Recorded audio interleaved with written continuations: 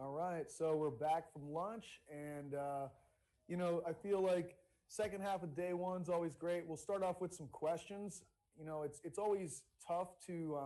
I try not to take too much time for questions because there's a lot of material to cover, and a lot of times the questions will answer themselves as we go through this. So, I've been told that we do have some online questions that it might be a good time to go through those now. So later in the coming, one of them I remember from before lunch was with Genpop clients, would you ever have a need to go into frontal plane competencies or would they stay sagittal for the entire training plan? All right, so I'll repeat the question just in case people couldn't hear that. But there was a question that was with general population clients: would I ever feel a need to get them into frontal plane activities, or would you just kind of stick with sagittal plane until the end of time? That's the essence of the question. Yes. Okay, so look, I have no problem with getting them to frontal plane stuff.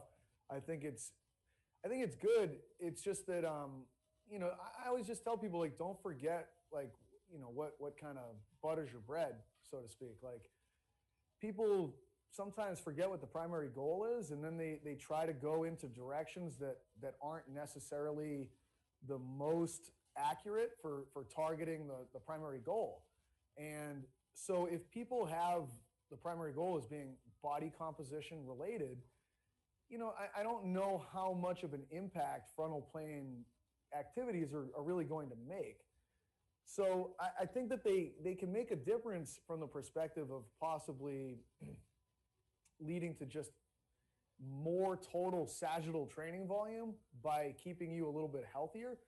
But I just think about, like, when you think about people that have sort of maximized the aesthetic side of things, and that would be, utilizing the weight room to create a hypertrophy stimulus, and then utilizing the kitchen to, maximize hypertrophy while minimizing fat and to decrease fat over time. The training plans are not these overly complicated, multi-directional schemes. Like, they can look great and not be able to, like, hit a tennis ball to save their life. And if they don't care about hitting a tennis ball, like, don't try to force feed your goals into them. General population clients that have aesthetic based goals are probably going to be your primary source of income. Like, learn how to train those people properly.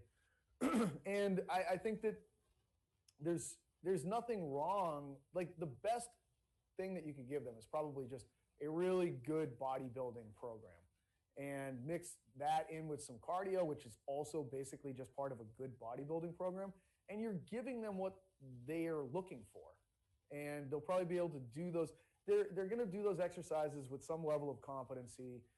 They're probably going to be happy with the outcomes, so it'll motivate them. Oftentimes, it's like you try to introduce things to people. Like, if they don't want something and if it doesn't connect with what they want, why would they do it? And why would they put enough attention into it for it to be something that they develop into a high level performance? Like, it just doesn't jive with anything that's in their schema for exercise or goals. So again, like, maybe they did something like, oh, I was out on the weekend and I was playing pickup football, and man, my, like, fill in the blank hurts. And you're like, shit, like, this person needs to do these kinds of activities that involve a frontal plane component. And if they do them, I think I might be able to reposition their skeleton. And by repositioning their skeleton, I think I might be able to, give them access to movements that they lost. And the loss of movement possibility is what's contributing to them currently experiencing a pain syndrome. Part of what would be contributing to that. So it's a good tool to have in your toolbox for a circumstance like that. But as soon as you can, get them back to doing the things that are going to lead them where they want to go. I hope that kind of makes some sense. It's like, you better have a good reason why you're doing it. Question from earlier: what strategies would you use with for someone with a twisted pelvic to the right who has proximal hamstring pain with running and golf? Okay, it just sounds like somebody that's taken, like, a PRI course and gotten obsessed with it. So, you know, it's like every fucking human on earth has a pelvis that's oriented to the right. If it becomes excessive, then it can be a problem. And in that particular case, there's going to be something like when I think about this situation, it's like there's posterior compression that's like low back, upper pelvis on the left side that pushes your pelvis forward and turns it to the right. So you're stuck in kind of a posterior posterior compression strategy on the backside of the left body low, and that's going to push you into absorbing and accepting and expanding on the right side to a greater degree. And I would just do the opposite. I'd bring you back the other way, making this determination that it's like this turned pelvis or twisted pelvis that's leading to this proximal hamstring pain is a giant leap that I'm uncomfortable with for somebody to make. I would say reevaluate your overall schema of how you view pain, because there's multiple components that can lead to why you would feel pain in a specific area. Don't think that this one thing is certainly the driver of what you're experiencing. There's a million things that could potentially be involved with why you feel proximal pain. So, you know, I have no table tests to guide me on this person. I have no measurements to guide me on this person. I have a subjective guess that I've got a turned pelvis that's leading to a specific site pain, and that is not how I fucking operate, okay? And if you operate that way, it tells me you've got a long way to go. It tells me you're at like mile marker number 1 on this road in terms of becoming an elite level practitioner that appreciates the where biomechanics fits into this whole thing. If you're probably a visual assessment person, you're like, yeah, I think they're going that way. And it's like, based on what? Like, do you have any sort of objective measurements to help guide you on this? If you don't, well, you know, like, you know, where do we start? Well, I kind of described table testing in terms of arms and legs, flexion, extension, abduction, adduction, IR, ER. I don't like making this course a course on just like putting people on tables and showing, hey, this is how you do this. You can get that information anywhere. Like, you know, I think there's better uses of time. I will do some evals on people to show archetypes of skeletal positions and show strategies on being able to change skeletal position and provide people access to positions that they weren't able to have before. But, you know, there's some questions that I feel like are red flag questions. And that's one of them. Because so many people, they make this giant leap of like, my pelvis is turned to the right because I heard this somewhere from some guy. And because of this, now I assign all of my pain problems and life problems to this one particular variable. And look, like after, you know, you take Myokin one time, and that's what you do with your brain in your life. You're like, fuck, man, my headlights are going into the woods in the right. I can't put my turn signal on and get into the left lane, blah, blah, blah, blah, blah. And you're a parrot. You're just spitting out the same shit that you heard like the previous weekend. You've had maybe a half a coat of paint of this to be able to go back to. And you're now just kind of one size fitting all cookie cutter concept is being applied in areas, and you're like, this is the thing. And it's like, I don't know if that's the thing. It might be, but again, like don't necessarily be a hinge person and stay a hinge person. And I don't mind telling people that that's kind of where they're at. I think it's good. Like, hey, if I've got food stuck in between my teeth, somebody fucking tell me, you know? Where is the limit on the variance compensation spectrum? Where do you draw the line between variance and compensation buffers? Okay, so maybe it's a good question. I don't necessarily understand it. I'll speak to what I think it means. So I think they're like variance. I don't know what somebody means by variance necessarily. Yeah, so that's training, like the training to fuckery continuum. And that's where it's like, well, we know what training is. That means that you have specific goals that are measurable, actionable. You've put a timeline on them. It's that whole SMART principle. And you have really dialed in a historically proven training plan that you are utilizing. Your diet is being measured and is on point. Your training is being measured and is on point. You're going in the right direction. You don't fuck around. Like your lifestyle is on point. You sleep at the right time for the right amount. You have good people in your life that lead to positive behaviors. Your negative behaviors have been eliminated or at least moved into a level of like moderation at worst. And you've got a plan that you like. So that's that. And I think that this is speaking more to like compensatory movement. And they want small variation from rep to rep is what they meant by variance. okay. So I think there's two ways to look at variation rep to rep. One of them is just mechanical. Like, did you create the same range of motion and move the load the same displacement every single rep? And even if you think you do, you probably don't. And I've learned that by the strength score system that we have here that we'll show a little bit this weekend, because that thing points it out to you where you're like, man, I'm pretty sure I did these lat pull downs the same distance on every rep. How come this set's a lower score than the last set? I used the same damn weight. And it's like, guess what? You didn't.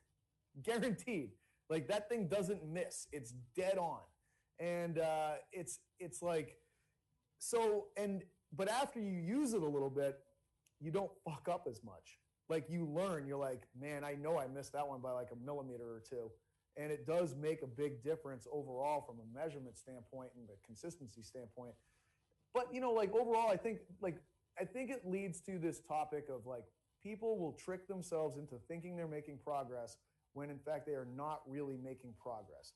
It's like, hey, I did 10 reps this time with this weight I only did 9 with last time. Yeah, but rep 7 kind of missed the range of motion by a little bit, and rep 8 sort of missed it too. I don't think you actually did what you think you did, and you're just deluding yourself into thinking you're making progress, and that's a bit of a problem. Like, I am a huge believer in the truth overall in life, and I think the truth is harder to get to than what most people think. I think that there's layers to it and ways in which we deceive ourselves from it in a manner in which we don't even recognize. And unpeeling that is a process. So, you know, progress is the goal to me. And there's so many ways that we delude ourselves into thinking we're making progress, and that's just like a false deity. You know, progress to me is the only real God. And the more that you cheat yourself in that pursuit, like you're just signing up for false prophets in a lot of ways. So if you can't measure it, it's really hard. And so in terms of variance rep to rep, like the more that you can measure the rep, the less likely you are to have problematic variance from like a motor output standpoint. But then there's also variance from like what's actually happening at the joints and the body and all this stuff. And look, like even if you think that it's exactly the same, like slow motion camera evidence and other laboratory-based analysis technology is very clear in showing that, like, look, you can take the world's best power lifter and every fucking squat looks exactly the same. And in reality, there's more differences than you could ever imagine when you really analyze it. And that's kind of fine, and it might actually be advantageous because you're going to be giving some level of a break to certain tissues in terms of the direct stress applied to them, and then pass it around. It's like variation is used to pass around stress. Like that's the utility of it. It's a, what's the right word? Like a contingency plan. So this goes back to a major topic from, you know, Rethink the Big Patterns 1 presentations, where I would get into variability as a topic and essentially say that if you examine the strategy that life took on this planet, it has gone into a variability strategy where, you know, basically life tried to make itself as different as it possibly could. And there's a reason that it does that. It's because if a cataclysmic event were to happen to the planet, like a meteor hitting it or something that dramatically changed the environment very quickly, if life were exactly the same, like if fucking 95% of life was just dogs and the environment was just really not well suited for dogs, life could end right there. Okay, bang, done, it's over with. But life is like, no, it's a fucking dumb strategy. That's a rigid strategy. It lacks flexibility. We're going to make ourselves very different. We're going to have cockroaches and bacteria and humans and centipedes and all kinds of stuff. Not that I'm promoting human centipedes, but you know, so it's, but at the same time, so that way, like if the meteor hits and it wipes out all the humans and all the dogs and all the dinosaurs, at least the centipedes make it, or something makes it. And if anything makes it, then the entire process can start over again and it can replicate and mutate and diversify. On the flip, you can't make it chaotic. Like everything has to have a carbon backbone. There has to be a common thread that winds itself through everything that connects it. So that's what's meant by variability, is there's diversity, there's, it's a spread, and that spread is essentially a buffer to be able to accept trauma and impact, because you can potentially have it dissipate outwards. So yeah, I mean, like I want competent reps, but those competent reps have probably, and look, like that's why I chose the competency stuff that I did. Like I just want you to be able to feel these certain tissues, and I want to see something that's generally in a specific, like a position or a organization, but I know underneath it, it's like every rep is different to the right amount. It's good enough. It's like what they say about parenting. Like you don't want to be a perfectionist. You don't want to be completely negligent. You want to be in the middle, good enough. Any other ones, or is that pretty good? Okay, great. So we have covered the first three pillars, and we are going into pillar 4, which is movement progression.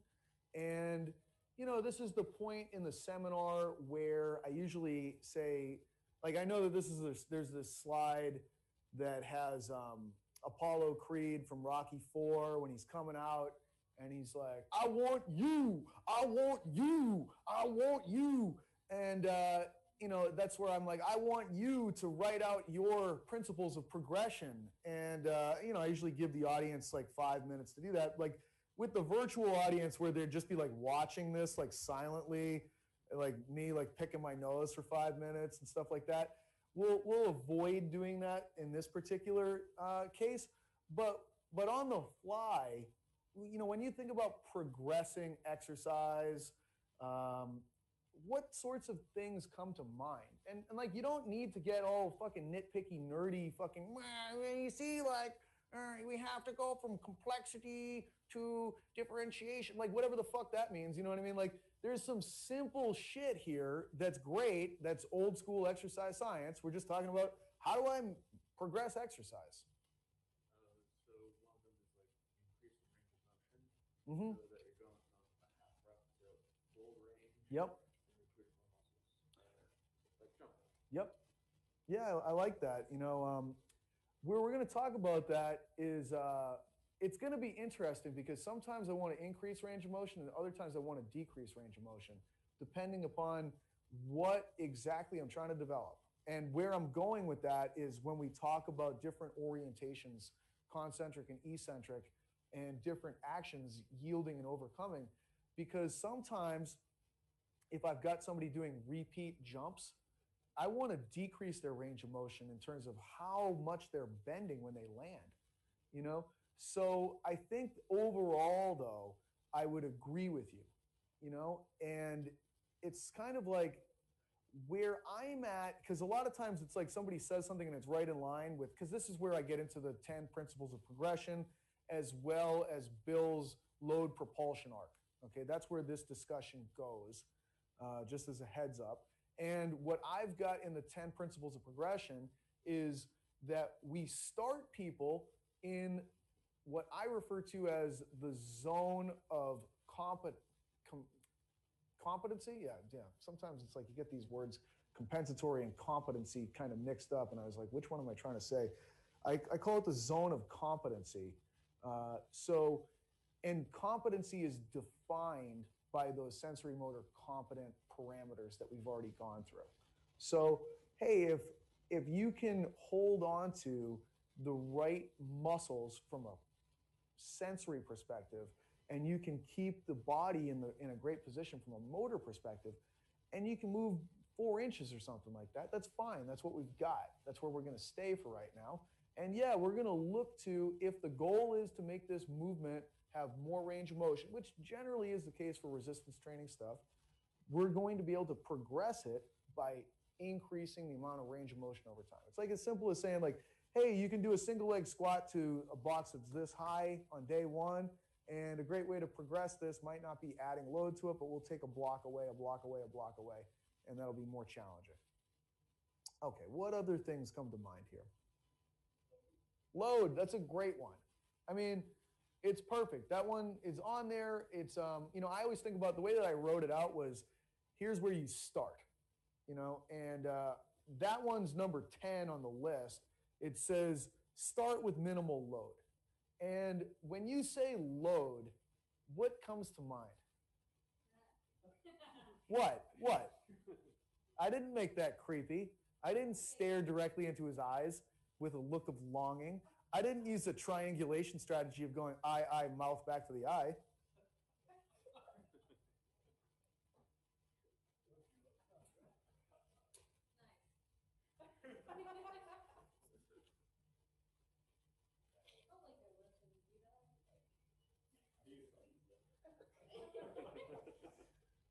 So when we say training load, what does it refer to? We can do that way. Yep, it's actual acute exercise that you're doing, and we're going to, in my mind, we start with the lightest thing that we can use that's still going to create stimulus and drive adaptation. Okay. Also, it's a nice, like if you're trying to have somebody learn how to do something, I want to decrease the stress as much as I can. Like I don't want to have them operating with parts of their brain that are like super primitive, not great parts of their brain to learn from. Jacksonian dissolution 101. What else could it refer to though? I mean, I asked creepy because it's funny because we're talking about loads, but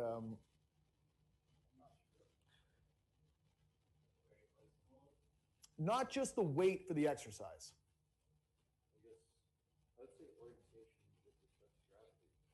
That's another one altogether. We have another principle. It's the third one we've kind of hit in terms of we're going to start the person in the, I can't remember exactly how I said, we're going to minimize the effects of gravity or minimize the demands for managing gravity, I think is how I word it.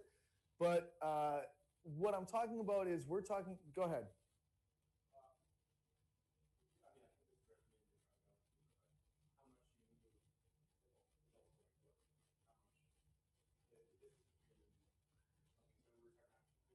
Yep.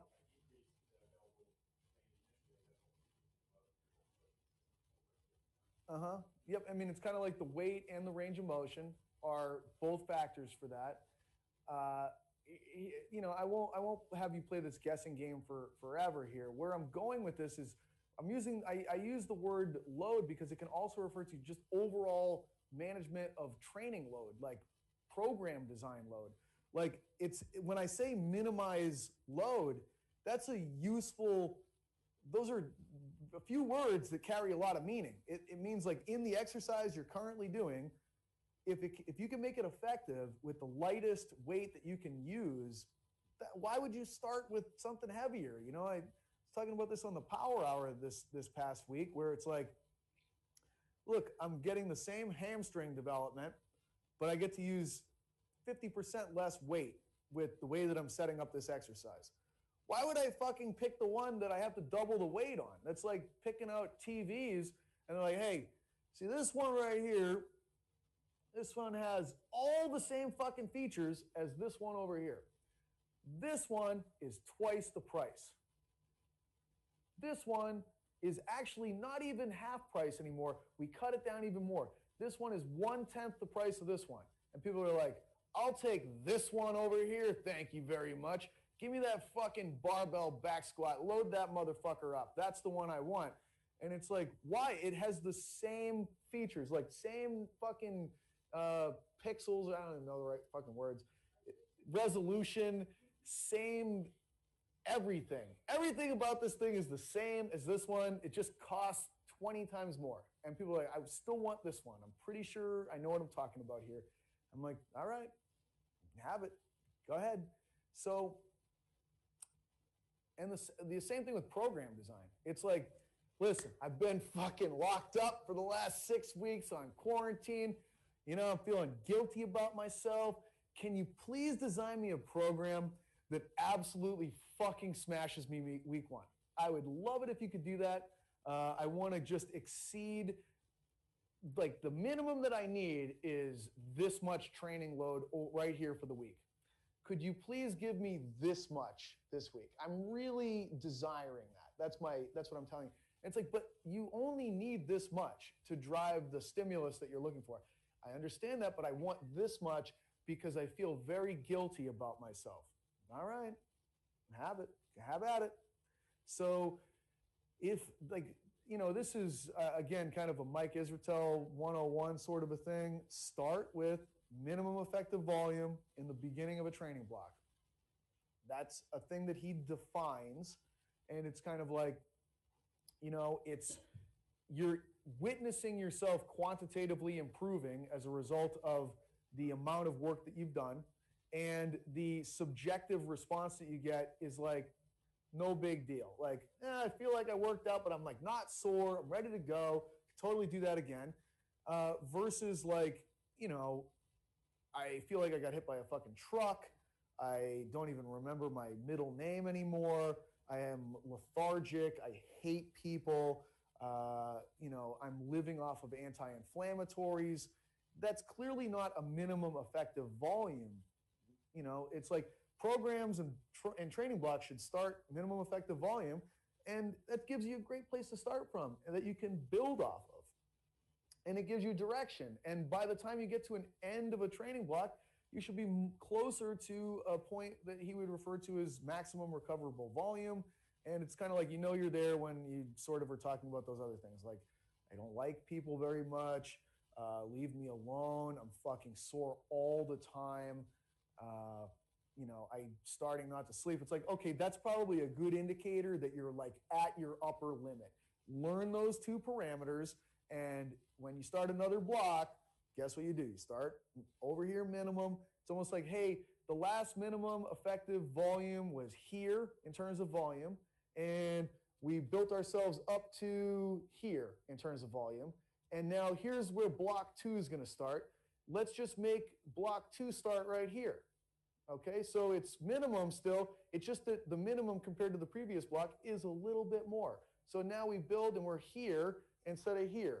And that's sort of like, you know, when you see periodized programs that are designed, you see these wave designs that are shown in graphs. And it's like, that's kind of what they're showing. It's like, you know, workout 2 of week 1 of block 2 should be ever so slightly more than workout 2 of week 1 of block 1.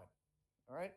But workout 2 of block 2 might be less volume than workout 2 of week 9 of block 1. You know what I'm saying? Like that's sort of how it should work. It's like I built a staircase over here, and then I'm going to build another staircase over next to it. I just start the bottom of the staircase a little higher than the bottom of the first staircase. And that's a reasonable approach. And I think that, so it's like minimize load in all cases, and then progressively increase load with a pre-planned out mathematical strategy that is a whole other fucking series of seminars and books that we don't have time to get into here. But from a conceptual standpoint, I think that illustrates the main pieces of it. All right. So we've got 3, I believe. We have sort of like, I can increase range of motion, but I want to start with what people can do right. I'm going to start with minimal load, and I can increase load over time to progress people. What was the other one that we had? That fits into load. There's this, yep, start static. We had a third one too. I think that we had orientation. That's okay. Yeah. That was the third. So we're up at 4 now because we had minimize the the difficulty of managing gravity in the beginning, and you can make managing gravity progressively more difficult. And an easy way to think about that is it's easier to walk than it is to run. It's easier to stand still than it is to walk. It's easier to sit than it is to stand. It's easier to lie down than it is to sit. All right, like it's probably and that's good enough in some ways. You know, it's probably easier to lie side lying and supine than prone, if you want to put it that way. Then we had training load, and what was the one you just said? Start static. That's actually, I believe, number 1 on the list. Okay. And what's interesting about me with that one is, people are like, so what do you just do isometrics with people in the beginning? It's like, that's not necessarily what this means. Like if I'm trying to teach people running mechanics, for instance, one of the first drills that I'll often do, or like think about, there's a million of them. Like wall marches are a pretty common first kind of a drill for leg action for teaching people running mechanics stuff. They're fucking static. They're on a wall, okay? Long seated arm action is oftentimes a early drill to teach the upper body mechanics for how to run. It's like they're static. They're sitting on the ground. Am I going to teach someone how to do a snatch balance before I teach them how to do a goblet squat? No, because the snatch balance features the arms moving at the same time as they're squatting. Keep your arms fucking still. Make that part of you static. It doesn't just refer to whether or not, like, I'm not just holding positions. You can hold parts of your body and have them be held while you're doing the pattern. And that's an easier way to start for people. Even like the treadmill, as we'll see tomorrow, like day 2 always starts off with a workout. We're gonna do a beginner workout. It's always designed like, hey, I'm a person, I own this facility, and I've got 4 kids that are coming in that are 14-year-old multi-sport athletes. And we as a group are going to design their workout, and then I'm gonna get 4 or 5 volunteers to do the workout tomorrow, and I'll coach it. So I love the start of day 2. It's always, I think, one of the favorite parts of this seminar for people. But when we run on the treadmill, I'm going to have people holding onto the front of the treadmill with their hands. Why? Because I've seen this get fucked up so many times, and I'm like, it's a bad decision to have just people on there fucking running right away. Like, I might have to hire a dentist if I keep having people on day 1 do that. But it's like, I just applying with the same principle. And sometimes it's multiple principles in one thing. I minimize the effects of gravity by having them hold on to the treadmill so that it's like I'm unloading their body to some degree with assistance from their arms. I'm keeping their upper body static so that I take some of the moving pieces away.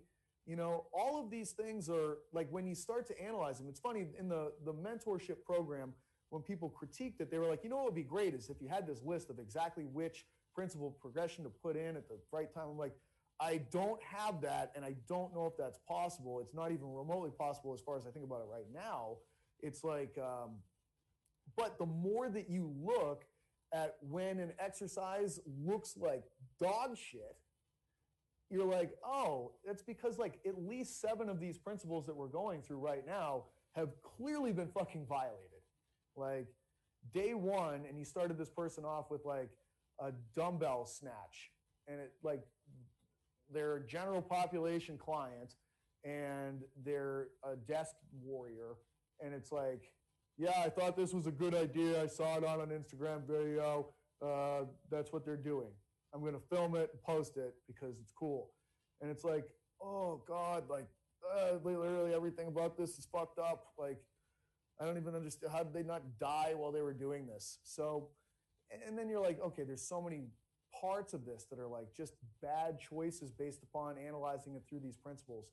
And look, like I fuck up every day, every single day with clients. And then I evaluate it, and I'm like, there's like 6 things wrong with this exercise choice for this person. Let's go back through these principles and we'll clean it up, and I'll, and then I follow my own damn rules, and I'm like, would you look at that? Now it's a pretty damn good exercise. It's showing all these competencies, and it's it's not a problem. At the very least, it's not a problem.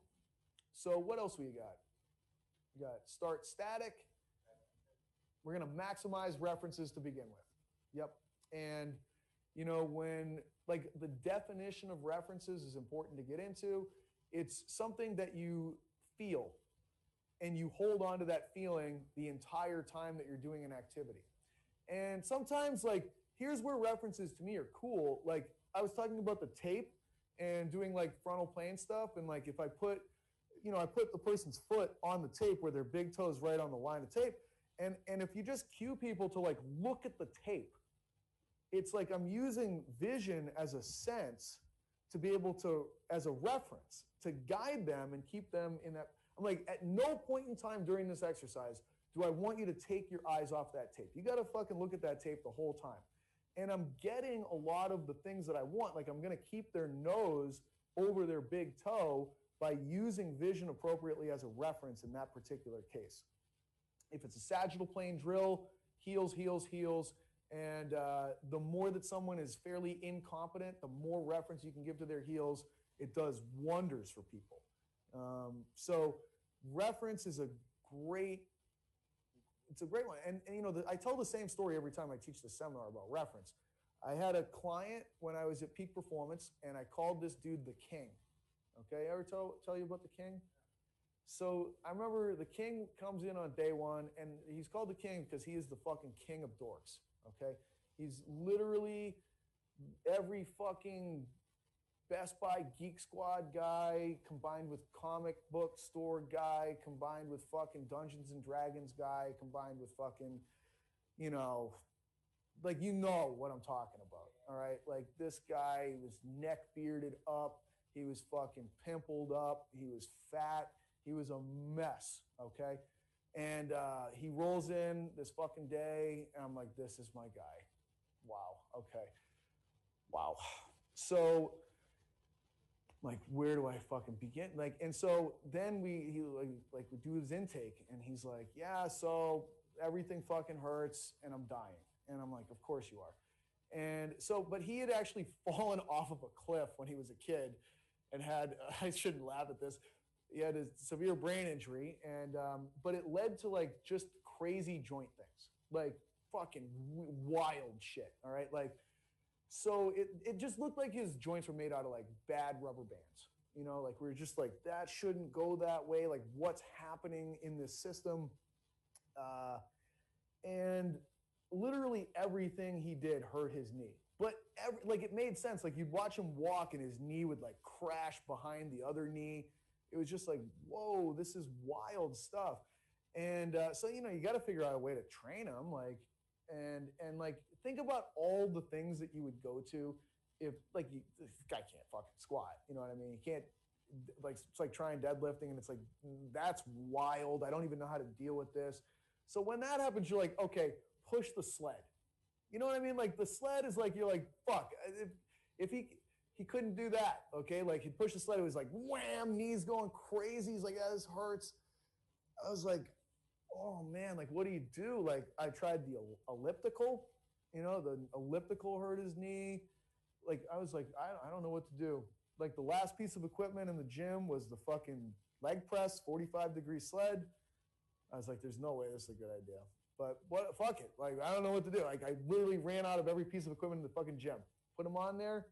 He's like, I like this. And I was like, you gotta be fucking shitting me. This is what's working? And I'm like, okay. And we were able to leg press and like progress it and like actually train his legs. And I was like racking my brain, like, why can this dude leg press and he can't do anything else? And it was like, oh my God, he's got all the reference in the world. He feels his butt against the seat. He feels his back against the backrest. His feet are in contact with a moving ground. His hands are touching handles. It's got more reference than anything else. He feels his body. He's actually feeling things. And as soon as I did that, I started thinking of some other drills we could do. And I had him start like wrestling with a MMA dummy and punching it, but like ground and pound, not standing. No, not that one. We didn't have that one. It was like but that one, people take pictures of that motherfucking thing and tag me in that all the time.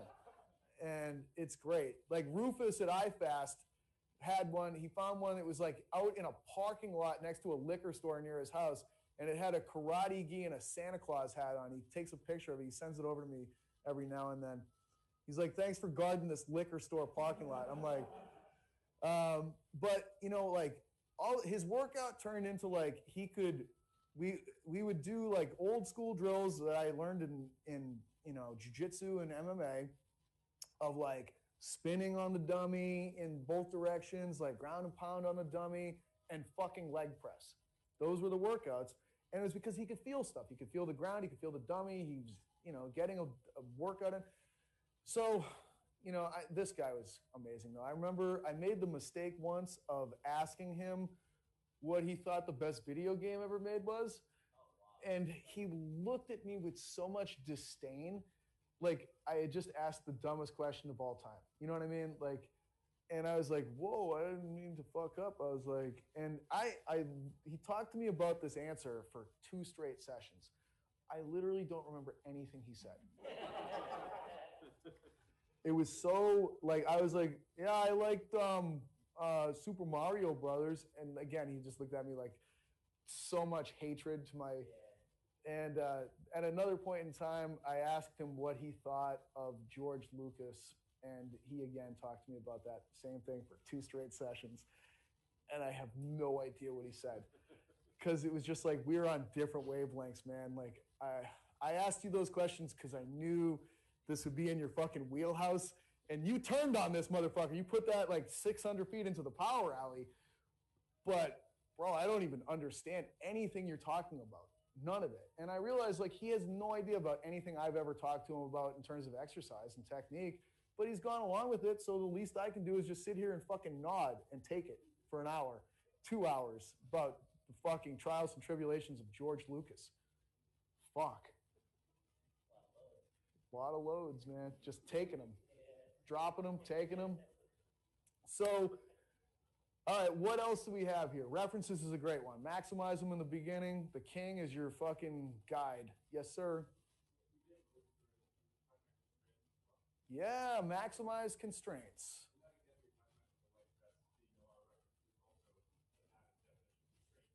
Thank you. Yep.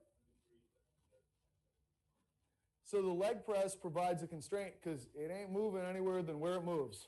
Okay? And that is not always a bad thing. You know, you get all these proprioception monsters out there. Oh, you can only lift free weights, proprioception stabilizers. There's my answer. That's all I've got for you. And it's like, well, okay, first of all, I think where your answer is going is saying that, like, if I'm going to be a better mover, it means I have to lift free weights. I'm like, have you ever seen how poorly some of the people move that are the best in the world at lifting free weights?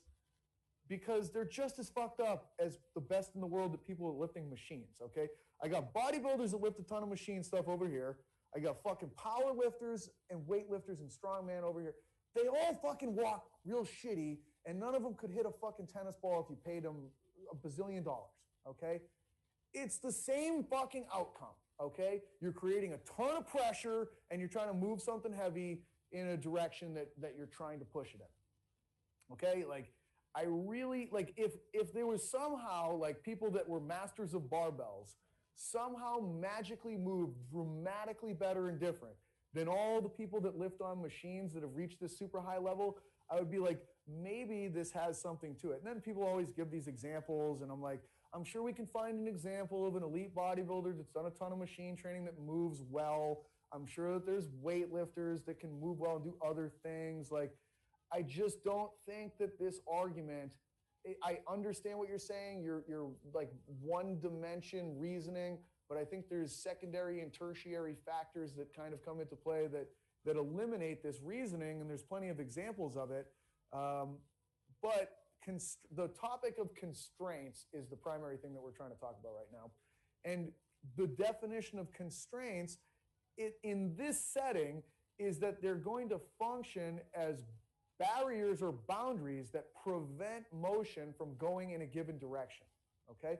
I'm going to put this wall next to your leg so that your leg can't go that way because it's going to hit the wall, right?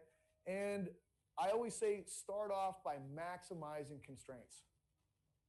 I'm going to just build in as many bumper bowling bumpers as I possibly can because I want your leg to move this way. Don't want it to move that way. Don't want it to move that way. So I'm going to put shit around it, and I'm going to give you devices that only let it move this way to begin with. And if we get enough repetitions in like that, then I'll take some of the constraints away. How much? I don't know. This is a theoretical thing. Sometimes people try to take theoretical things and they try to like boil it down to like, I must remove 1% of constraint each week. And it's like, I don't even know how you would do this, conceptualize this. Like, it's a theoretical thing, you know?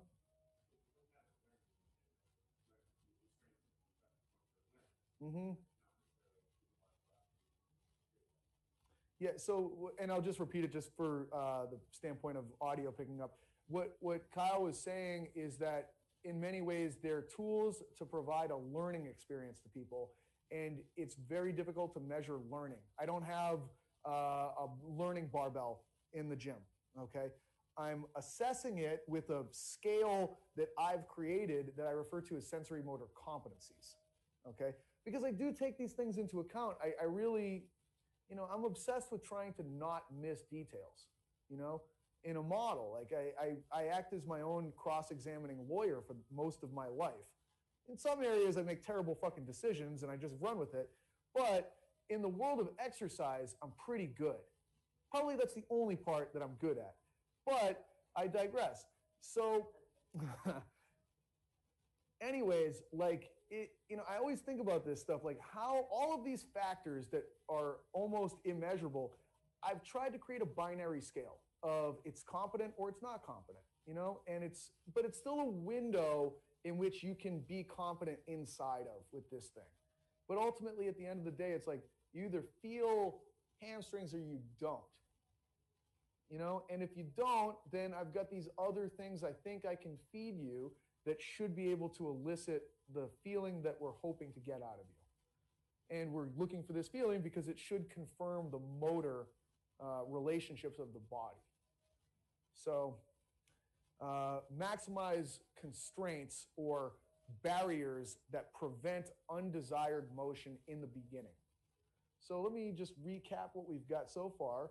We've got minimize the effects of gravity. We've got minimize load. We have minimize range of motion to only the zone of competency. We have start static. We have maximize references and maximize constraints. I think that's the number that we've listed so far. We've got 10, so what else do we have here? Yeah, we'll let the live people figure it out because they've got the fucking PowerPoint in front of them probably. They got a bunch of cherry picker virtual people like, well, let me see what I can add to this. Let me. That's one that's in there. And look, I know that fucking we don't have a body that works from levers, but I say start with short levers. And I just try to say like, if it's hell of a lot easier to hold your grocery bags in close than it is hold them far away from you. It's a hell of a lot easier to do a plank here than it is to do it way out here. Put things closer to the center of the body first before you try to bring them way out away from the body. That's a great way to progress things over time that aren't directly related to load or where you are relative to gravity. Like it's neither of those things. That's 7 that we're up to. What else do we have? Duration. I think that definitely fits, but that falls under load because if you do something longer, you're accumulating more overall work, which falls under training load. So we have start static and that's what captures it. And with that one, because static is the slowest something can go. And we're going to progress that over time. So that's still within the confines of that one. Stability, I'm so glad somebody brought this one up. Okay, I'm the anti-mobility and stability guy. Okay, I don't know if you knew that. Why am I the anti-mobility and stability guy? Because I have no idea how to measure these things. Okay, mobility. I've done this a few times on social media, and it's I just I. By the way, I love to get you fucking riled up on social media. Okay, I just like to shake the fucking snow globe and watch the fucking the nuclear downfall, like after the nuclear winter snow come after. And mobility and stability always gets that going. But like every time I'm like, hey, what's the definition of mobility? You get these fucking weird answers. Oh, it's your active range of motion. No, actually, that's just active range of motion. Active range of motion is active range of motion. Sorry, it's already been fucking defined. We have a term for that. It's like the Goata people, where they're like, oh, we have this new term for this fucking thing that's already been established. No, we already have the fucking term, guys. Like, you need to learn the real big boy words for these things, and then we can all have a conversation rather than me having to be like, wait, what do you mean by this initialization? Oh, it just means supination of an ankle. Why didn't you just say supination of an ankle? Oh, you didn't know the word. Oh, my bad. Sorry. So, look, I'm gonna talk shit. It's what I do. It's a long fucking 2 days. It's gonna happen. Okay. So, what is the definition of mobility? That's all it is. That's it. That's literally it. It means that something can move. That's all it is. So, like, what do I do with that? Like, that can move. What I'm comfortable with is just measuring how far things can move. And what is that? That is your range of motion. Wow. How fucking, it's like, I'm a simpleton in some ways. I'm going to put you on a table and I'm going to measure your range of motion. Okay? And okay, I can see you have this much range of motion for shoulder flexion. That's a measurable thing that I can define and work with, and I might try to increase that over time or immediately. Over time can be very quick. Okay? But mobility just means something has the potential to move. That's all it means. All right? What's the definition of stability? Is it? I don't think that is it.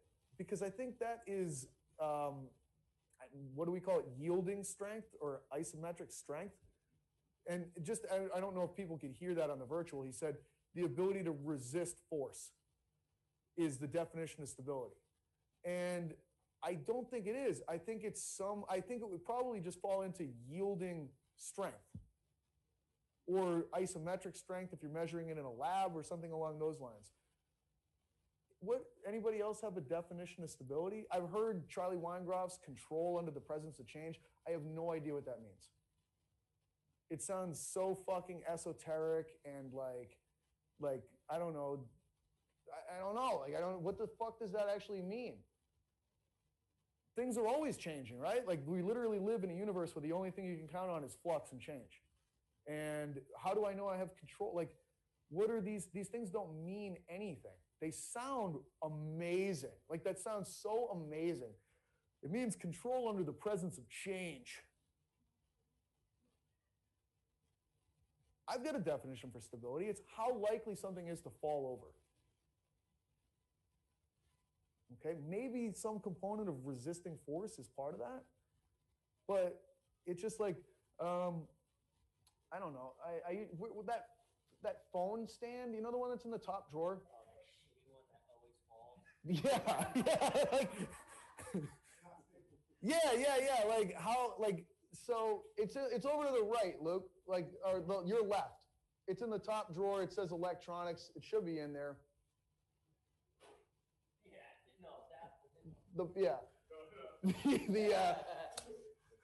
You don't even want to know what we use this thing for. You can start 3 lawnmowers at the same time with this bad boy. Anyways, like, I put it into a certain shape, and it's like, I guess it's more stable now than it is now. Okay, how it's like less able to prevent itself from falling over there than it is here. So that's more stable. But I don't know how to measure that. to tell you the truth. Like, I don't know what, I just can kind of look at it and be like, yeah, I think it's not going to fall over now. Oh, fuck. It was like built for iPhone 1s or something that don't weigh anything, and now you get these fucking OtterBox cases, and it's just like, oh, fuck. Like, so, you know, I can't measure stability. I literally can't measure it. I can measure range of motion. I can measure strength. I can measure the number of repetitions you can do. I can't measure stability. And in my mind, in some ways, if I can't measure something, it doesn't even exist in some ways. You know? I grant you, it exists. But it's stability to me, where it fits into working with people, it's a subjective question that you ask them. Do you feel more stable than you did before? And they're like, yeah, I do. And like, okay, for whatever that's worth, cool. Okay? Did we change any measurements is something that I will merge with that and now feel pretty good about. I was going to say, you can take a subjective approach. It's a qualitative standpoint. Qualitative. That's all it is. You're checking a box, yes or no. Is something stable? Kind of like mobility. Yeah, but how do you measure it? I don't know if necessarily can. You can only ask someone, do you feel more stable? That's literally it. That's where I'm getting to with it. So it's just a qualitative, subjective piece of information. And that's all it is. It's not measurable. So I can't put it into a progression algorithm. Literally can't put it into a progression algorithm. Yeah, it's literally that. How do you feel? Or it's how likely it is to fall over. You know what? But I can't measure it regardless. It's still beyond my ability to measure. There's probably some way to measure that. I have no idea what it is. So to me, it's useless. If that makes sense. Like, I almost don't do anything unless I can fucking measure it at this point. Like, I don't want to eat it unless I can measure it. I don't want to train it unless I can measure it. Because I don't know if I'm getting better at it or changing it. I'm not that crazy. I'm almost that crazy. I might be that crazy. I am that crazy. Can you measure by like your ability to hold position?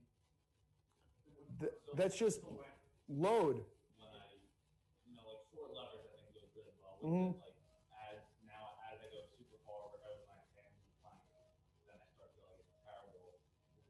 Yep, but then it's just lever length and load, because load is how long something. It's the same as what Neve was asking about duration.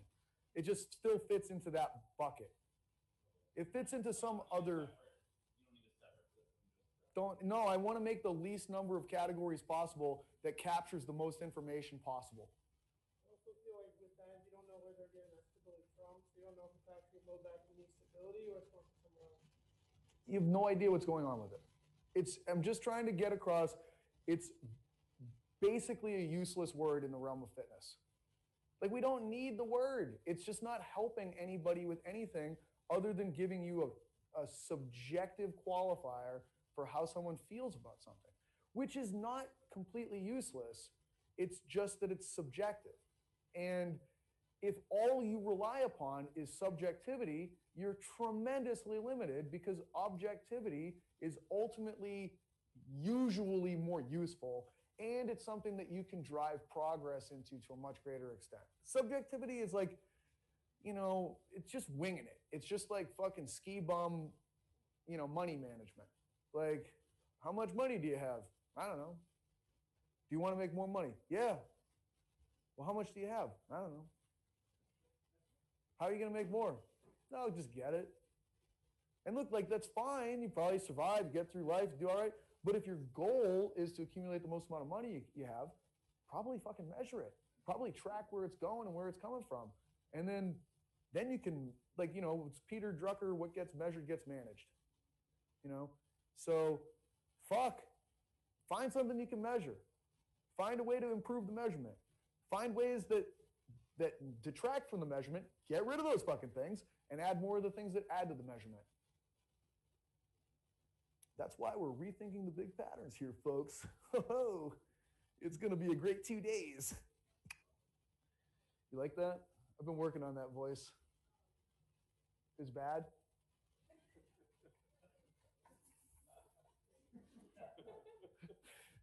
Shit, that was good, Maya. Yeah. So I think we're up to 8 things. 8 things. What else do we have here? I always forget my own shit here too. I always get like 9, and then I'm like, fuck. Which one did I forget?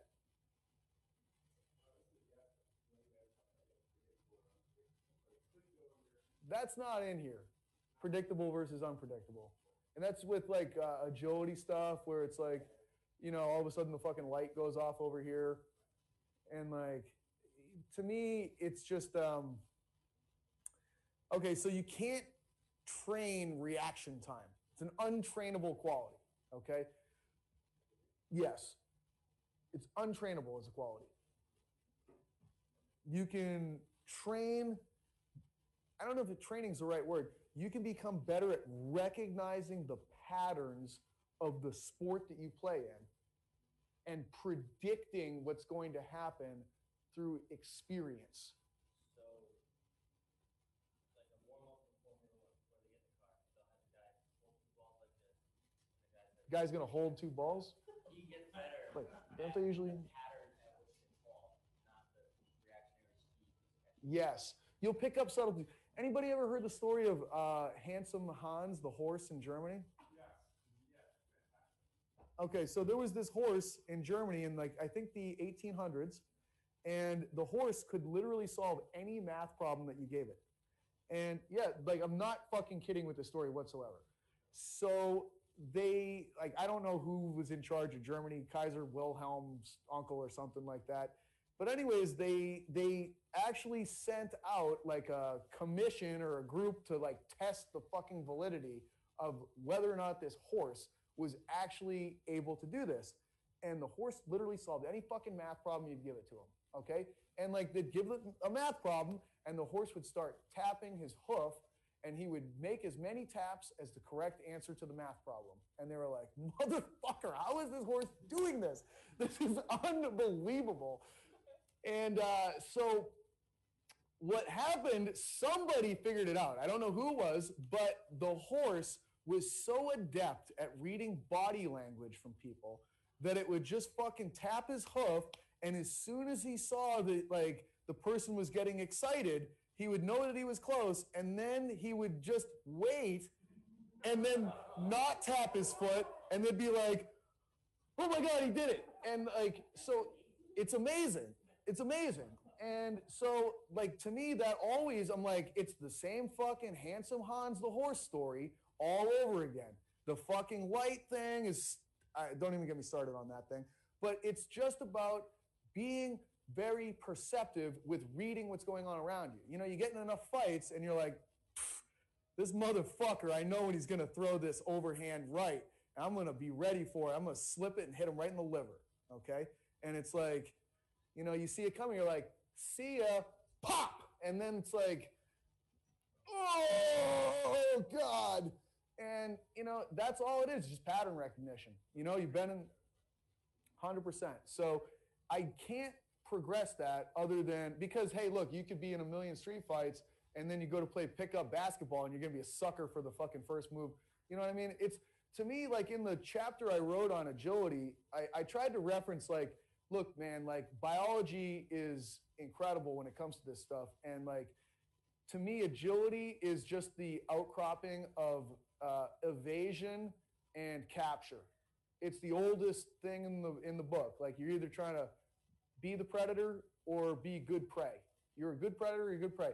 And so you're trying to trick people. You're trying to, you know, put them off balance. And you know, your first time out, like this is why animals play. This is why mammals play, so that they pick up some of these patterns and it's a safe environment and you learn how to, you know, escape and attack, and you pick up these things so that your hustle gets a little stronger. Every animal has its hustle. You know what I mean? Like alligators will go real fucking slow and you're like, this thing's an old piece of shit. Like it's not gonna get me. It like walks around like this and it just fucking sits there. It's deking you. It's fucking deking you. And if you haven't been around it, you don't know its patterns, okay? But if you spend enough time, you're like, this motherfucker's about to come after me. I know this. I've seen this before, all right? And Now you know, and you're like, I'm getting out of here before there's a problem. So it's the same thing with sports, you know. Like fighting's a great sport to participate in with that because like everybody's got their hustle. You know, people have like their 6 moves, and it's like once you kind of recognize them, you're like, oh, I know what this guy's doing. He's setting me up for this fucking left hook again. Set me up, set me up, set me up. I've been hit by this a few times. And now that you know it, like you have your counter, and then it's a counter to a counter and a counter to a counter. And that's where the fun starts. But to me, it's hard to necessarily have a principled progression around that. We're still at 8 of these things. We had start static, correct? There's another one that sounds an awful lot like that. Start bilateral stance, yeah. And then there's another one that's very close to that too, sagittal. Start static, start bilateral stance, start sagittal. And look, you might be like, well, you know, I've seen Bill Hartman put people in these staggered stances for deadlifts and split squats and things like that because there's a lot of like these unilateral things.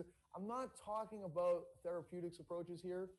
I'm literally just trying to talk about the easiest way to teach people an exercise concept for a pattern, okay? When I think about this, I always go into the same, you know, I can teach this thing with no PowerPoint. Why? Because it's all pattern recognition for me at this point in time. Like, I know that we're at this pillar at this point in the conversation. It triggers this next cascade of conversation. You know, that's what it turns into. It happened with teaching classes too. You know, it happens very quickly. So I am trying to create the layup version of every trainable pattern. What do I mean by that? If I've got a kid and they want to play basketball and they have to learn how to shoot a basketball, do I want to start them with a half-court shot? Absolutely not. It'd be idiotic, okay? I want to start them with a layup. It's the easiest possible shot. I can work on the fundamentals and get them into the right positions and all that sort of stuff. And now that they've learned a layup, now we'll move them a little farther away. And it's like, hey, take those same principles, little bit more load, force, whatever the hell it is, longer lever. It's all the same fucking principles is the cool part, you know? Every sport, like even with golf, they have devices. It's like, hey, this is a constraint. You know, it won't let your elbow get too far away from your body. It literally, this device will prevent that. You know, great sport coaches do this stuff. They just don't have the words for it. I try to capture the things that are like universal amongst all coaching things. It's like I don't think about this just from a strength and conditioning coaching perspective. I think about this from all trainable movement stuff. Like if it's sports, hey, I might not know exactly how to perform like certain sports movements, but I can see the essence of it in terms of the joint pieces that are involved. And I can see when this great, you know, tennis coach uses this drill, and I don't know, maybe they put somebody in a door frame or something so that they can't go too high or whatever it is. Like you're like, oh, they're using a constraint. That's what's happening here. They're preventing unwanted motion. And then they're like, hey, I want you to, you know, get here, feel this right here. Like most sports, when you think about high-level athletes, they're so reference-based. It's crazy. It's like, you know, you see a great jump shooter, and they know it's in even before it's left their hand. It's like, oh, they left the right part of their foot. It's like, I know this motherfucker's in. I'm walking down the court. I'm not even looking back. I'm already celebrating because I know that thing was just splish splash. Like, there's no way there was anything but net on that motherfucker. Like, I let go of it. That's in. I want to tell you about it before it even goes in because I'm that sure of it. Because I'm that dominated by feel and reference and pattern recognition that it's like, hey, this guy came out of the bullpen for pregame warmups and he knows he's going to throw a shutout today. He's like, man, wait till they see this fucking breaking ball today, baby. Like, I'm on top of this thing, arm slots in the right spot. There's so much spin on it, forget it. I'm going to go out there and I'm going to dominate the Masters this weekend because this backswing is in the slot. Like, I'm going to pipe every single fairway. Every single one, no question. I'm going to be on the green in regulation on every single hole. Nobody's even got a chance because I'm feeling it. I'm feeling it this weekend. The reference is there. The feeling is there. The recognition is there. Okay? So those are the principles of progression. Those are the ones, And, you know, they come back over and over and over again. If you understand, I think defining them is important. I think understanding where they pop up is important. And I use them on a daily basis to guide what I'm doing coaching, my exercise selection, all that kind of stuff. And they're universal. It's not like, oh, principle number 6 applies only to squatting. Every single fucking pattern, it applies across the board. The other piece of this pillar 4 is the propulsion arc. All right. And, you know, I busted out the whiteboard. I'll probably use it, although I kind of like knowing that I can teach the seminar just from a chair. You know, like it's like, you know, I love this gym. I fucking love this gym. Like, it's so sick. We got all the best equipment you could ever possibly imagine. But if I had to train people in like a fucking barn, I'd give them a great workout. You know what I'm saying? Like, if you got the goods, you know how to coach people and work a human body to move, like, you can coach people anywhere. It's just that we happen to have great constraints here, is the way I look at things. Like, we got incredible constraints. Like, we got transformer bars, we got fucking pneumatics, we got strength score to be able to measure this stuff. Like, I quantitatively know if you're legitimately going in the right direction. You know, it's like, it's just everything I could ever want to play with in one place. But you don't necessarily need it if you've got principles that you work with. It's like, you know, I could pop up in a gym in Indonesia with shit I don't even understand, and I can look at it and figure out how to give somebody a pretty good workout. All right? Like, so the propulsion arc.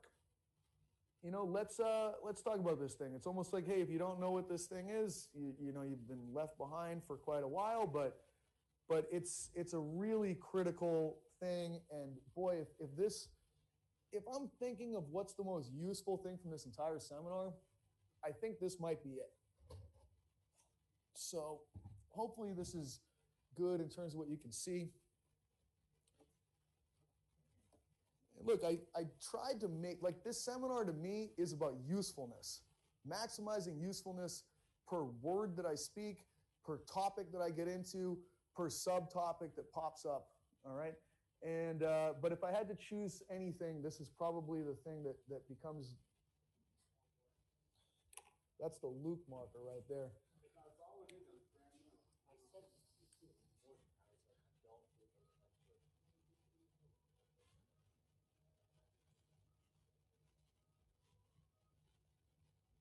Hopefully you guys on the virtual can hear that sweet violin out there.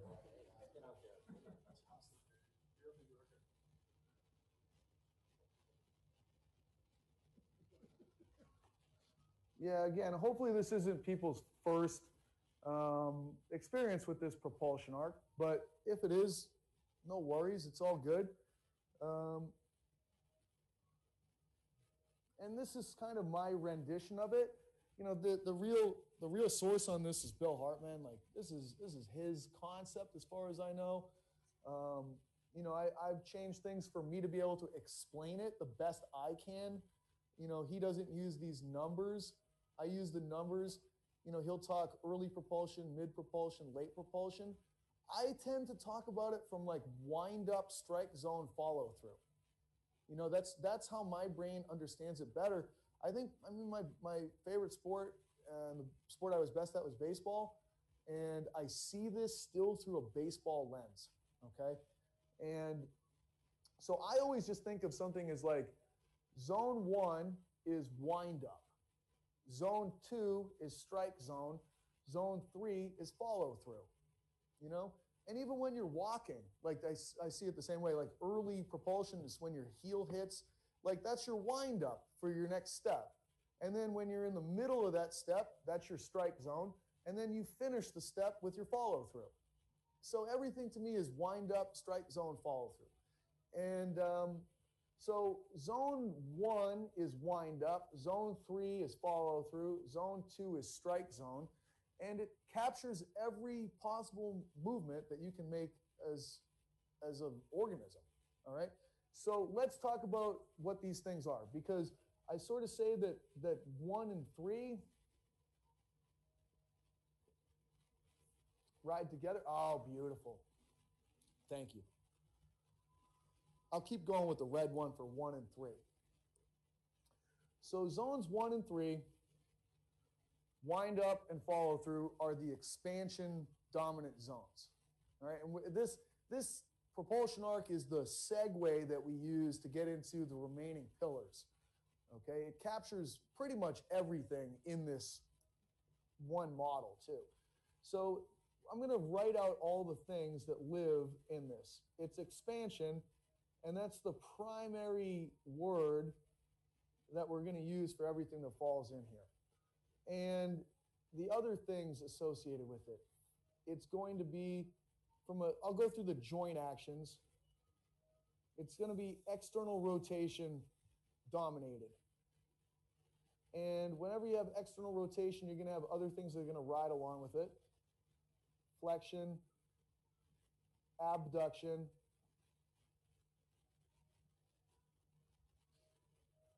supination,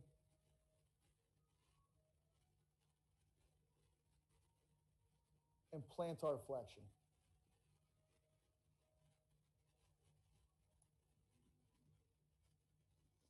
The other thing that's going to go with this is that it's going to, from a respiratory standpoint, it's inhalation based.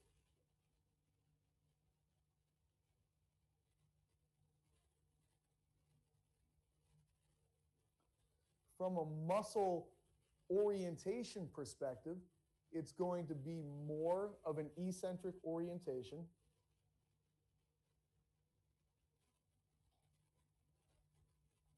And from a muscle action standpoint, it's going to be yielding.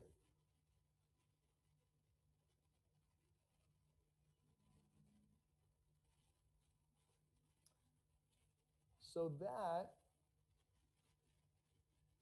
this list is what dominates this area and this area.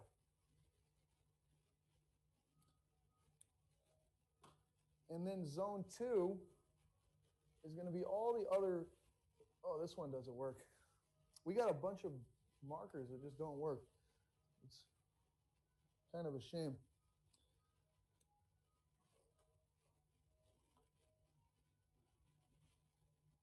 That one looked like it would work too. Like I had high hopes for that one. It looked like it was just prime. So zone 2 is compression.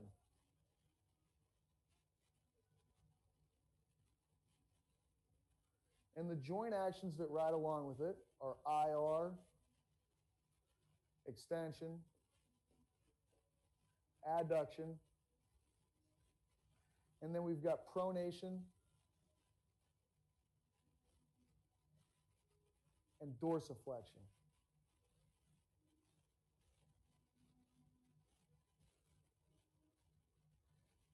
From a respiratory standpoint, this is the exhalation.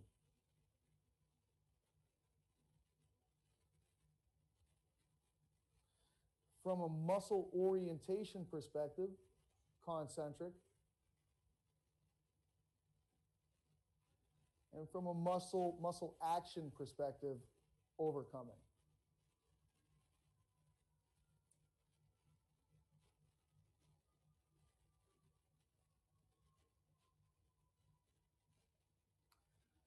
And I mean, quite honestly, like once we really unpackage this and talk about these pieces, this to me is like, it tells you everything that you need to do with an exercise. If somebody, if you're trying to get somebody to get into this part of an exercise, it tells you everything to feed them potentially.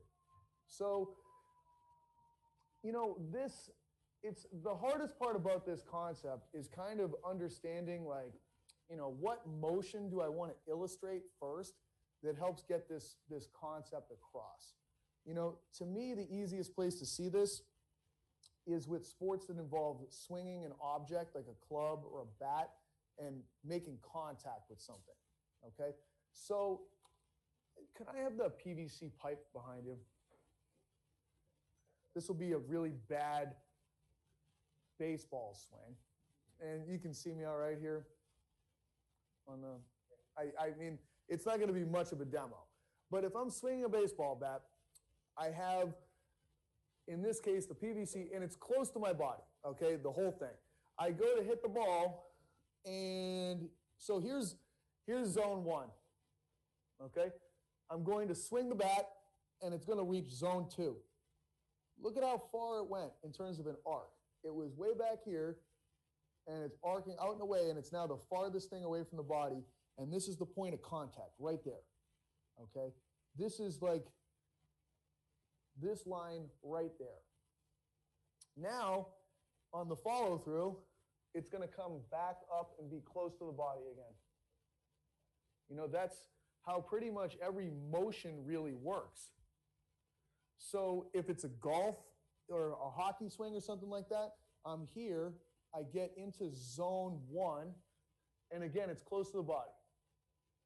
I get into zone 2, and it's the furthest away from the body. Like, here's the point of impact out here. Now I follow through, and you know, with a hockey, you're not going to follow through as much. If it's golf, you kind of follow through up here, and it's back in close to the body again.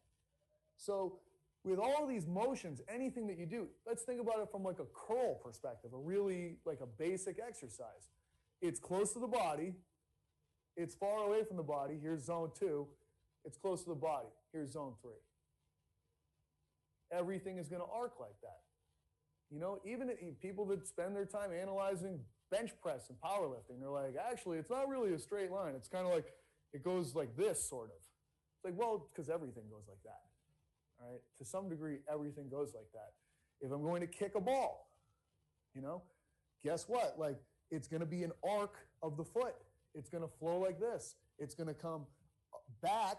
It's going to go down and away, and then it's going to come back up.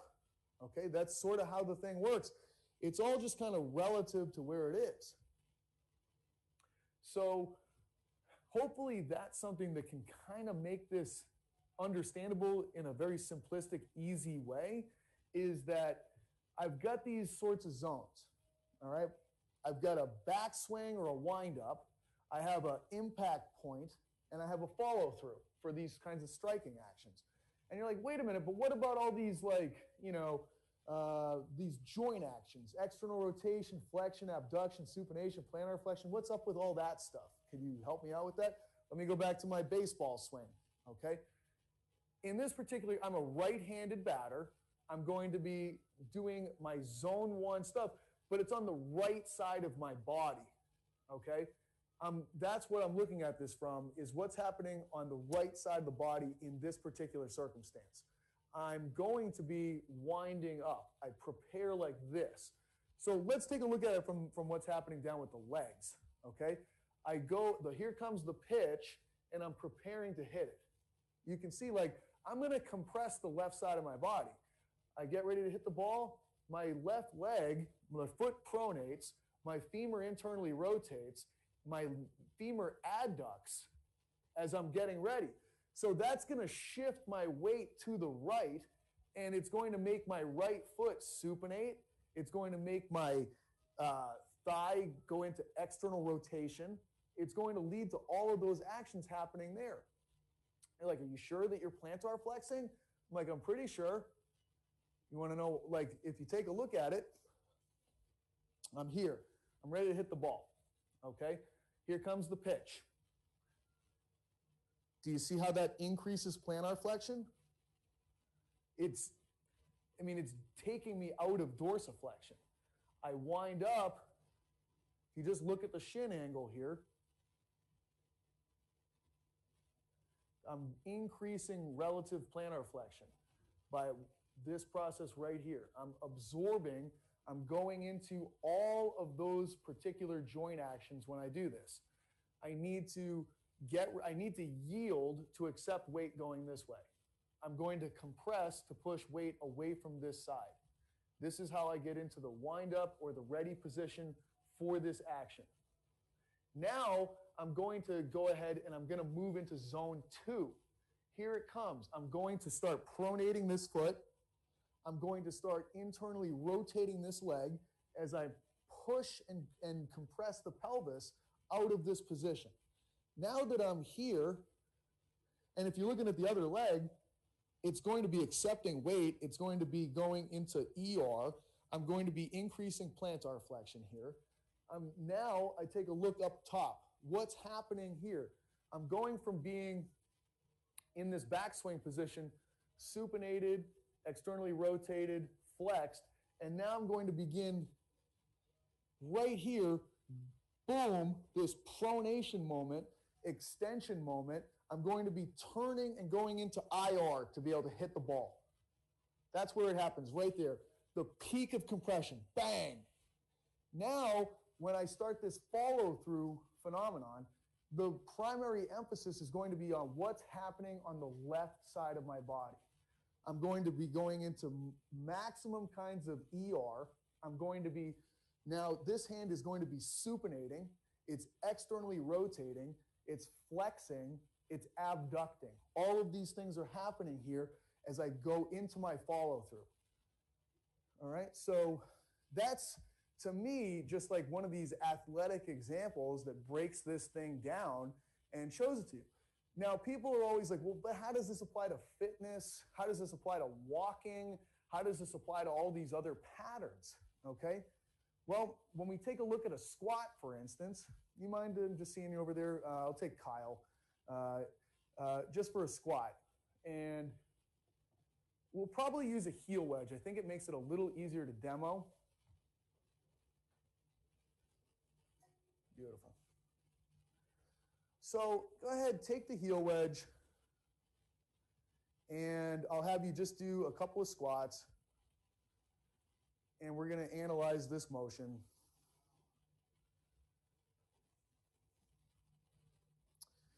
Go ahead, keep going. So what I've got here is I'm going to be looking at his knee in this particular case. And I'm going to look for his knee to go through this propulsion arc. If I'm having him deadlift or hinge, I'm going to be looking at the hip as the primary thing. Okay? So right now what we're seeing, go ahead and kind of go through the yielding squat slow. All right? What he's doing is he's going from zone 1 basically to zone 2 and stopping in zone 2 because he's increasing dorsiflexion. That's the primary thing I look at, and his knees are going forward. Okay, so come back up again.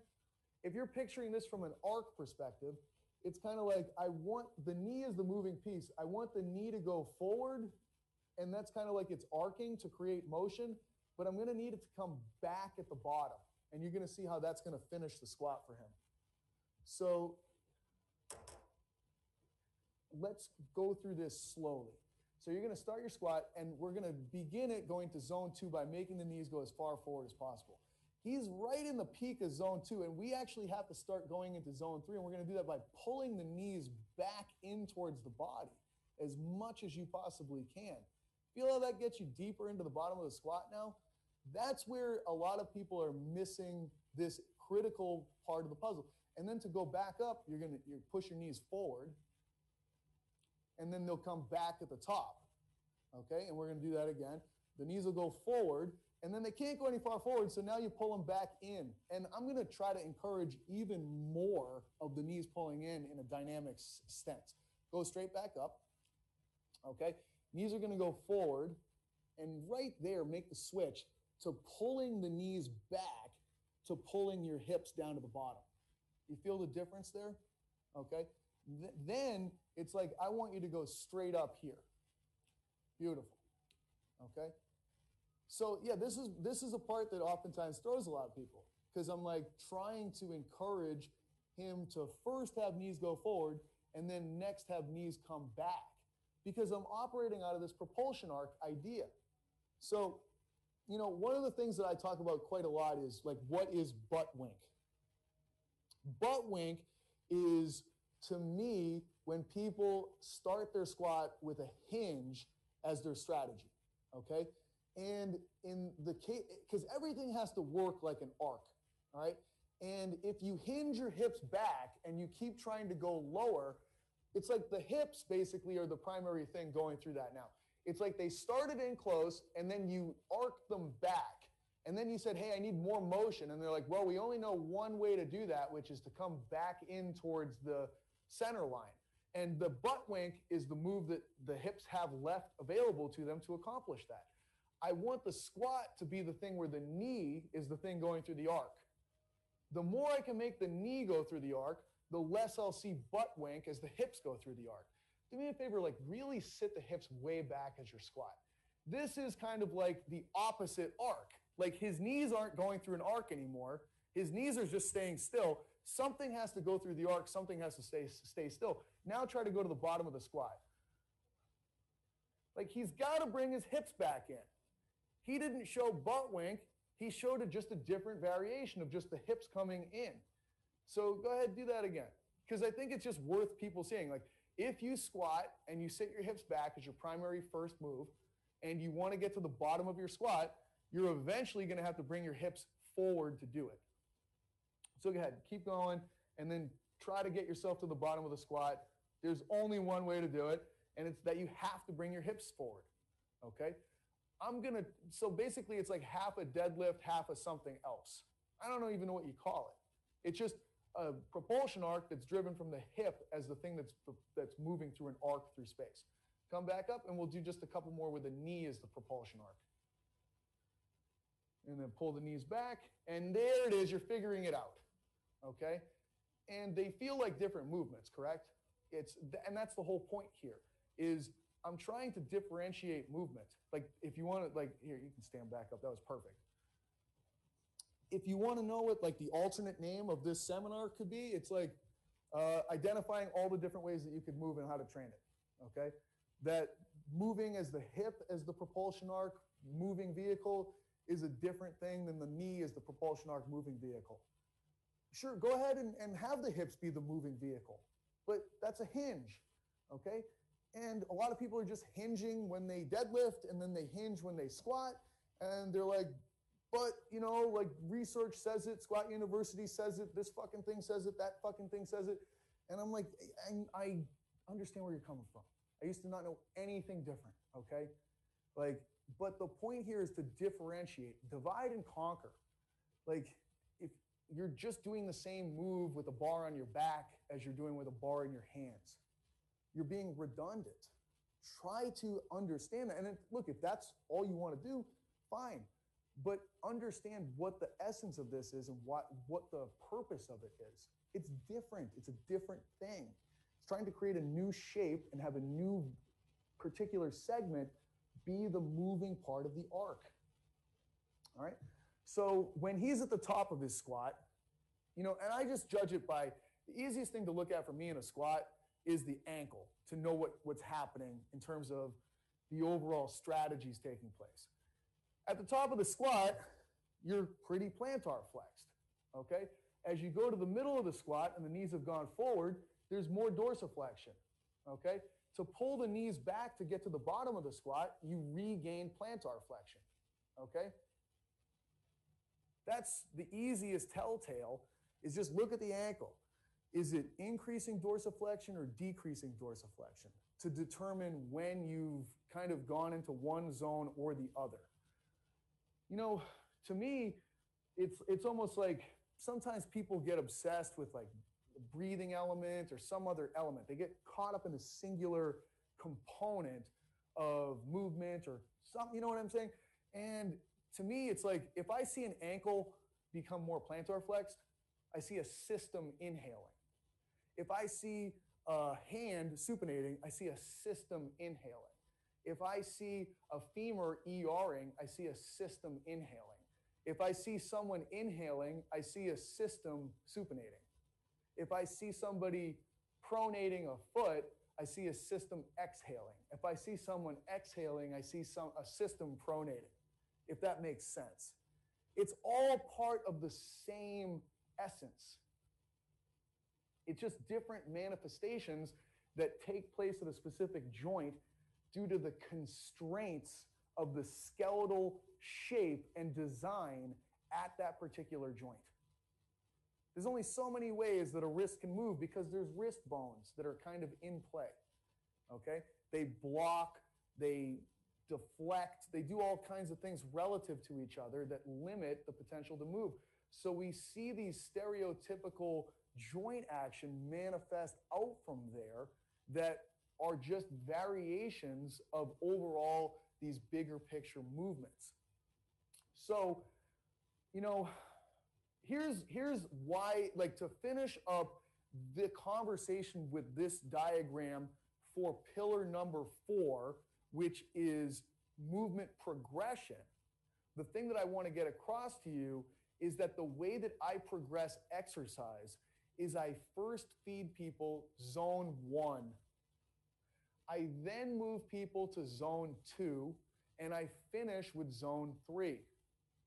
Okay, that's the easiest way for me to be able to progress exercise. Let me give you some examples to help you with understanding exactly what that means and where the examples make it very clear. So this is where I used to teach this differently. I feel like it's, oh, look at this. Now I've got markers all over the place. Let me try this purple one. Yeah, strong, royal. It's royal, yeah. So if I'm talking about this from the perspective of motions of the humerus, okay, we would say that this down here is, oh yeah, that's the good stuff. 0 degrees of flexion. This, at this point right here, is 90 degrees of flexion, and this is 180 degrees of flexion at the top. So my arm's down by my side. It's right here right now, okay? My arm goes to 90 degrees of flexion. It's right here right now. My arm goes to, I can't get there, I'll cheat, 180 degrees of flexion. It's right here right now, okay? It's in zone 1, and it's in zone 1 right up until about here. And at that point, it starts kind of leaving zone 1 and becoming more and more zone 2-like until I get to this point right here, which is the peak of zone 2. And then it sort of leaves there and it gets up to like right here, where now it's becoming less and less zone 2-like, and it leaves this and it becomes more and more zone 3-like until it's all the way at the top. All right, so if I'm going to put numbers on these dashed lines, this is about 60 degrees down here, and this is about 120 degrees right there. All right, so between 0 and 60 degrees of shoulder flexion, you're real safe being fully in zone 1. Okay? Now, if I'm going to let's put this on a fitness exercise. All right, a squat, for instance, is what we're trying to train. And I'm saying, hey, I'm going to start people with zone 1 concepts. And I'm talking to you about arms. And I'm saying, hey, start people in your squat variations between 0 and 60 degrees of humeral flexion. What kinds of squats live that you can design that feature a humerus being flexed 0 to 60 degrees? A goblet squat. You're like, well, goddamn, I start people with goblet squats too. Huh, how about that? I just kind of knew that from whatever, practical experience.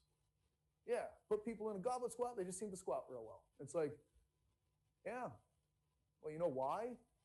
This is why. But you know where people will screw it up? They'll try to palm the round part of the bell. Don't have them do that, because now they're featuring more pronation, okay? Have them hold the handles like this, because that's going to feed them more supination and ER. Because as soon as you do this, look what happens. Look, because the arc ain't going just this way. It's going this way, it's going that way, it's going in every possible way. You know, the more that it comes up like this, look what's happening to the hands. They're going to pronate, you're going to IR, all of that stuff happens, okay? So the more that I'm doing something like this, the more they're going to ER, the more the hands are going to supinate, the more true to zone 1 the exercise actually is, all right? So this is almost like the realm where I'm like, hey, let me point out all the shit that people do when someone's hurt or when they're starting that they've kind of figured out over time. Like, hey, if you were thinking about a deadlift for somebody, would you think maybe you'd start them with a barbell, or would you use something else? What would you use? A kettlebell, okay? What else if you want to go heavier? What's something pretty common that everyone's like, I usually resort to this kind of a thing instead of a barbell? A trap bar, okay? And then you're like, oh, I wonder why. And you're like, oh yeah, the fucking handles supinate the hands to a greater degree and ER the arms to a greater degree. Oh, they're putting me in zone 1 to a greater degree, rather than having an implement that features more zone 2 concepts in a zone 1 region. If I'm going to put you in zone 1, I'm going to try to give you all the zone 1 things. Okay?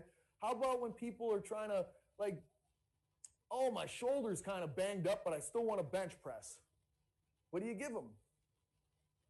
Dumbbells or Swiss bar?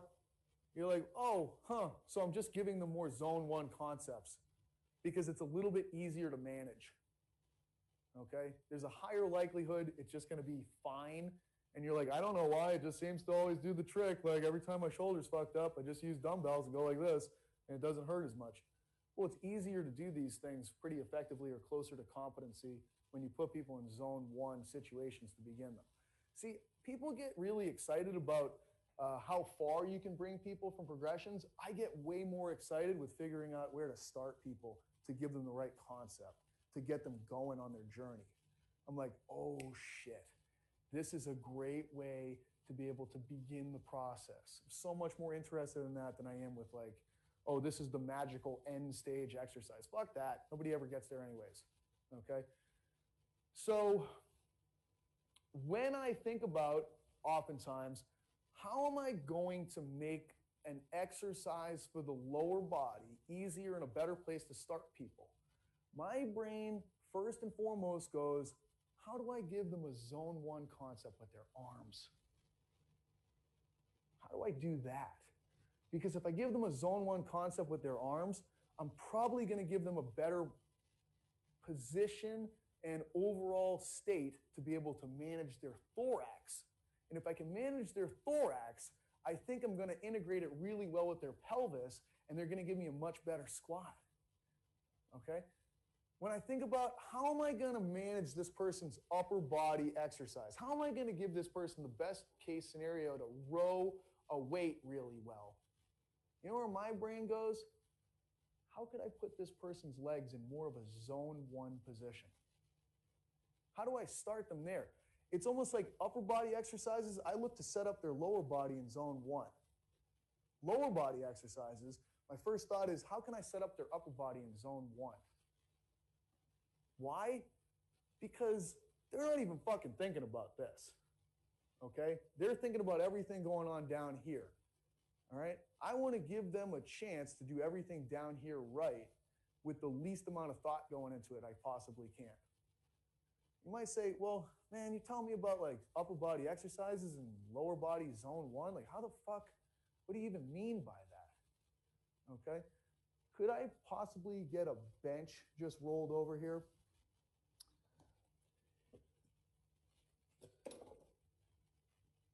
Because I'll show you, it's easier than you think, okay? And it's like, oh yeah, it's actually something that I've seen people do for fucking forever. Huh, how about that? That's weird. Never even thought about it from that perspective.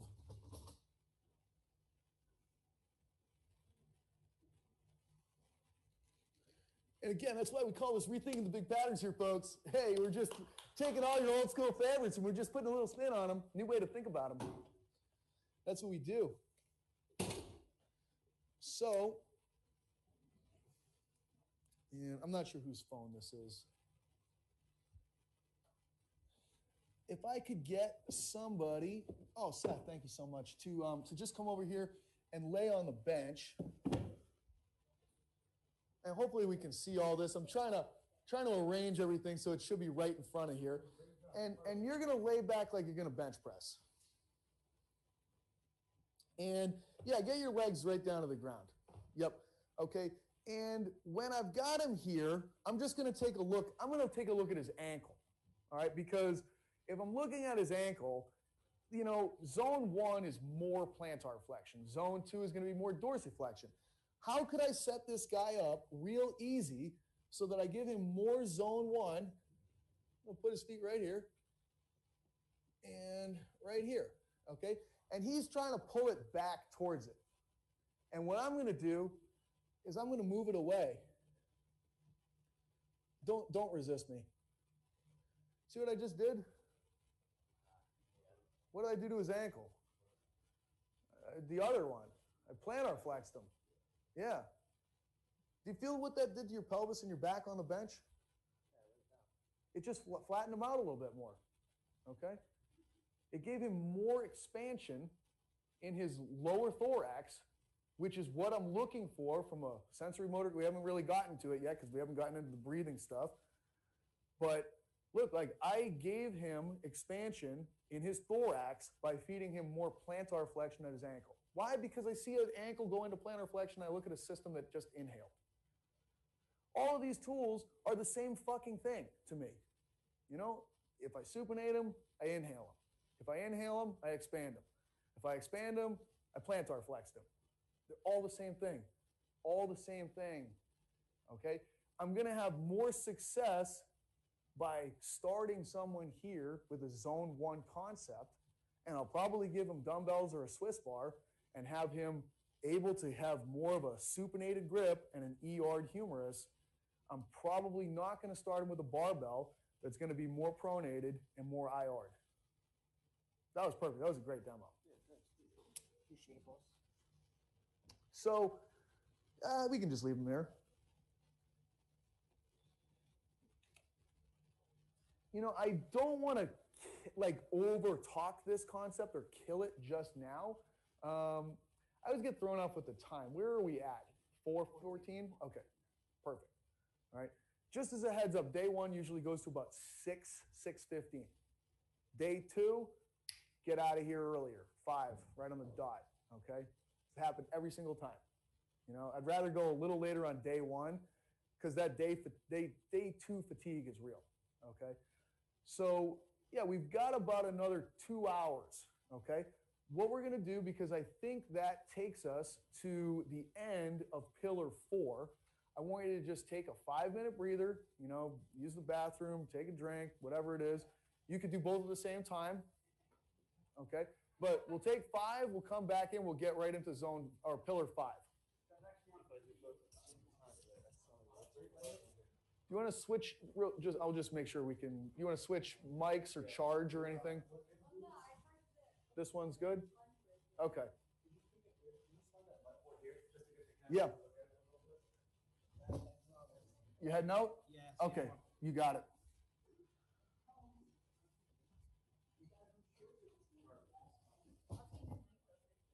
Yeah. Oh, I'm sorry. Oh, thanks.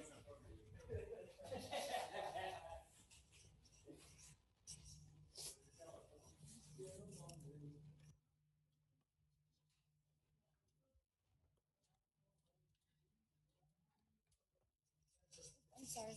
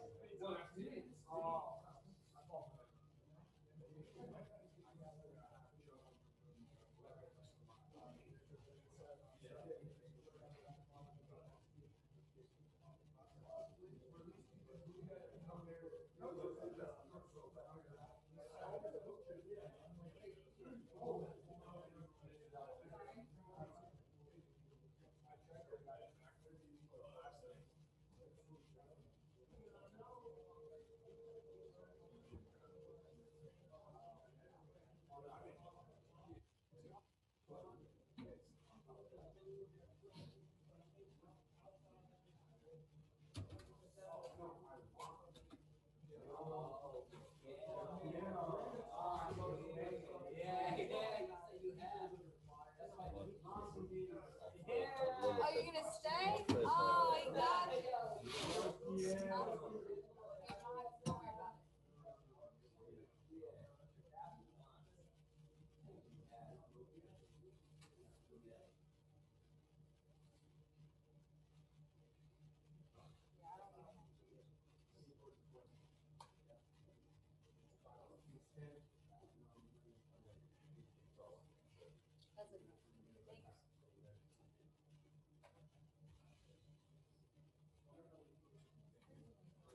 This is a good temperature. Every time women need to put jackets on, they're almost cool enough. What? That's how it works. I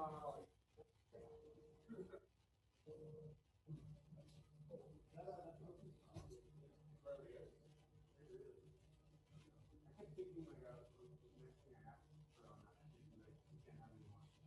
So they're big for that.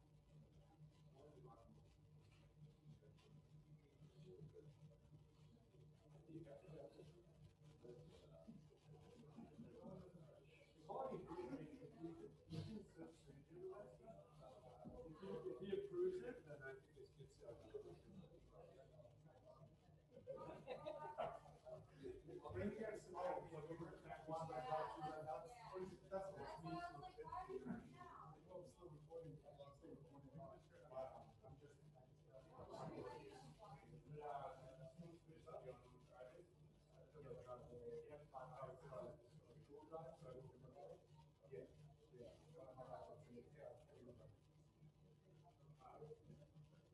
You got my mail, I sent you the document.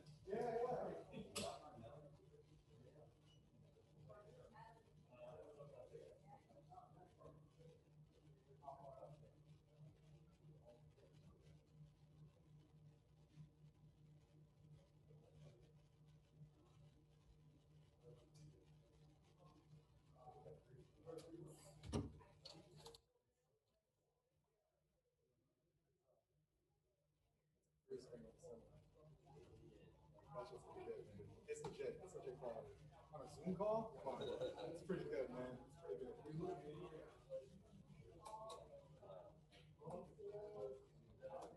That is pretty photogenic, like, he takes good pictures. Yeah, it's very photogenic, you wouldn't think it. I would never, you don't have to have him pose, just take a picture, it'll come out all right. Oh, we got the Fede vending machine now, okay? We got, Kenny got in. Yeah, nice.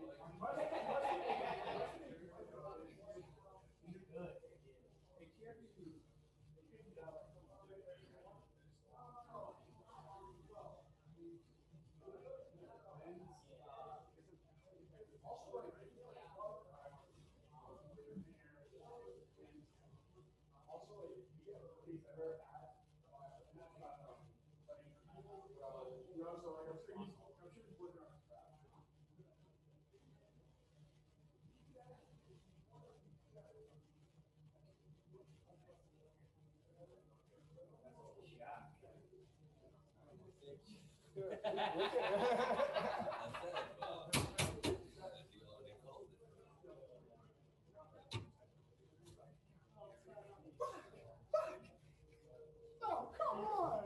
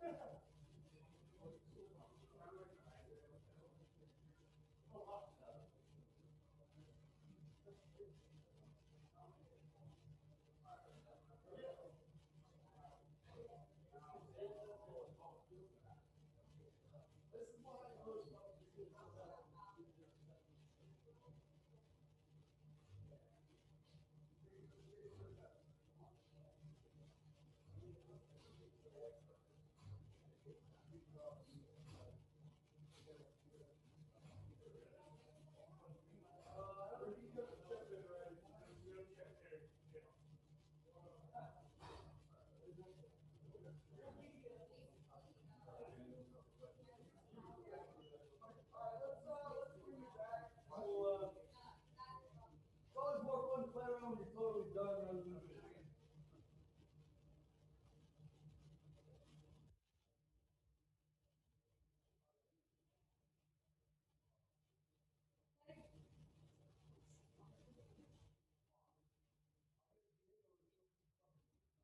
They would can't fight. But I'll play you who can show me what to do. Okay. How long did that? They're around 5 hours. I just try to charge it every time so we don't have to like worry about it. Just dying in the middle of the truck. But it's about 5 hours. There's the one with the one transmitter. You can get the one with the two. You gotta get some skills before you can say shit like that. For what? Like 100 years for you to learn something? All right, we'll go live. Check, microphone check. 1, 2, 1, 2. I'll just leave the board there too. It's definitely better. Yeah, I'll just stay right here.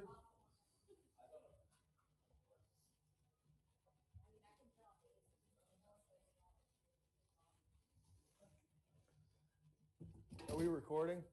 Yeah. Okay. We didn't even stop recording this break. Oh, Microphone was off, don't worry. okay, okay. Nice. All right. Can you guys hear me? If so, could you just please type yes so we can confirm? All right, cool. So, yeah, Diego, you said that we might have a couple of questions. So, yeah, it's a good thing to start off with questions. For the propulsion arm at the hip, would hyperextension be included in zone 1 PR? That's a good question. I almost picture somebody talking about like when people deadlift and they like extra lock things out or something like that. I feel like it's probably not the hip that you're seeing. Like, I don't know people that can actually get their hip to full extension, let alone hyperextension.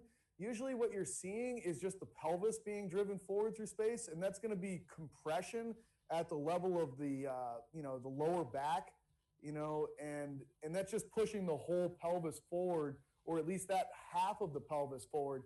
I would say maybe it's a topic worth exploring if I saw more people that actually could get into hip extension, let alone hyperextension. Like, you just don't see anybody that's actually got full hip extension ever.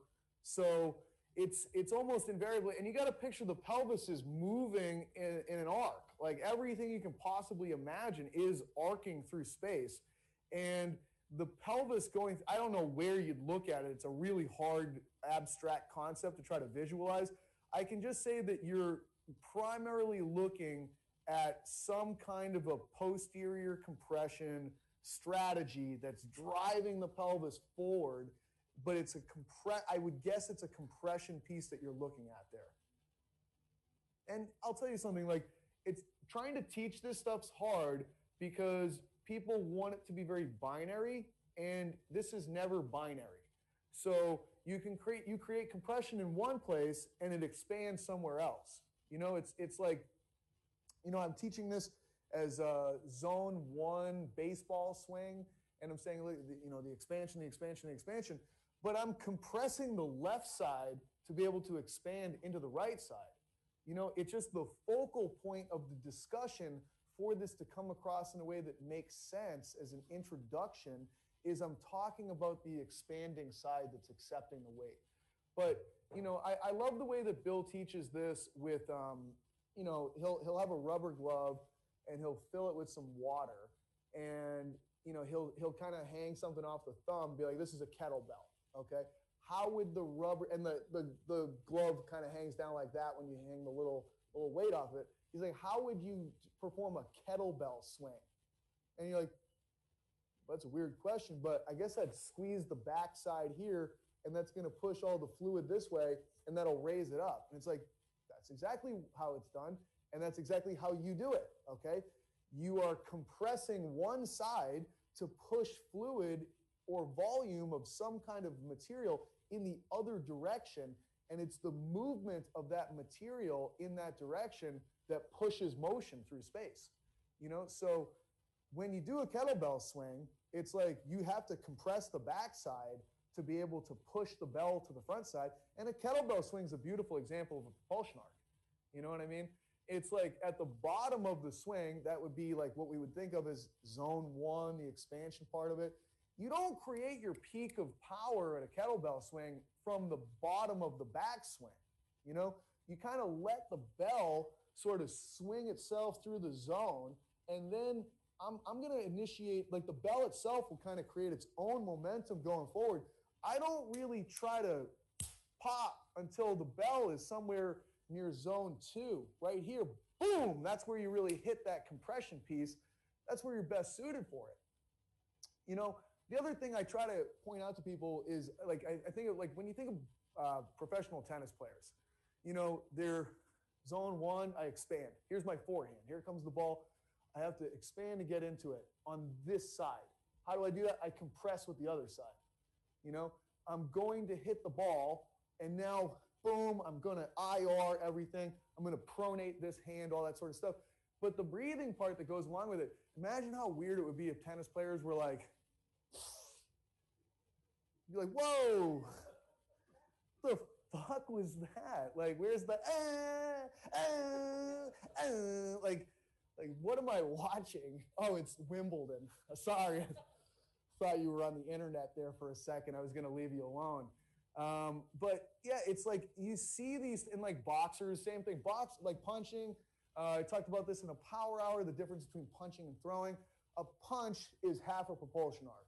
You know, it's like the hand is back here, it arcs away. Okay, it goes to the peak of compression. Hopefully I compress the person's face as well. And then it returns. Okay. A throw is, and it's like I'm supinated back here.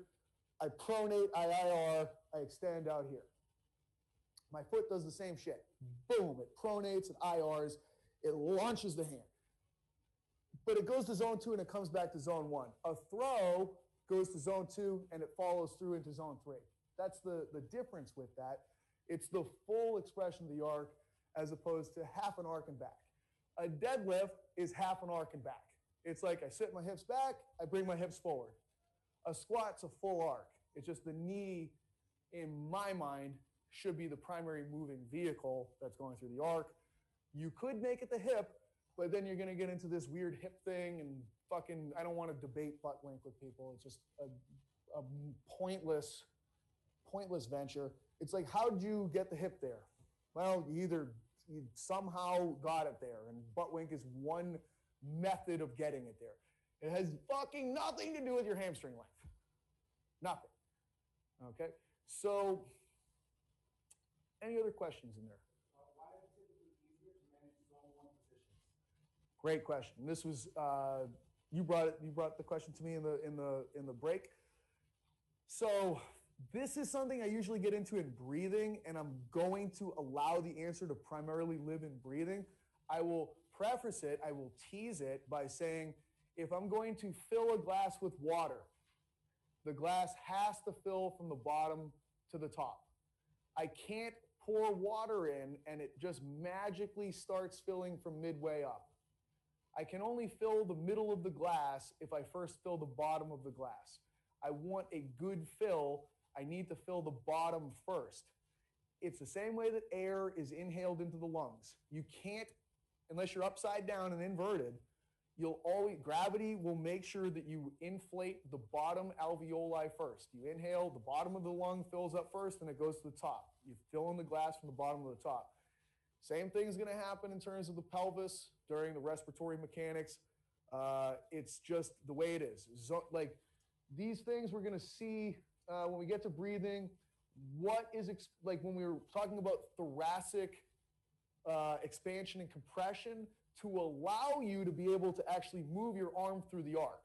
So this arc's going to come back when we get to breathing, and it's going to come back with squatting again. And it's basically like you can't get full humeral flexion unless you can expand this part of the pelvis in zone 1, compress this part of the pelvis in zone 2, and expand this part of the pelvis in zone 3. You can't get, I might have said that wrong, you can't get full femoral flexion unless you expand this part of the pelvis in zone 1, compress this part in zone 2, and expand this part in zone 3. You can't get full humeral flexion unless you expand this part of the thorax in zone 1, you compress this part of the thorax in zone 2, and you expand this part of the thorax in zone 3. It has nothing to do with your lats, you German Shepherd. Okay? So we'll get to that. It's like, but it's a great question. It's just a loaded question. So, any more? Okay. When talking about force production in the propulsion, is zone 2 max propulsion and advanced numbness with max force production? So I think that from what I understand, I would say that it is, I think Bill uses the word there. I think he'll occasionally use that word. I just think of it as maximum compression. Okay?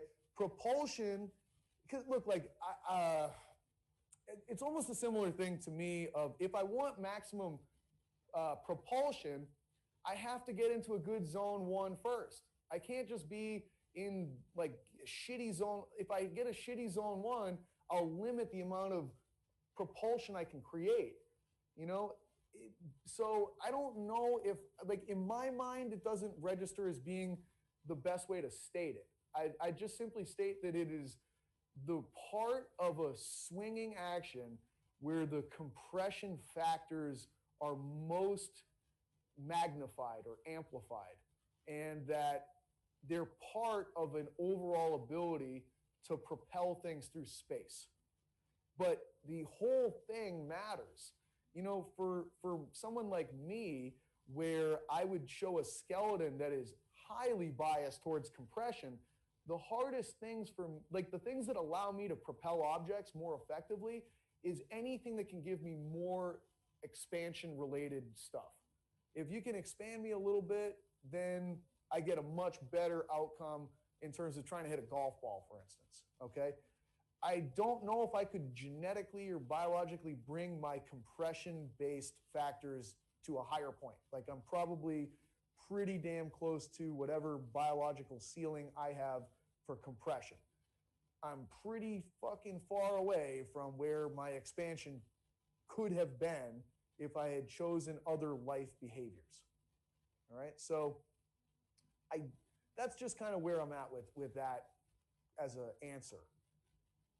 You know, versus like somebody else, if I'm working with Gumby and they can get all the way into a backswing, all the way into a follow through, but like they bench 25 pounds for -1 reps, I'm like, listen, man, we got to do some compression work. Like this is clearly the weak link here. So it's the same answer I give for whenever I ask people what old people's underpants taste like. Depends. What? Oh, hey. It's a funny joke, in my opinion. So, pillar number 5. And look, it's downhill. Like, I feel like the hard work is those previous pillars. There's just a lot to kind of unpack. These ones, it's like, hey, pillar 5, we got movement strategy, 2 pieces to this puzzle. Expansion and compression. Guess what we've talked a lot about already? Expansion and compression. Okay? There's only 2 ways that things actually move. And, you know, I do love listening to Bill Hartman talk. I get so much out of it, and even the parts where it's like, this isn't even the seminar. He just said some fucking profound shit like at dinner or something like that, and I'm like, I'm gonna have to think about that for the next few months. But you know, he said one thing. I don't remember what kind of question I had. Sometimes his answers will be like, "Fuck, man, that's a frustrating answer," but actually, it's a great answer. You know, I had some question, and his answer was like, "Well, if you're from the universe, then you have to abide by its principles." And I was like, "That's the most Bill thing I've ever fucking heard in my life."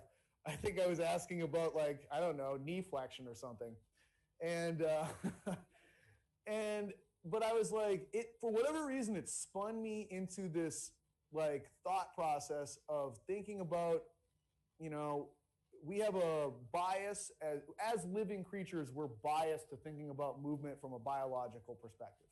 And I was like, you know what? Like everything, in my opinion, is evolution. And life is not like evolution didn't start with life. Like evolution actually precedes life in a lot of ways.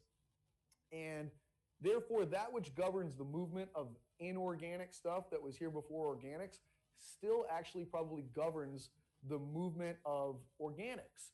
And I was like, well, what are the things that govern inorganic movement? And it's like, well, you got the laws of physics basically, but the forces are going to be gravity, electromagnetism from a weak and a strong perspective. And that's, you know, that's kind of what we're dealing with here. And everything is kind of an outcropping from that. But also whenever you're getting into that world, it's sort of like gradients is the big thing. You know, it's all going to be gradient-based movement.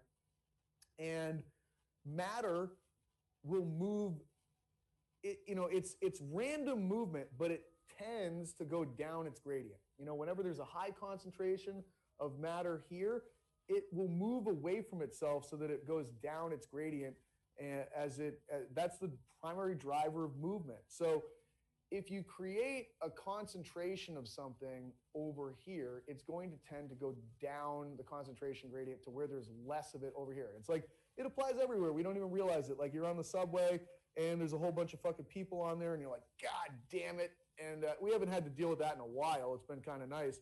But as soon as there's a stop, like, oh, it's fucking Times Square next, and like a billion people get off the train, you're like, whoo. And then you got like the fucking one person, you're like, motherfucker, you better move away from me. There's space now. Like, why are you still holding the same pole I'm holding? Like, you go over there now, like, because that's just the tendency of things. You're like, there's no need. Well, there's usually not a need to be this close, but you know, I happen to look right there and they're on top of each other, but you know, that's a different story. And, but overall, it's kind of like, you know, things will tend to have there's only certain ways that things can move, okay? And from these universal principles that kind of govern this stuff, you think about like, you know, the universe is said to right now be still in this expansion state. You know, we had a big bang, poof, everything moves apart. And eventually, physicists think that it's all going to come back together. It's going to compress eventually. And that's just the way that things work. And matter just kind of, so that's like the initial rule is, poof, it started this way, it's expanding, and eventually the whole thing's going to compress back into a singularity.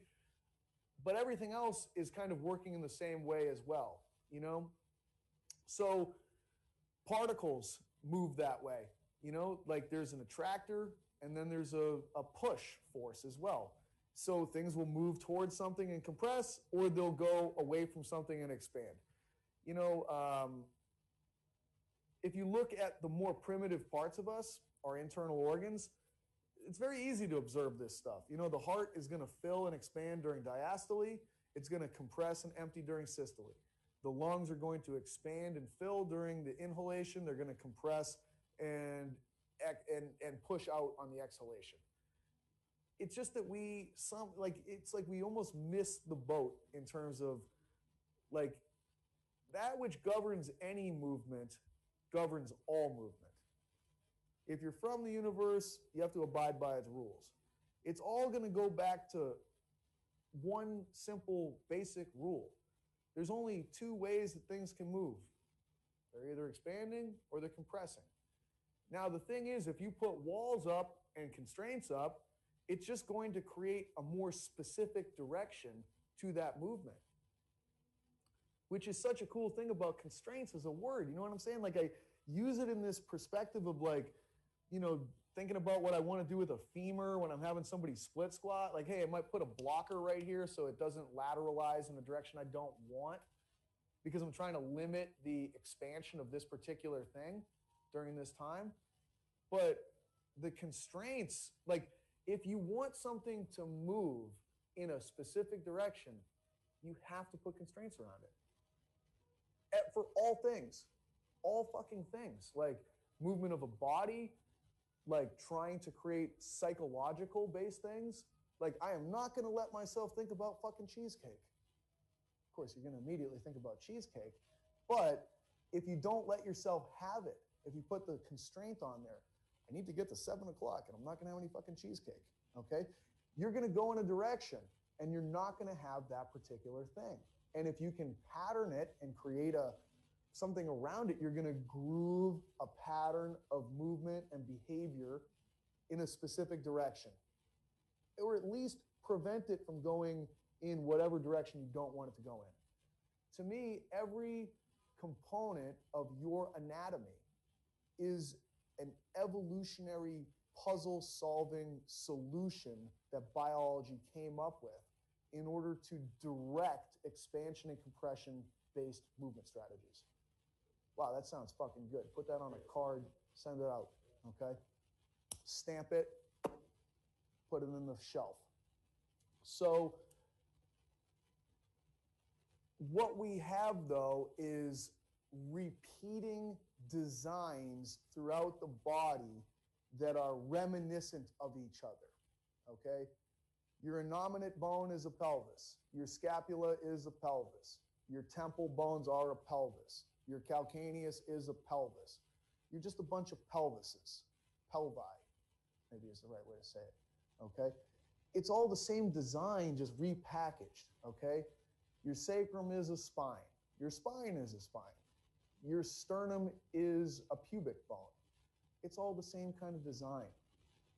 You know, your sphenoid is a pelvis inside your head. It's a very similar repeating thing. Because what nature does is it finds a rule and a design that it likes, and it just fucking copies it over and over and over and over and over again, and it just repurposes it, repackages it. Hey, this works. Let's do it again. Let's do it again. Let's do it again. Let's do it again. Let's do it again. Okay? So here's where we go down the acid trip wormhole a little bit, and we get into some of the cool things, in my opinion, that are very theoretical. And this is where I'm always like, hey, I always preface this by asking people, you know, how many people in here have read Daniel Kahneman's Thinking Fast and Slow? Got one person. So in that book, Kahneman talks about judges and the likelihood of whether or not you're going to be found guilty for a criminal case. Okay? You can basically predict whether or not someone's going to be found guilty based on the blood glucose levels of the judge. All right? When the blood glucose, so there's an inverse, I don't know what, so as blood glucose levels drop, chances of being found guilty rise. Okay? So if you could somehow be the first case in the morning right after breakfast or the first case right after lunch, you've got a much better chance of being found not guilty. If you're the last case before lunch, you're fucked. If you're the last case of the day, completely fucked. You know, so, I mean, it's statistically shown to be very, very accurate. Okay, so why am I telling you this? Because you have two systems in your brain that you can use, System 1 and System 2. System 1 is basically how we operate 99.99% of the time that we're alive, okay? System 1 is automatic. You've already got your mind made up. You're an adult. You've recognized life around you. You've got pattern recognition. You're operating pretty unconsciously. You're like, yeah, I know about that fucking thing. That's a, you know, That's a dog, okay? It fucking barks, it scratches, it pisses on fire hydrants, it eats its own shit. I've seen this before a million times. I know the deal with these things. And someone's like, actually, that's not a dog. You just think it is. That's a whole other different kind of animal that you've never even heard of. And you're like, no, fuck that. You're like, I'm pretty sure I've seen this before. And because you're blind to what you actually don't know completely. And you just think that you're seeing the same thing over and over again, even when it's something completely new. Because it's more energy conservative to just operate in system one. What you see is all there is when we talk about system one. System two is a slow, deliberate, effort-based system to operate in. When you put people into system two, there are specific and observable things that you can see in this person. Their pupils will dilate, they'll begin to sweat, their body temperature rises, they're going sympathetic. It's uncomfortable, they don't like it.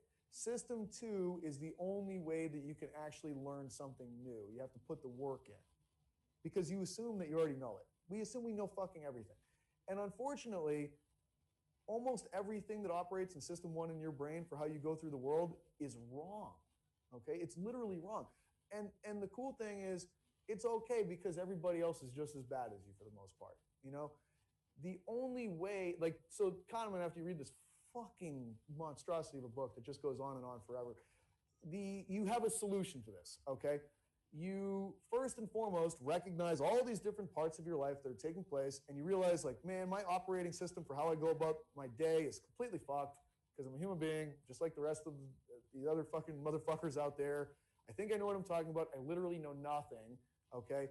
I'm going to look at this particular topic, and I'm going to assume I know nothing. I'm going to read about it. I'm going to study. I'm going to look at the statistics. I'm going to actually fucking learn the truth about this thing.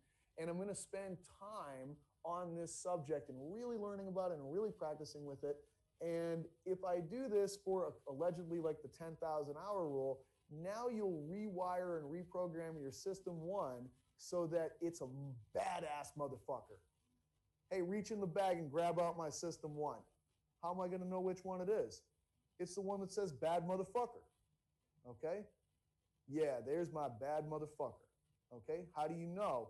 Well, because I didn't know shit about shit, and then I realized I didn't know shit about shit, so I learned shit about this shit. And then after learning shit about that shit for long enough, I reprogrammed myself, rewired myself, so I actually know shit about this shit. And now when I look at something, I recognize it immediately, and I'm completely functioning in a kind of unconscious way that's super competent. Because I've gone through the entire stages of learning. I was unconsciously incompetent, didn't fucking know it, didn't know that I sucked, didn't know I was walking around with shit on my heel all day. And then somebody was like, actually, you're fucking wrong, buddy. You got shit on your heel, and it's fucking terrible. Like, and I was like, oh my God, you're right. I don't even know what to do about it. How do I get this off? And then they're like, well, you got to get a rag and a stick and fucking maybe a hose. And if you spend some time at it, you can get the shit out of those grooves, which is always the worst part. And you do it. You spend some time, fucking get in there, okay? And then you like start walking again, but you still like, you got to pay attention very carefully because you've gone from unconsciously incompetent to now you're kind of like aware, like, oh man, I can't just step anywhere. I might get shit on my foot, okay? I better pay attention. And if you really pay attention, you're like, oh, I now recognize all the signs and symptoms of where shit might be on the ground. I'm not going to step in those little cutout things where they plant the trees on the sidewalk because guess what? That's where the dogs go to the bathroom in New York City. People sometimes go there too, okay?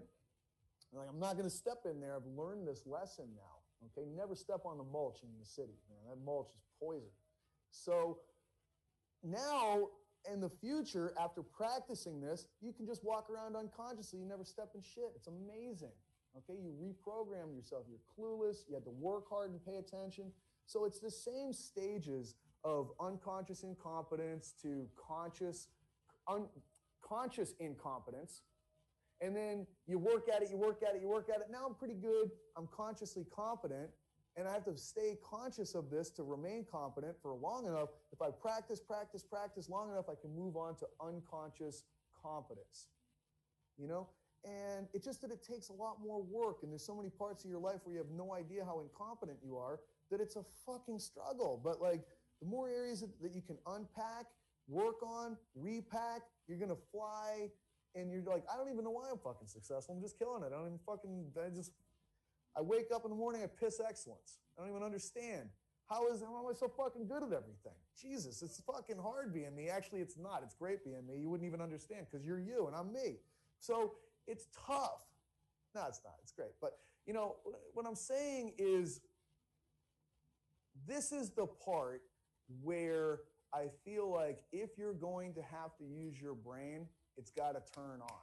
And I realize it's the end of day one, and it's like this is when you're going to find the motherfucker guilty because you're like, you know what? I'm fucking done, man. I'm tired. I'm like, just for a second, just remember, what else are you going to be doing right now? What else in the world is so fucking important and so great that you can't lock in this moment in time and just push through and focus and think about something that's probably different from an idea you've been exposed to before in terms of what actually governs movement at its most fundamental level. And if you can capture this new concept with attention and detail and the ability to separate yourself from all your preconceived notions, this is how we fucking ride this magic carpet all the way to a highly functioning system one. Okay, so there is a realm of science called molecular geometry, and within this realm, they study the shapes that are made through bonds at the smallest level of, you know, the essence of things. Whatever the fuck, atoms, molecules, I don't fucking know. But the little shit, you know, and it's assembling. And the crazy thing is, there are only straight lines in biology. I'm sure some asshole out there is like, actually, it's a fucking slight curvature because there's no such thing as a perfect straight line due to the bend of time and space. I'm like, I don't fucking care. It's a straight line that connects. It's a linear bond that takes place at the smallest levels, okay? Why? Because the shortest distance between two spaces is a straight line. The universe is a giant energy conservation machine. It tries to waste nothing, and it's sure as fuck not going to waste any space, and it's going to make a line that goes straight between these two things that are the primary essence of a substance. Okay, so the first thing that the universe does when it's making bonds of the essence of things is it makes a linear bond. And then what it does is it's like, you know what? That was a good idea. I think I'll repeat the process. How do I repeat this and keep the same rule? I know I'll make the next stable shape that I can think of that's the most energy conservative thing that I can do. So the next thing you make is a triangular bond, okay? Here's a line this way. Take one, so it's like one, like kind of poles, and a third thing here. You think back to like, you know, middle school biology where you're making these fucking atomic models and you got the balls and the fucking rods going between them. You got two balls here, one here, you got a rod here, and now you connect them like that for a triangle, okay? Two rods, one ball, it's the new internet sensation, okay? Yeah. So triangular shapes for molecular geometry are the next shape to emerge. So I had a straight line, I turned it into a triangle, and now what's the next shape that we add on to triangular shapes? Well, I'm going to take another couple triangles. Here's my first triangle. I'll take another triangle, I'll slap it on the side, take another triangle, slap it on the side, take another triangle, slap it on the bottom. And what emerges when you stick a few triangles together is something called a tetrahedron, aka a pyramid. Okay? Next most stable energy conservative shape that you can make. Why make something new when I can take something old and slap it on there? Okay? Now what I'm going to do is I'll make another shape that emerges. I'm going to take one tetrahedron and slap another tetrahedron on that. Okay, and I'll slap another and another and another and another and another and another and another and another. And what happens when you start slapping tetrahedrons on top of other tetrahedrons is another shape emerges, and that shape is a spiral or a helix. Okay? And that is a shape that we all kind of have some recognition of. Oh yeah, like I've heard about DNA, the old double helix. Okay? And where do you think it comes from?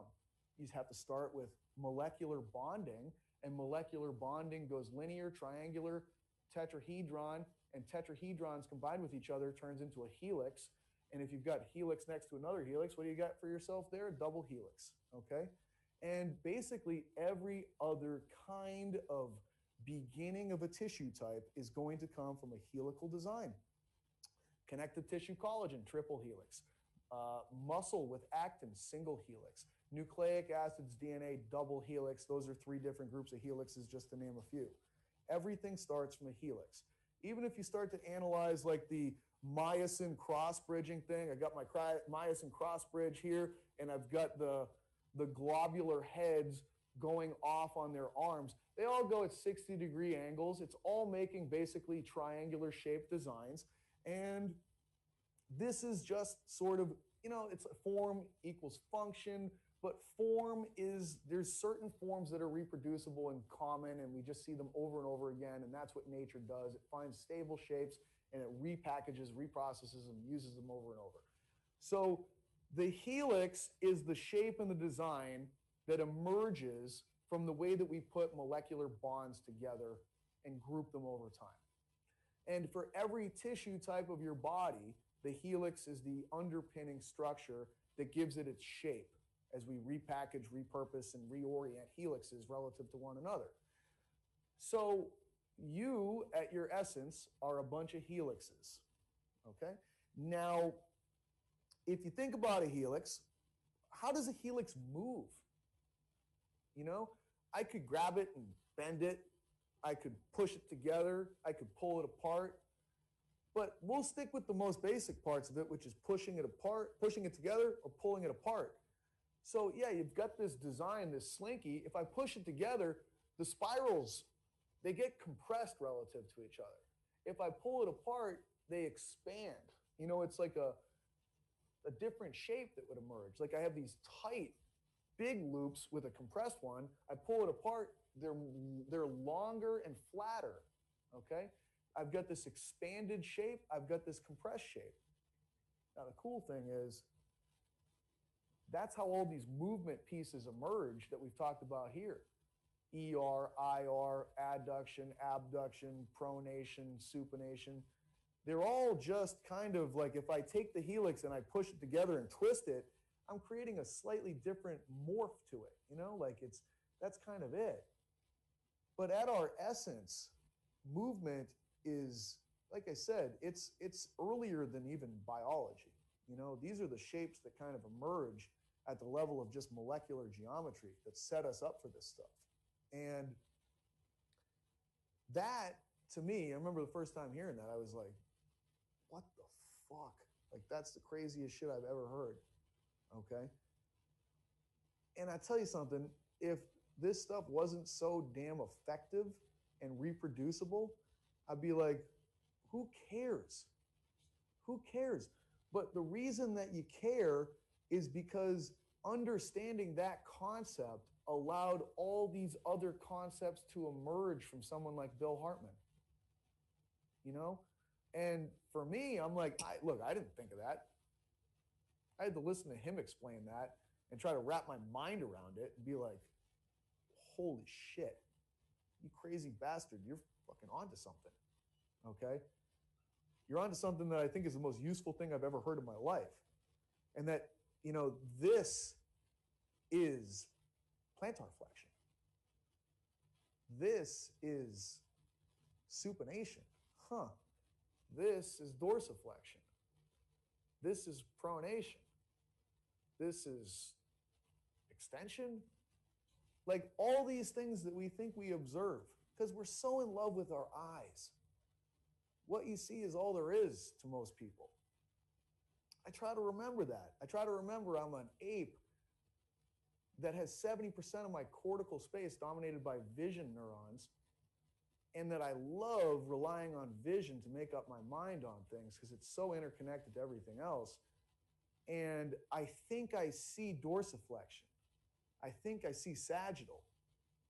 But in the greater reality that's beyond my ability to just visualize, what I'm really seeing is an outcropping of the movement of helixes that are just packaged next to other helixes that make up tissues. things have to, if you are of the universe, you have to abide by its rules. There is no sagittal plane, there is no frontal plane. All there is this expansion and compression. Now, I'll still use these sagittal terms and frontal terms because I'm limited. You know what I mean? I'm a limited thinker, I'm a limited practitioner, and those terms help me to use my limited visual brain to guide me with exercise choices that I think get at different sorts of constraint manifestations of expansion and compression. But I do think that is the essence of basically all this movement stuff. It is expansion, it is compression. And here's like in trying to wrap my mind around this kind of stuff, because you're like, well, where does this all lead? Okay, where does it go to? What's the usefulness of talking about this? I don't want to just pontificate and spout off fucking molecular geometry just to sound like a fucking loser, smart, wannabe kind of a person. Like, that's bullshit. You know what I mean? The usefulness of it comes from the way that you can evaluate a table test and the way that you can help someone complete an exercise more effectively. Okay? I put somebody on a table test and I divide my tests into two categories: expansion tests, compression tests. I take someone's right arm and I'm going to put them through all the expansion tests. Flexion, I'm going to see how well you ER, I'm going to see how well you horizontally abduct, and I'm going to say, okay, I just looked at flexion, I looked at sagittal, I looked at transverse, and I looked at frontal, kind of, with these pieces, for the most part, And if any of those aren't great, then they really can't expand in this quadrant. All right? They don't actually have expansion. You're like, well, they pass shoulder flexion, so they're good.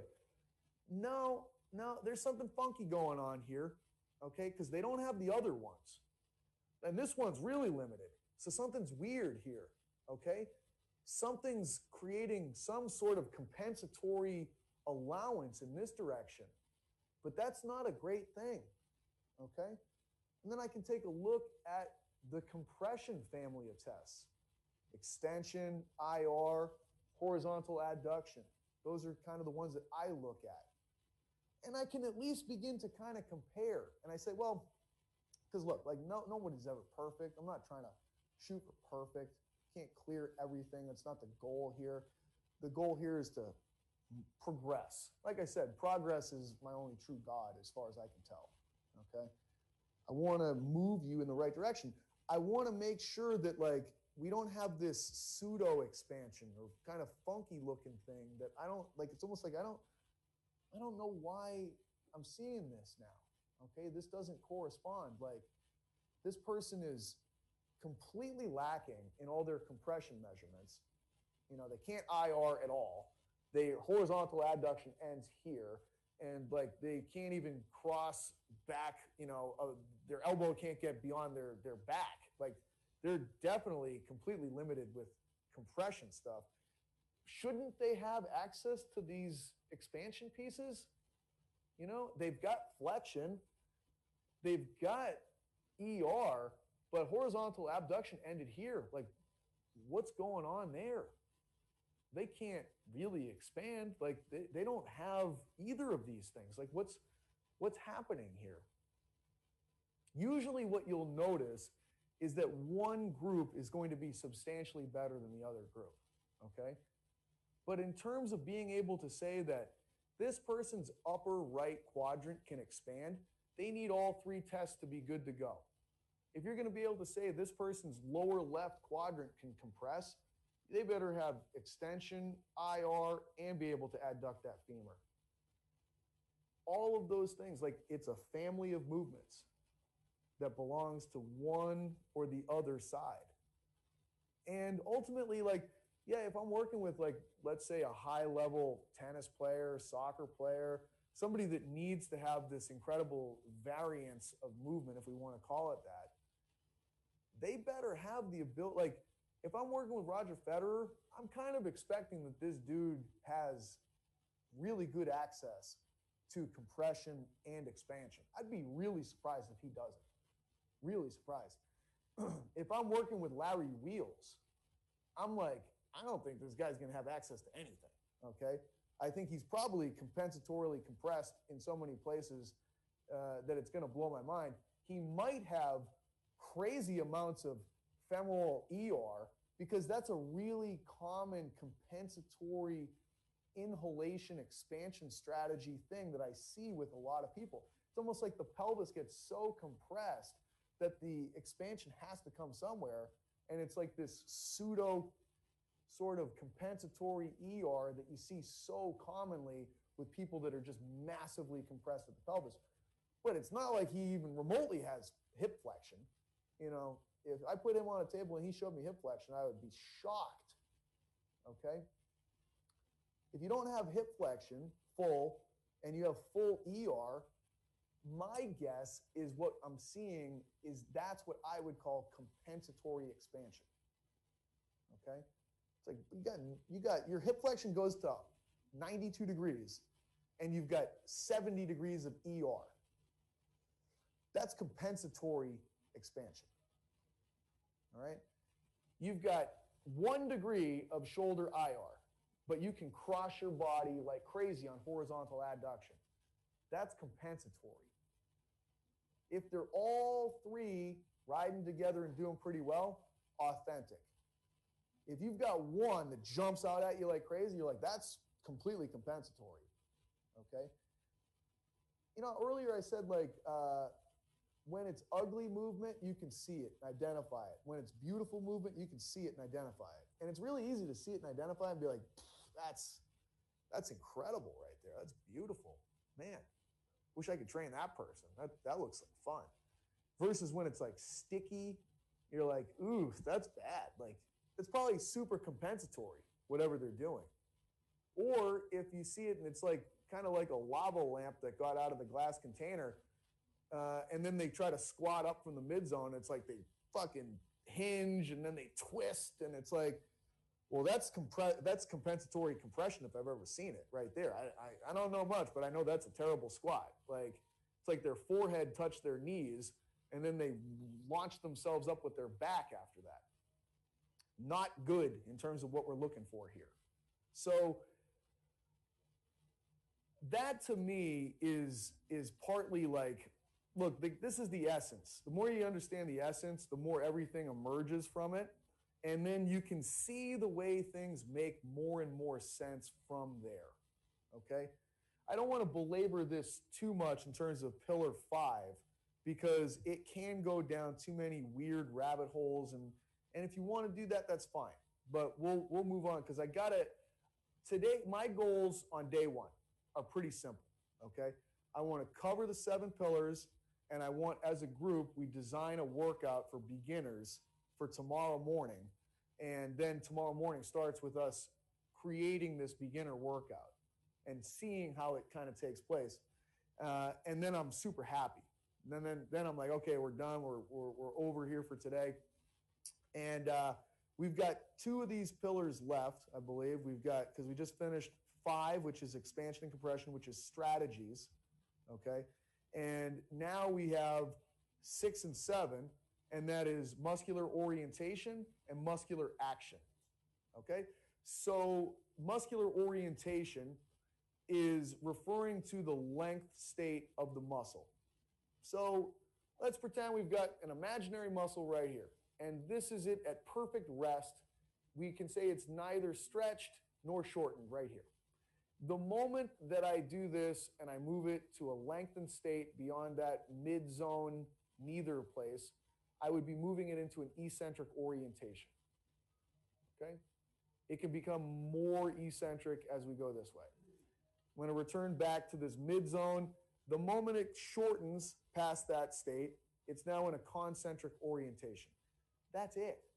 I'm not talking about the up phase of lifting weights. I'm not talking about the down phase of lifting weights. I'm simply talking about the length state of a given muscle. I shortened it, it's become concentric. I lengthened it, it's become eccentric. And literally, that's the whole pillar. All right, like that's the whole thing. It's a pretty easy one. That's not a lot to wrap your head around. Throw out the terms eccentric for lowering the weight and concentric for raising the weight up, because that's going to be pillar 7 that we'll get into right now, which is muscular actions. And there's 2 of those. You've got yielding and you've got overcoming. Yielding is when you're lowering the weight. Overcoming is when you're raising it back up. All right? This is usually where I segue it and I say, well, can you yield while you're in a concentric muscular orientation?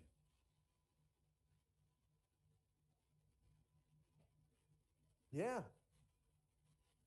Can you overcome from an eccentric muscular orientation?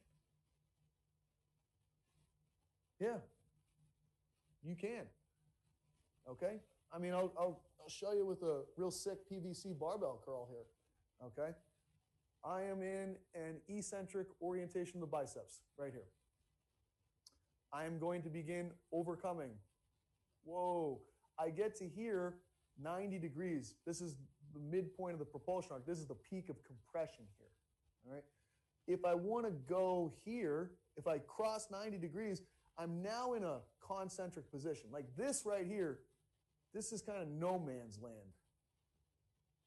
As soon as I get here, I'm in a concentric orientation. I'm still overcoming. I'm raising it up. Now I'm going to begin yielding. I'm in a concentric orientation. I'm yielding. It's fine. It's no big deal. I get here, I'm in no man's land. I'm neither concentric nor eccentric. I get here, I'm in an eccentric orientation. I'm going to bring it all the way down, yielding. Simple from that perspective. It gets more complex when you start looking at, bigger motions that involve like many moving segments and things like that, where you're like, well, how come I'm really bad at getting into like triangle pose or something like that? Or this person's follow through on their baseball pitch is kind of limited. Like, I'm not sure what's going on. And here's where the pillars start to come together in a very useful manner. So when we talk about range of motion, I'll try to do it with a very simple example like this PVC pipe being curled. The only way that I can go into full yielding range of motion is to reach an eccentric orientation. There's no other way to get there. If I stay in a concentric orientation and I'm yielding, I can't go full range of motion. It's so stupid from this example, but it's helpful when you get into other examples of more complicated movements. The only way I can allow any given movement to reach its full range of motion in the yielding direction is to allow the relevant muscle tissues to reach an eccentric orientation. This is something that took me a long time to kind of unpack cognitively. The only way I can move through the full range of the overcoming direction is to have the muscles reach a concentric orientation. The more concentrically oriented they can become, the farther I can go into the overcoming direction.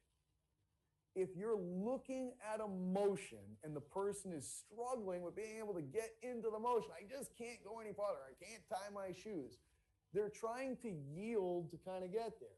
And you're like, well, why can't they get there? I don't get it, okay? They can't get the relevant musculature to reach an eccentric orientation. In this case, it might be the posterior intercostals. Those are harder to visualize than your biceps, but they're the little muscles that are between your ribs on the backside of your body, okay? If they're like concentric as fuck, okay, and I'm like, I can't tie my shoes here. It's like, I wonder why, Maybe if you allowed those to get into an eccentric orientation, you might get there. How might you allow those muscles to reach an eccentric orientation? Well, maybe you should compress and reach a concentric orientation of the muscles on the opposite side. The antagonists need to be able to, like if I want full eccentric orientation to reach, if I want to get full range of motion in a yielding direction and reach an eccentric orientation of the relevant muscles, I need to do the opposite on the other side for the antagonists. Did that come across right? Did that make sense? Okay. Sometimes you get to the point, and I get tired with this too, like did I say that right? Did that come across right? If I want full range in a yielding direction, there's certain muscles that need to become eccentric to allow that. Sometimes they struggle to become eccentric. If that's the case, don't try to keep banging your head through that door. Go to the other door and try to get those ones to become concentric. I get those ones over here to become concentric, and they automatically allow the other ones to become eccentric. You know, what was it, Sherrington, I believe, with reciprocal inhibition? I mean, it's from 1912, and it's still one of the most useful things you could ever. It just fits into this overall puzzle of expansion, compression, eccentric orientations, concentric orientations. It's just another piece of it. It's not the be-all, end-all. The be-all, end-all to me is still expansion, compression. Everything else is just another piece that evolution came up with to help or hinder, you know, when you don't want it or you do want it, like it's there and available to you. And some of these things you have to unlock or regain. So that to me is a critical thing. So there are times where you don't want a large range of motion in a yielding direction. Okay? We talked about this a little bit earlier. You know, if I'm trying to do reactive jumps, I want to keep the yielding musculature in a concentric orientation. I want to keep my plantar flexors concentric if I want to do reactive jumps. If I don't let the muscles move from that concentric state, something else has to stretch. Okay? Like it's relative stiffness concepts. Like if the muscle is stiff and concentric, then the tendon can't change its stiffness. The tendon's going to have to take the stretch and have to go into the eccentric state to be able to launch you in the other direction. When the tendon does that, you're capturing elastic energy and utilizing that to be able to power the activity. And that's a great thing when you're trying to do reactive type drills. Yep. It is. Yeah, I mean, it's these sticking points or transition points are oftentimes the hard ones. When you're fully over here in concentric or fully over here in eccentric and you're just doing what kind of belongs there, it's usually pretty easy. When you kind of are going in that switch is really the hard part.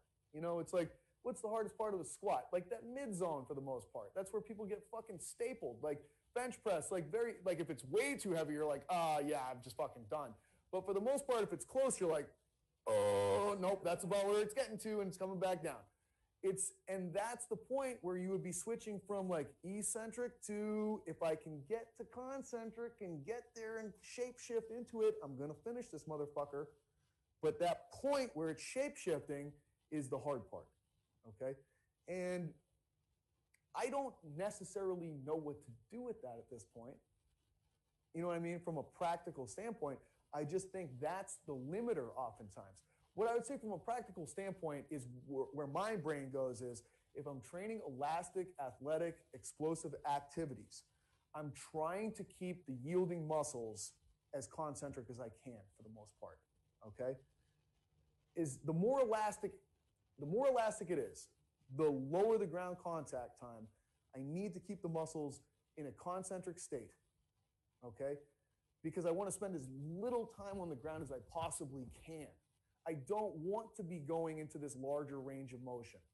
I want it to be the most minimal range of motion imaginable for the most part. You probably need some. I'm trying to exaggerate it in a direction just to make a point here, okay?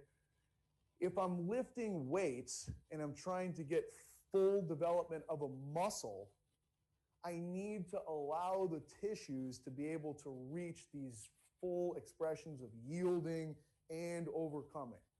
I live much more on this full range of motion side of the camp in terms of resistance training for muscular development. I mean, to me, it just is like that's the better approach to it from the holistic development of the entire tissue. You know, you get a lot of this evidence showing the benefits of eccentric training from a lowering perspective.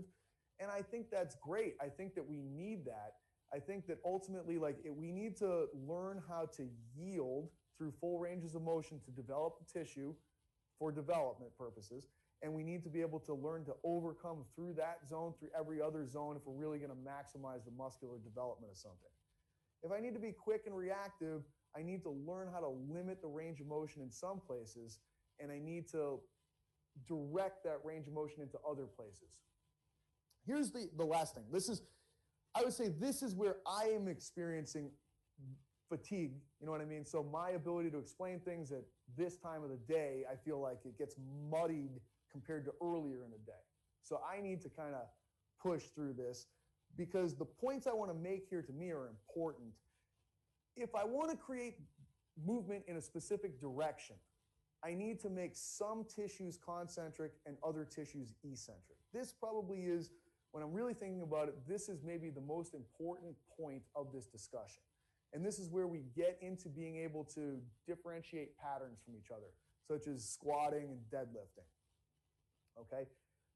When you think about a deadlift, I think about it from the perspective of I'm trying to get the pelvis to move backwards in space and then forwards in space to create the action.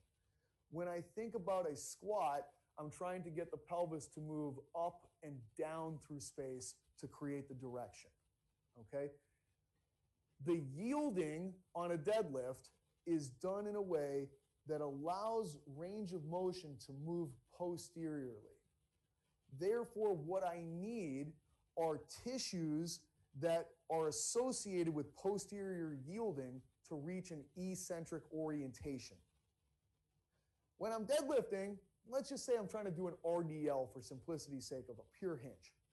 If I'm doing an RDL, I don't want my pelvis to go up and down like that, okay? To prevent my pelvis from going up and down like that, I need to keep a concentric orientation of the yielding tissues that would yield in this vertical direction. If I hold a concentric orientation of the yielding tissues for up and down, I'll block movement from going that way. If I can block movement that way and reach an eccentric orientation of the tissues that would allow me to go posteriorly, that's exactly what's going to take place. And that's what you want if you're trying to coach a deadlift. Now the question just becomes, well, what tissues are we talking about? Okay? And I know that Bill directs the conversation from that perspective to the pelvic floor tissues.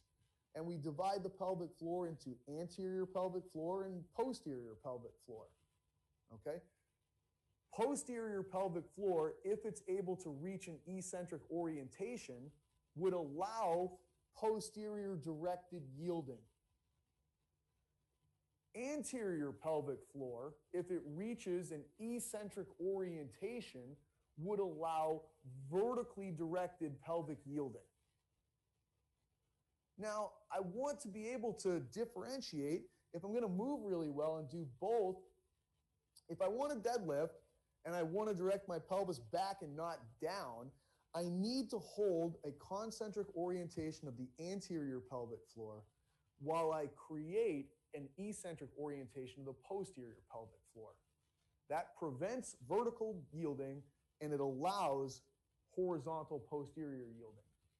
If I want to squat straight up and down, what I need to do is I need to create posterior pelvic floor concentric orientation and allow for anterior pelvic floor eccentric orientation. That's kind of the gatekeeper for whether or not you can do those movements. For me, it's really hard for me to demo the vertical movement of the pelvis. I'm like, I'm just going to keep demoing the deadlift. I can fucking do that, okay? Why? Because the orientation of my pelvis is going to set me up to be able to eccentrically orient my posterior pelvic floor muscles and concentrically orient my anterior pelvic floor muscles. I'm like, hey, I can demo deadlifts all fucking day. Don't ask me to squat, Okay, that's going to be a much harder thing. All right, we won't even get into the whys for right now. I'm using this to try to make a point.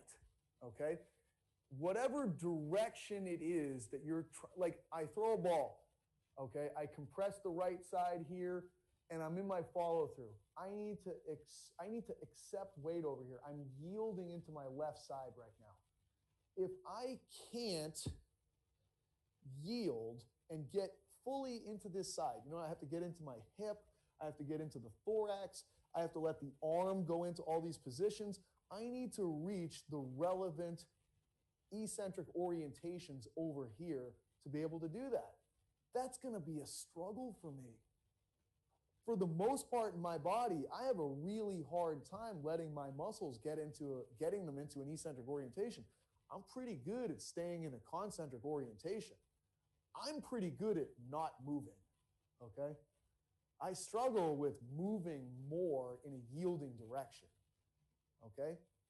Now, there's so many tissues going on with this. It's like, shit, that's kind of hard to conceptualize, right? Like, that to me is where the joint action cheat sheet becomes really important. There's so many tissues on this left side that I need to reach an eccentric orientation. I can't compute it in my limited brain. I don't have a computer algorithm going on up here, and I can't visualize it in live time. But I know that yielding tends to ride with expansion. And expansion has joint actions associated with it. And those joint actions are plantar flexion. Those joint actions are supination. Those joint actions are external rotation. Those joint actions are flexion. Oh, yeah, I'm starting to get there, baby. I like it. Okay? And if that's all I got on this side, maybe I'm done banging on this door over here, and I'll play around with this door over here. Hey, what if I extend the arm? Oh, yeah, I'm getting there. What if I pronate the hand a little bit more, even more? What if I go down to the foot and I start to pronate it and IR the femur? Wow, this thing's really got a big stretch feeling on it now. Okay, sometimes movements have a lot going on with them. Too much to be able to really appreciate, and what you see is all there is can be overwhelming. That's where all these pieces come into play. Hey, you're struggling with your backswing in golf? You can only get to here? What can we do to help you out? Maybe think about supinating that foot. Oh, wow, I got so much farther. Maybe think about supinating this hand. Oh my God, that turned my thorax more. Maybe think about flexing this elbow. Whoa, I'm turning even farther. How'd you do that? Wow. You give me a bicep curl to turn my body more? You're goddamn right. I did nothing wrong with fucking bicep curls. Turn the fucking thorax with goddamn bicep curl. Okay? So how else could I do it? Well, I could go ahead and examine this side of the body and pronate the shit out of this fucking foot. And I can IR this femur. And I can pronate this hand more. All of these things are open. You can unlock these movements if you can kind of appreciate which side am I accepting weight on and pushing it away from. Which side is expanding, which side is compressing. Hey, this movement, if I was going to do it right, it needs more range of motion over here. Like, this guy's crossover dribble is not that good. It's just kind of like too small of a movement. If I could get this crossover to come farther this way and then send it back the other way, now I've got more kind of swing and play to it. Why can't they do it better? Well, I don't know. Maybe coach them to supinate this hand a little bit more. Maybe you could supinate the foot a little bit more. Maybe you could pronate this hand a little bit more. Maybe you could pronate the foot a little bit more. Now, I'm not going to do this in live time while they're dribbling a basketball, but I could do this with core thorax and core pelvis exercises. I have cables and other things. I could set up a deadlift for a basketball player so that, hey, you know what we're doing in this particular exercise? We're going to be here. We're going to have one foot in front of the other one. We're going to look to hinge back into this hip. I'm going to set you up with maximizing. The other thing we missed in the principles of progression, we only got 9, by the way. I have to go back. We missed maximizing RNT. Fuck, it gets you. There's always 9. I always get 9. I'm going to maximize RNT. Hey, what we're going to do is we're going to take a band, put it over here. You're going to pull it across your body. But when you're pulling it across your body, pronate that hand. Okay? Ooh, shit. Hey, how come I feel this adductor right here? Well, the thing is that adductor is yielding. Huh. Weird. So you're telling me this isn't, like you're feeling it work. It's working from a yielding perspective. You're not going into IR on this hip. You're not adducting this femur. It's doing the opposites. You need to hold on to it. How could I get it to get in that range of motion even a little bit more? Oh, I'll supinate that foot. Oh, that's nasty. Hey, maybe I'll supinate this hand. Oh, it's even worse. I'll take this band, I'll push it across, I'll pronate it. Oh my God. Like, hey, just hold the dumbbell in this hand. And now we're going to deadlift it like this. Wow, that's a whole different feel to this exercise. To me, the concepts make the exercise emerge. I'm still coloring in between the numbers. I still have all these patterns, 13 patterns, still a hip dominant exercise, okay? It's just, I'm looking at this athlete I'm working with. Guy can't cross over, dribble, and come back from the left to the right very well. How could I help this person? And I'm not a basketball coach. I'm not going to try to tell this guy about his basketball. Like, that's going to come across terrible. I'm a fucking 5'6", 210-pound white guy. All right? Bad fucking idea. Okay? But I'm going to be like, hey, you know what? We're going to work this exercise in the weight room. Here's how we're going to do it. Pull this across. Hold the dumbbell this way, palm facing forward. I want you to go ahead and exhale. Reach this dumbbell towards your toes. Sit your hips back. And they're like, oh, fuck. And I'm like, yeah. That's a good one, right? And they're like, oh, I think so. And I'm like, hey, when you come up, just don't let the dumbbell track back this way. We don't want that. We want to just keep it right over here. I'm thinking to myself, I'm just trying to delay this guy in this expanded state as long as I can. Keep him there, just work this thing. And then all of a sudden, it's like I maybe helped open up this whole concept for this person to be able to do all the sport moves that they want to do. Start slow, start static, let it kind of progress and morph. To me, this is I've been saying this for a long time, like state troopers get the speed on the highway. If you know the rules and you've designed the rules, you can break the rules. But you better know them and design them first and then fucking go ham. You know what I'm saying? So it's like I do fuck up and then I go back to the rules and I just kind of reorient myself and give myself a better chance of success with this stuff. But I've never wanted to just take other coaches and lock them in boxes with a model. Never wanted to do that. Like, you must do this and you must do this. Fucking, if you don't do this, you're a fucktard. No, I'm not going for that.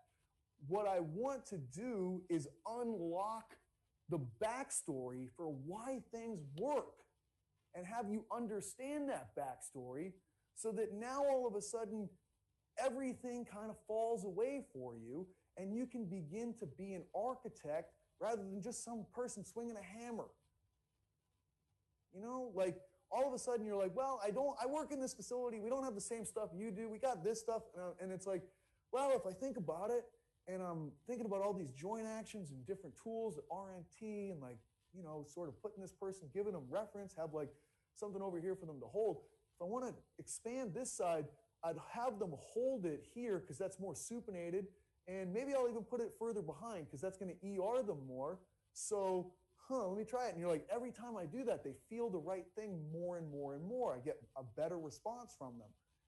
It's a flexible, fluid group of suggestions that I'm trying to provide for you. I'm not trying to give you fucking stone tablets from the mountain. All right? I'm trying to give you things where it's like, listen, I've been trying to get this stuff across to people for a long time. I've fucking searched, I've worked, I've racked my brain, and I think that these are, the more that you get into this, the more that you implement these things, the better and richer the exercises will become. And if you're screwing up, here's my suggestions for where to go back to draw it back. Okay? You're much more likely, from a probability standpoint, to be successful if you just sort of remember these given kind of suggestions. Once they get it, the suggestions can melt away and you can give much more freedom, open it up more and more and more as far as you need it to go for the goals of this person. Right? That's, to me, kind of what I'm trying to get across here. You know, and to simplify it is where the pillars kind of came from. You know, when I'm trying to design exercises, I say to myself, okay, I look at the person in front of me, I do a needs analysis. Whoa, revolutionary. You've never heard that before. Fucking exercise science 101. What's the first thing you do when you work with somebody? Create a needs analysis. What does this person need? It's N equals 1. Okay, but there's still groups. There's kind of athletes and there's gen pop and there's special pops. Okay, you notice patterns over time. All right, now that I've kind of done my needs analysis, I select from pillar 1 what exercises and what stances and what planes make sense to fill in these needs. I don't need all of them. Okay, I choose wisely. Now that I've made that selection, how should I load them? How fast should they go, and how long should they do these movements with these given loads and these given speeds? Okay, you make your determination. Now that you've done that, you move into, how do I know that this motherfucker is actually doing this right? Well, the body looks like it's in a pretty good place. What'd you feel while you were doing that? Okay, cool. That fits in the grooves that I kind of started off with. So I picked the right things. I picked the right, quantitative suggestions for them to do it. I now know they're doing it properly based upon these things. Now I move to, hey, they've been nailing this, but this is such a beginner version. How do I get them to move farther with it? Well, here's all these suggestions. Here's these things that you can kind of pull from to help you from that perspective. Now that I have a clue on how to send them forward, where exactly is forward? You know, do I need to gain access to large swaths of range of motion in a yielding direction? If I do, for this particular movement, I better be able to get them into an eccentric orientation. The eccentric orientation is associated with expansion strategy concepts. I've got a whole checklist of respiratory pieces and joint action pieces that help open up more expansion. Okay? That's a one-way ticket towards gaining more access to more range of motion if you're yielding into that range of motion. Now it's like, well, they can wind up pretty good, they can follow through pretty good, but man, the midpoint sucks.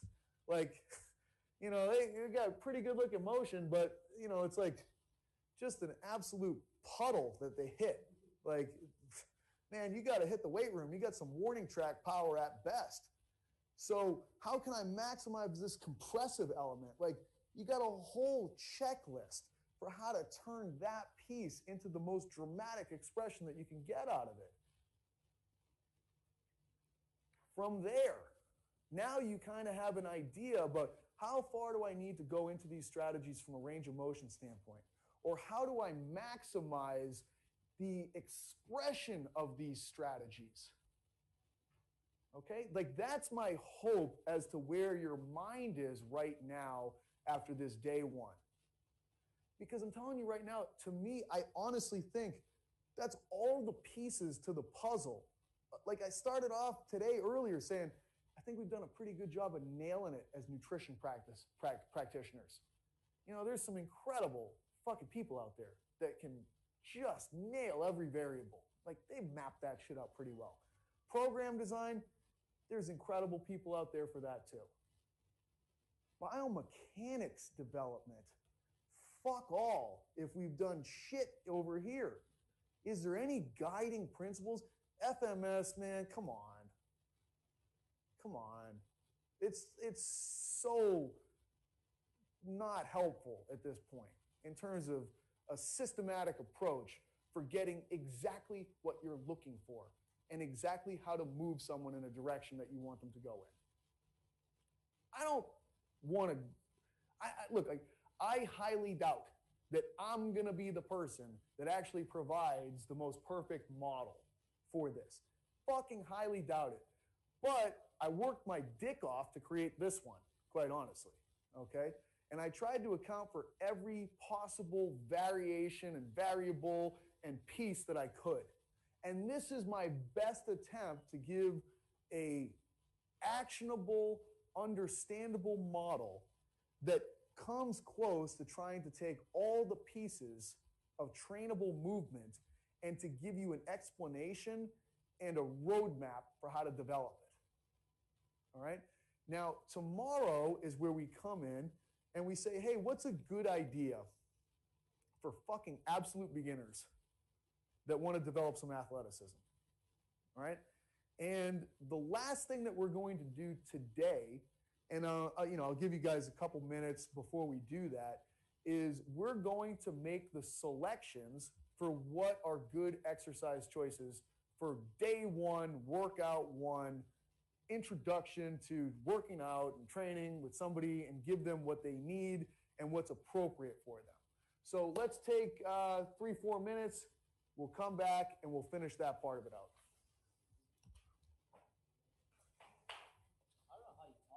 Yeah, finish strong, man. Come on.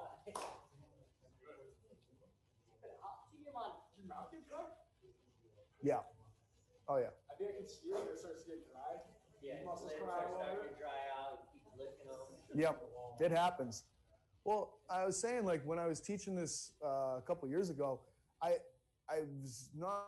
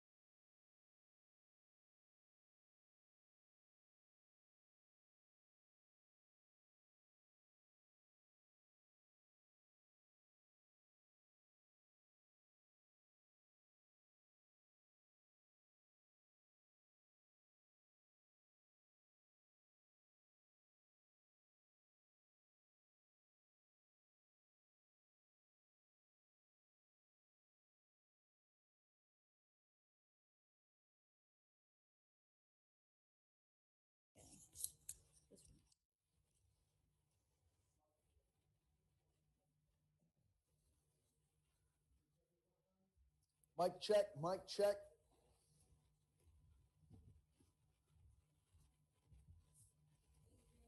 You got it.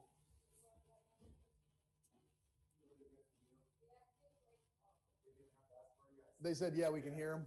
They're on.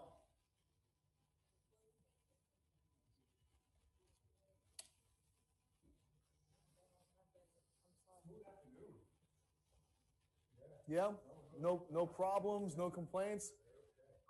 World fucking record right there. Not one. That's impossible.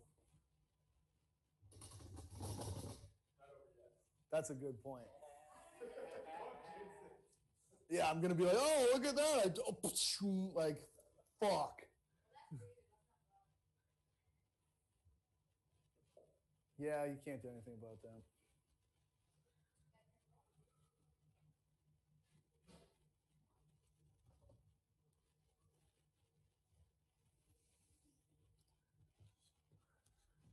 All right, so I think we'll probably get rolling here. Finish this thing off pretty effectively. So, yeah, the population we're going to work with right now is going to be a group of mixed sport 13 to 16-year-old kids coming in. They play multiple sports a year. They have basically no experience in a weight room, or like, you know, their dad showed them something awful, or just whatever. You know what I mean? Like, they're going to be kind of awkward kids coming in that play sports. You've probably seen them before. All right? They can represent a pretty good proportion of people that you work with if you have any kind of turf in your facility, for instance. So what sorts of, like, let's approach this from the perspective of how I was just talking about building these things out. We're going to go pillar by pillar. We're in pillar 1 right now. What motor patterns do you want to feature on day 1 with these kids? Okay, so what I heard stated back, just because, you know, the audience won't be able to hear you that's on the camera, is we're going to feature horizontal and vertical pushing and pulling, and you said hip and knee. So we're going to go with the basic resistance training patterns. So yeah, I fully agree with you, and I'm just going to summarize this on the board, and if you can't see the board from there, Diego, just let me know. You know, one of the things that we're going to do is lift weights.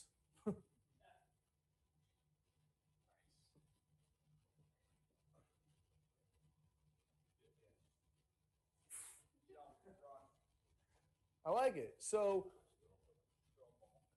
and what Luke said was we're going to run, jump, and throw stuff. Yeah.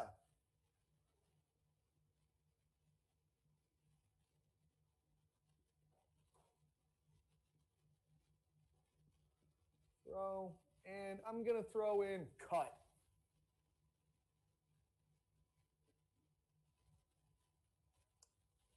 What else are we going to do?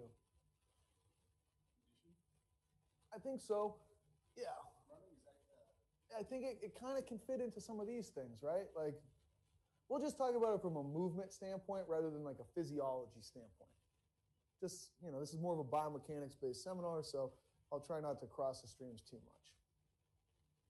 What else we got? Like, you know, because this kind of covers, we got 13 patterns, all right? We have, and when I say lift weights, we've got hip dominant, knee dominant, horizontal push, horizontal pull, vertical push, vertical pull. We got 6 patterns, boom, right there, okay? Now we got locomotion, that's 7. Triple extension, 8. Throwing, 9. Cutting is change of direction. We're already at 10 patterns here. There's only 13 that are available. What do we have left? Core thorax, core pelvis. Those are pretty reasonable, right? Like, those aren't, and breathing is the 13th one. If you're going to leave one out with this group of 13 to 16-year-old kids on day 1 in the gym, which one do you think you're going to leave out? Breathing. I'm totally with you. Okay? Like, I can remember, well, this is the Outback Steakhouse part of the talk, okay? I don't know about anybody else. I've been to the Outback Steakhouse many times, and I already know what I'm going to get before I get there. All right, like I'm going to get the ribeye. I'm going to get the sweet potato with the cinnamon, the sugar, and the butter, and I'm going to get the broccoli with melted cheese. Fucking done deal. Okay, and I just in my head I'm picturing, because that's what the Outback Steakhouse is all about. Like, I'm not going in there for fucking salad and breadsticks. It's like, it doesn't make any sense. So what happens if I go into the Outback Steakhouse and I have this rogue waiter that comes over and he's like, sir, I've actually done some background research on you and people like you. What I've found is that oftentimes you've got really high levels of iron and ferritin. And red meat is going to be high in both of those things. And quite honestly, like, I'm just worried, you know, if those things stay high for too long, you're going to kind of rust your body out from the inside. So based on what you need, I'm going to recommend that you have the Tofu Delight. Excuse me? Buddy, I came to a fucking steakhouse, okay? I didn't come to a fucking tofu factory. Like, I'm not eating that. Get the fuck out of here. I'm out of here. I'm never coming back here ever again. This violated my expectations so high that it's like, I don't even know where I am or who I am anymore. Like I'm in an existential crisis. Like I just know that this was not what I expected. And look, I'm telling you right now, I think that a lot of times people would rather have their expectations filled than actually get something that would kind of make them happy sometimes. Like I'm dead serious. Like, because I'm telling you, people are like, see, I told you so. I knew it was going to suck. And there's actually a built-in reward there because they were right. Okay? People do that all the time. I do that all the time, you know? So, look, maybe the Tofu Delight is exactly what I need, and my long-term happiness would be so much better if I just got on the fucking program. But look, man, this is the Outback Steakhouse. I have a preconceived notion of what this place is going to be all about, and it does not include this thing, especially my first time. Now, if I go there literally every fucking day for like 3 meals a day, and I develop rapport with this waiter, over time, he might be like, hey, man, I got to tell you something. Like, I see you really like this red meat, and that's cool and everything. Like, here's something you might not know. Like, you know, like iron and ferritin can be a problem for some men. Like, because you don't have a period. You don't excrete blood on a monthly basis. Like, you know, this is a situation that's kind of common with men and uncommon. Like men should probably eat less red meat, and women might want to eat more red meat just based on that alone. And buddy, you eat tons of fucking red meat. Like I don't think you need more. All right. And there's other things too. Like think about the planet for a second. Think about like you know things going on with responsible animal husbandry and other things. Like there's so many things to consider here. You need to be rethinking the outback patterns. And I'm like, whoa, you just fucking blew my mind. Like, that's incredible. Like, this is amazing. So I'm like, yeah, I'll give it a shot. I'll see what it's all about. And I'm like, actually, this isn't so bad. Maybe I do like this. But day one, no, man, this is a terrible way to like get me on board with your plan for me, you fucking helpful motherfucking outback waiter. Okay? Like, it's gotta be. So it's like it illustrates this point. Sometimes you have to go so far outside of like the normal thing to something where you're like, oh, I kind of see what you're saying with this. Like that would be kind of fucked up if the Outback waiter came over and was like, you don't want steak, you want this. You're like, buddy, pretty sure I know what this place is all about. And that's the same thing with the gym. Like people come into the gym, they're like, they've got like a movie montage in their head. You know, it's not what we're interested. Like you gotta appreciate that. So I just picture these kids coming in there. We're going to the fucking gym. We're athletes. Like I've seen Instagram. Like we're gonna run. We're gonna throw shit. We're gonna fucking lift weights. Like that's what this place is. That better be what the place is. And that stuff sticks around for a while too because it fucking works. Like don't have them come in on day one fucking like blowing up fucking balloons and fucking balancing on shit and whatever the fuck else you got in your head as far as like this is the critical factor for this 14-year-old multi-sport fucking athlete. Like, no, they probably need to do the basics. Like, do the basics for a long time until you've kind of mastered those things, and then, like, if there's a reason to, go somewhere else with it. But day one, we're gonna do this, and I have no problem with doing, I think that you said planks and shit. Yeah.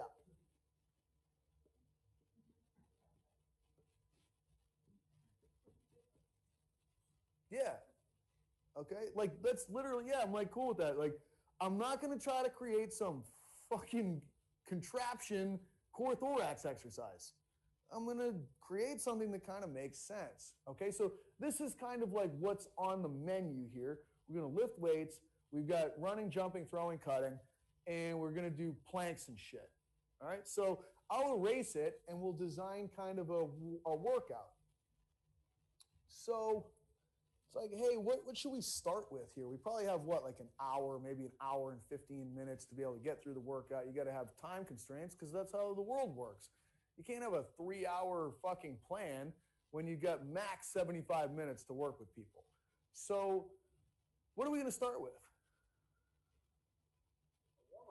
I like it. Yeah. Love it. This makes sense. hey guys, come on over here. We're going to start with a warm up. Sounds fucking reasonable to me. It really does. Like, it sounds perfectly reasonable. It's not like, hey, come over here. I want to show you this thing in the corner with the balloon. Who the fuck are you, man? Where's your van? Like, I'm not going over there with you. Like, why are your pants getting tighter? Why? It's because, you know, I just ate. Yeah, yeah. So what kind of stuff do you think you'd put in the warm-up? Let's just say mock drills. I love it. I love it. He said mock drills. Let's do mock drills. What am I developing with mock drills? MACH. What else from a patterns perspective? What pattern? Locomotion.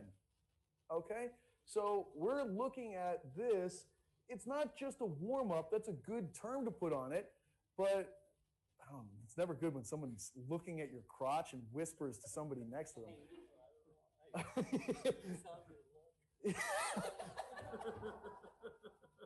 Locomotion. That made me uncomfortable too. Like, we were all just uncomfortable. Thanks, Luke. And the suggestion was mock drills, and I like the suggestion a lot. And it's basically going to be things like marching, skipping, and running, either like in, you know, a distance. Like, and when I say running, I mean like A runs and B runs, either tethered so that they're not going anywhere, or kind of controlling the pace and they're sort of doing like a high knee run for 10 yards or something along those lines. I think that's a perfect start. We're going to warm up. We're going to do something that's actually developing a pattern that we care a lot about for people that are playing sports, which is locomotion. And we're going to teach them good skills in the process. And it like fits. They're like, I've seen this kind of shit before. Played sports. I've definitely had to do these sorts of drills. Yeah, cool. I'm not getting tofu right now. So after we do this, what kind of comes next? Stretching, okay? What pattern is that? Uh-oh. I'm going to go with throwing and jumping. Okay. Well, I want to get back to the stretching thing. Because in some ways I'm like, what have we learned today? You know, where did that come from in some ways? Because like, what is that exactly? And I don't mean this to just pick on you and be negative. Like, these are the moments that are actually great teachable moments. Because it's a pretty common sort of a thing. Like, okay, we're going to do a team stretch or something like that. And in your head, what kinds of moves, because I'm going to know the names of it, you know what I mean? What kind of moves do you picture them doing? Right, because you said stretching? So what sorts of drills? What kind of stretches? Okay, and we're holding it?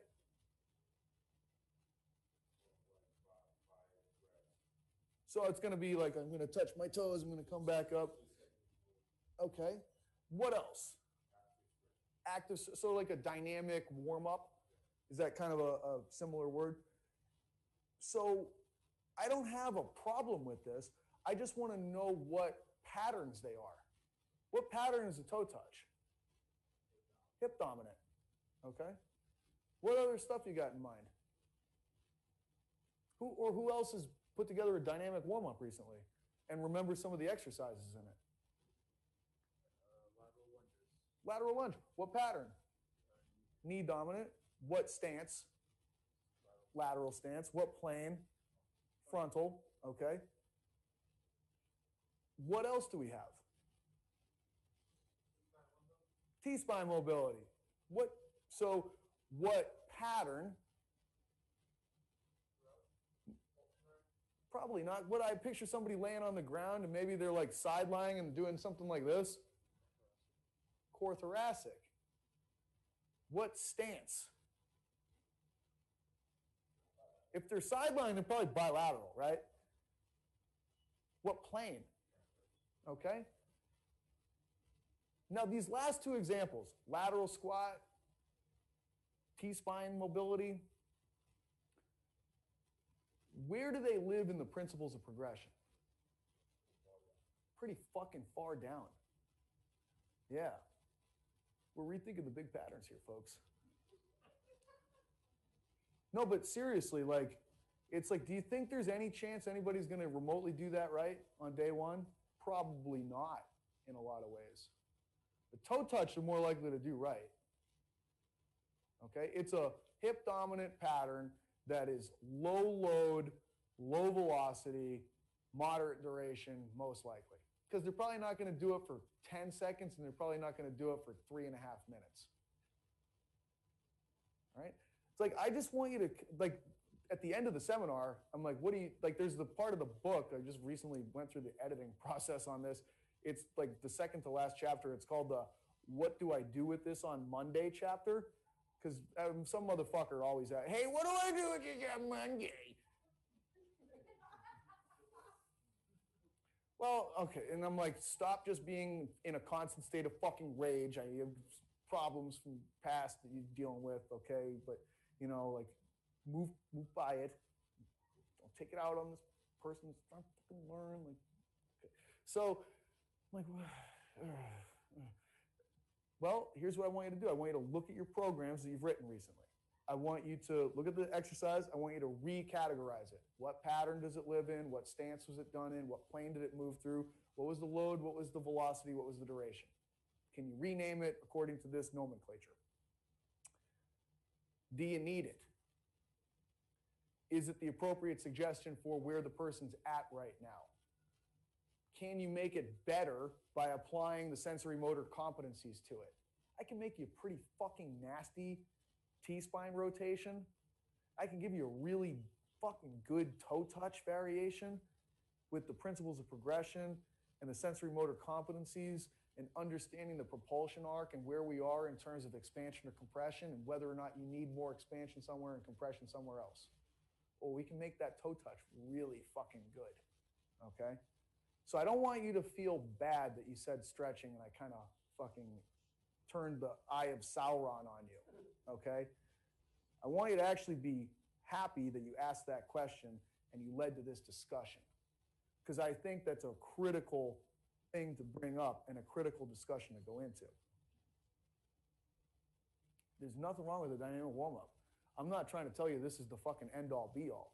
I'm just saying if I've got an hour and I've got kids on day one, yeah, it might be a good choice.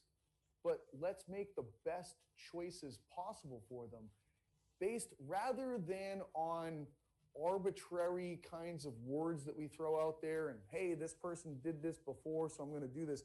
I want to make the discussion as grounded in basically a logic algorithm as I possibly can. That's the direction I want the field to go in as well. So I got a warm-up, I got locomotion, I've got mock drills. I can have all of these other things. What are some other, so you gave me a knee dominant example, you gave me a core thorax example, you gave me a hip dominant example. What are some other things you just kind of picture living in like a dynamic warm-up? I mean, you've seen all kinds of shit. I'm fucking doing this, I'm fucking doing this. Like, I've seen it all, man. We've all done it all. Hey, fucking toy soldiers and fucking whatever you call this one and, you know, this one. Whatever that one's called. What other things? Like, hey, leg swings. We do a bunch of leg swings, okay? I really like leg swings, and there's great ways to be able to emphasize the propulsion part of it and the expansion part of it. Just play with the foot, okay?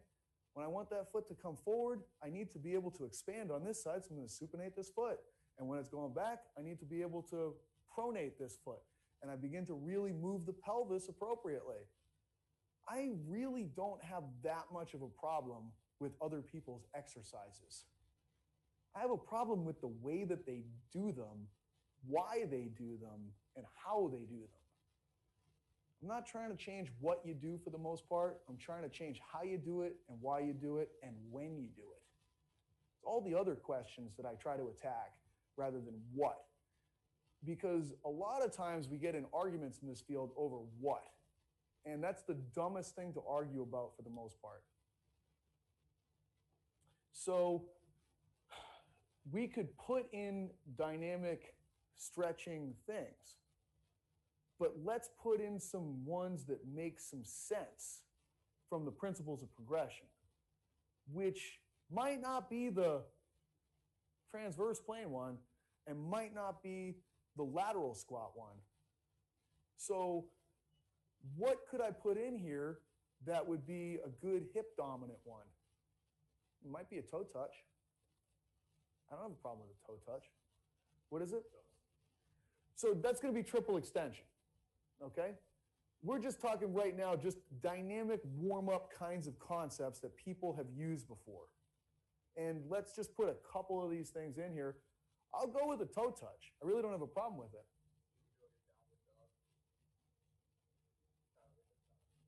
Where would you put that one? Core pelvis, core thorax, something like that. For the most part, everything yoga is core thorax, core pelvis. It really is. It's just like, it's upright, it's on the hands and the feet, it's seated, it's just every imaginable position relative to gravity. So, hip dominant. And this is going to be a toe touch.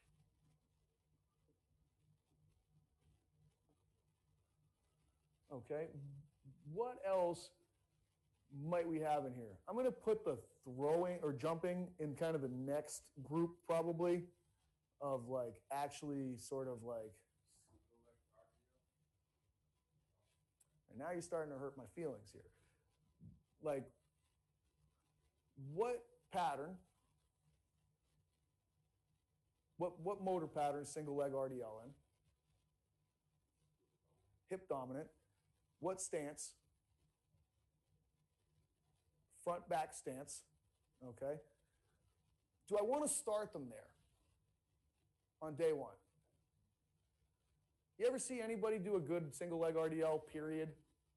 No, it's always dog shit, lumped on top of dog shit. I don't want to start with dog shit on day one.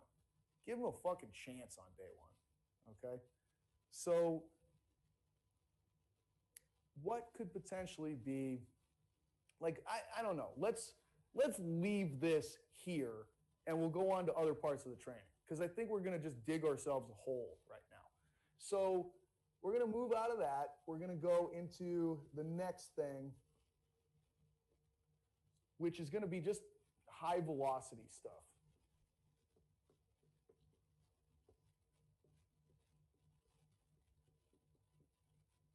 High velocity, low load. This sounds pretty common, right? Warm up and then go high velocity, low load. And this is where kind of running, jumping, throwing, and cutting would live, okay? So I don't need to do all of those things on day one. I've got a whole week to be able to do these things. So we just have to kind of appreciate like where we are and how much time we've got to do stuff. So on day one, what do we kind of want to include in here? Running. I'm totally fine with that, all right?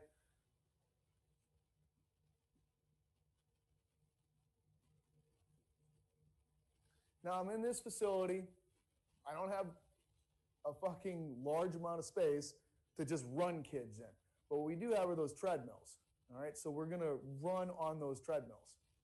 Now, I'm going to streamline this a little bit because it's late, people are tired, you know, it's like, all right, guy, just fucking tell me. Like, you ever see Seinfeld where Kramer gets the movie guy phone and he's like, if you want to see Deep Blue, press 2. And then the person hits the button and he's like, he has no idea what the fuck they just hit or something like that. And he's like, why don't you just tell me the name of the movie you want to see? So, you know, I feel like this seminar kind of turns into that at a certain point where it's like, I'm asking these questions and you're like, guy, just fucking tell me the name of the fucking thing. I'm like, I get it. So we're not going to do it all, okay? Because it's like we're not going to come in, we're not going to do fucking every dynamic warm-up under the sun here. We're going to come in, we're going to warm up, we're going to probably hit some of these drills, then we're going to get right into the next thing. We're going to run, and we're going to throw some med balls. How's that sound? We'll save the change of direction and the jumping for the other day. So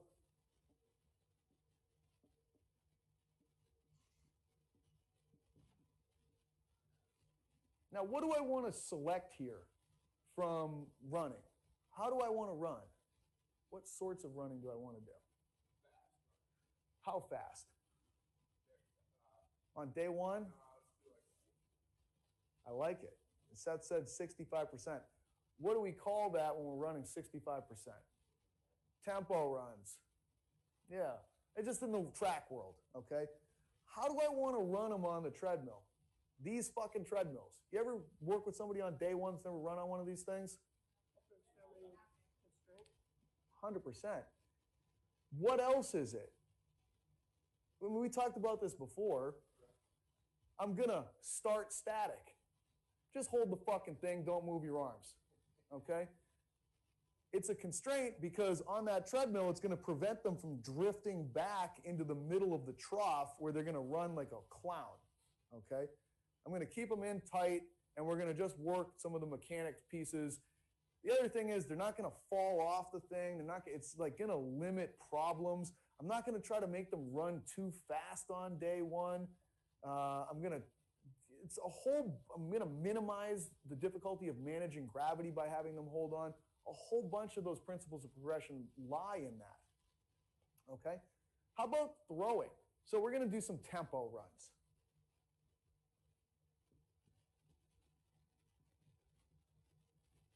And tempo runs, they last 15 seconds, and you got like about 45 seconds off. All right, and if we've got a group of, we've got 4 people, we got 2 treadmills, you got a treadmill for 2 people, it works pretty well. One person runs on the zeros, the other person runs on the 30, and then you just kind of keep alternating on and off the treadmill, and it works pretty well. How many of these runs do you think we're going to do on day one?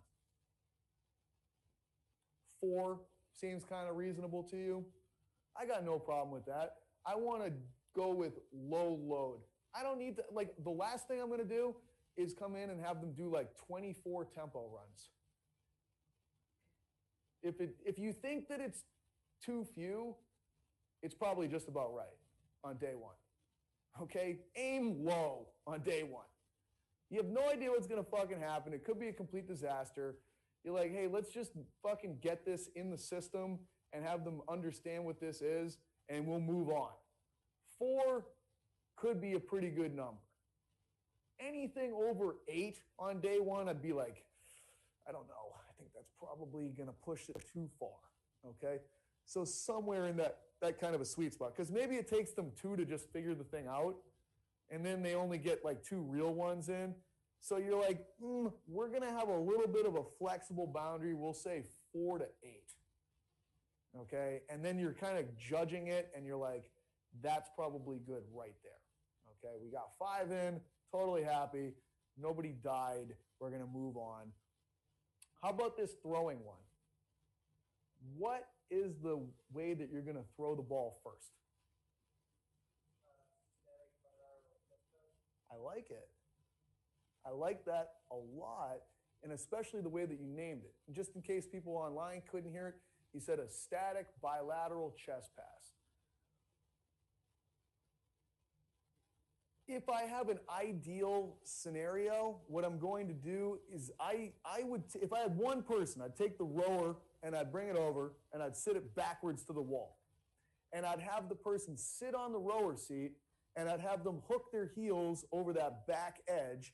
I'd tie a band around the display and I'd put that over their chest. Why am I doing all that?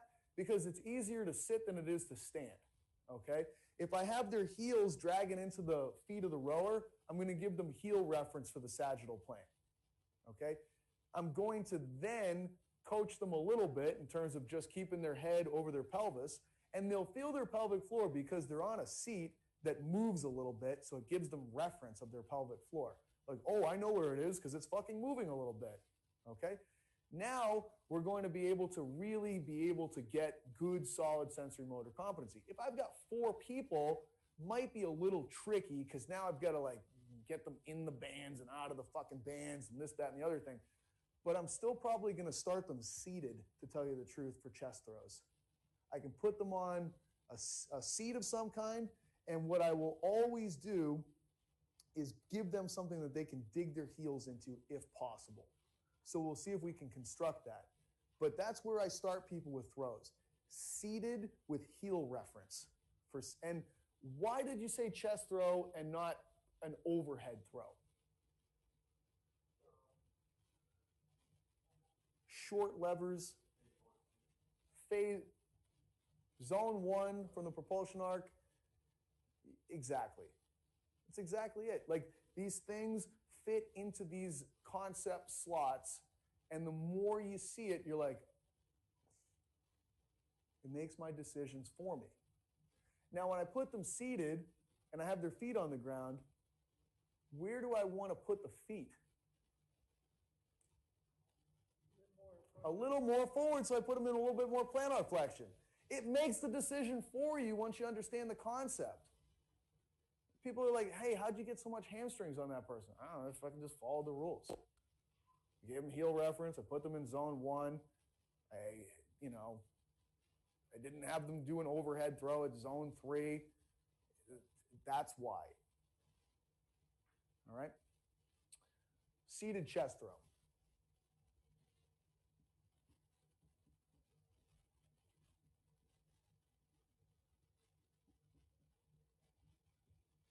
Okay. Now we're going to move from high velocity, low load to lower velocity,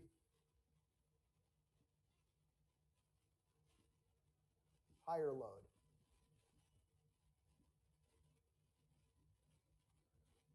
But do you think I'm going to like max out a bunch of kids on day 1? I'm not that much of an asshole. Not yet, okay? But what kinds of exercises are we going to pick from a pattern perspective? So let's stick with the names of the patterns first. Because right now you're telling me lion instead of the phylum and the class and the order and the species and the genus. Knee dominant, hip dominant, horizontal push, horizontal pull, vertical push, vertical pull. Do I need all of them on day 1? Not necessarily. Like, I might leave a couple out because I could always put them in on day 2, okay? Let's just say I'm working with this same group twice a week.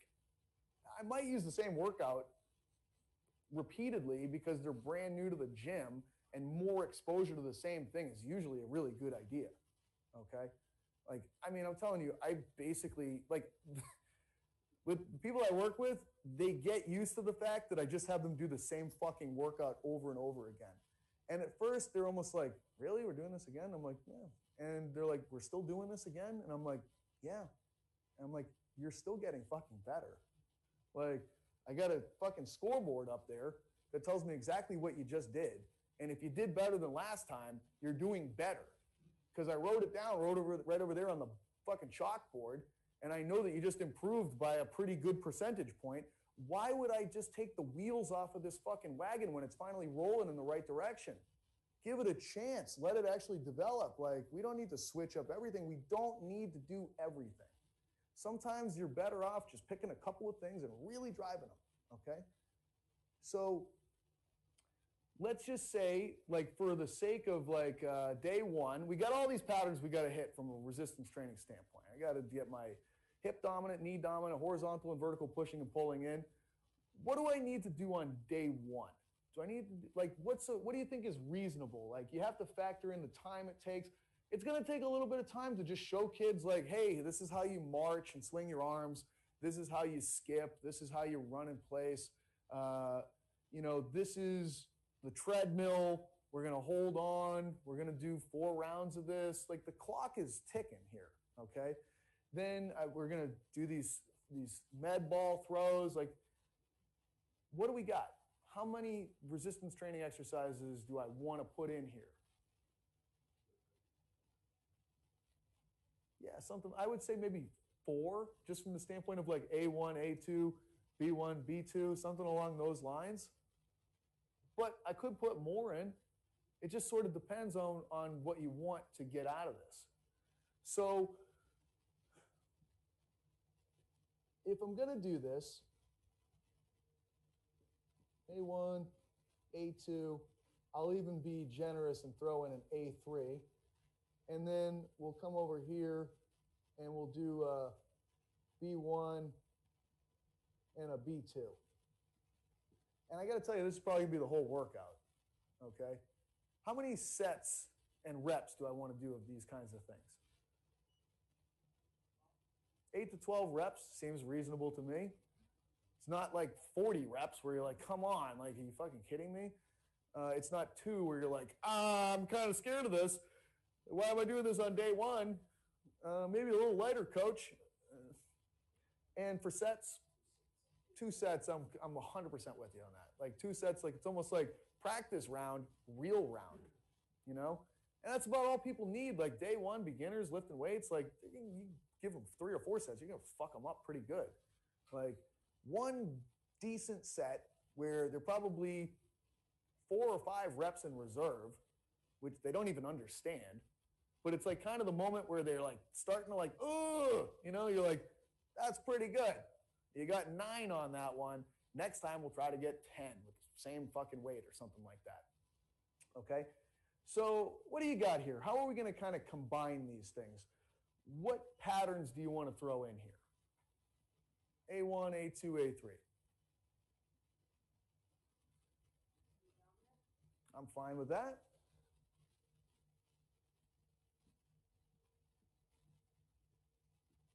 What's the exercise? Goblet squat. What else can we do with the goblet squat to make it? What do we do when we make it heel elevated? What am I feeding the exercise with that? And what does that feed to it? Zone 1 expansion. I'm going to start zone 1. Goblet squat, zone 1 arms. Heel wedge, zone 1 lower extremity. Have you ever given somebody a heel elevated goblet squat? Usually looks pretty good without saying too much too.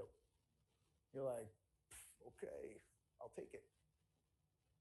So I love the choice, okay?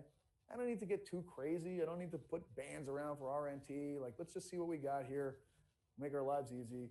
You don't need to use all 10 principles of progression on every fucking exercise in the beginning. Use a few, see what the logistics are. If it's really fucked up, now you can add more of those things. So heel elevated goblet squat, 8 to 12 reps, something along those lines, seems like a perfectly reasonable choice to me. What else can go along with this? A2. I'm good with a horizontal push.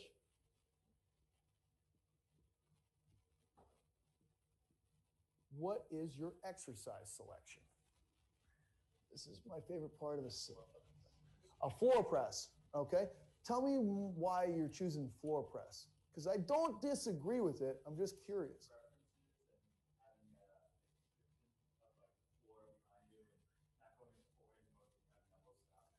The floor is a constraint, okay? It's going to keep your body, sagittal motor competent, okay?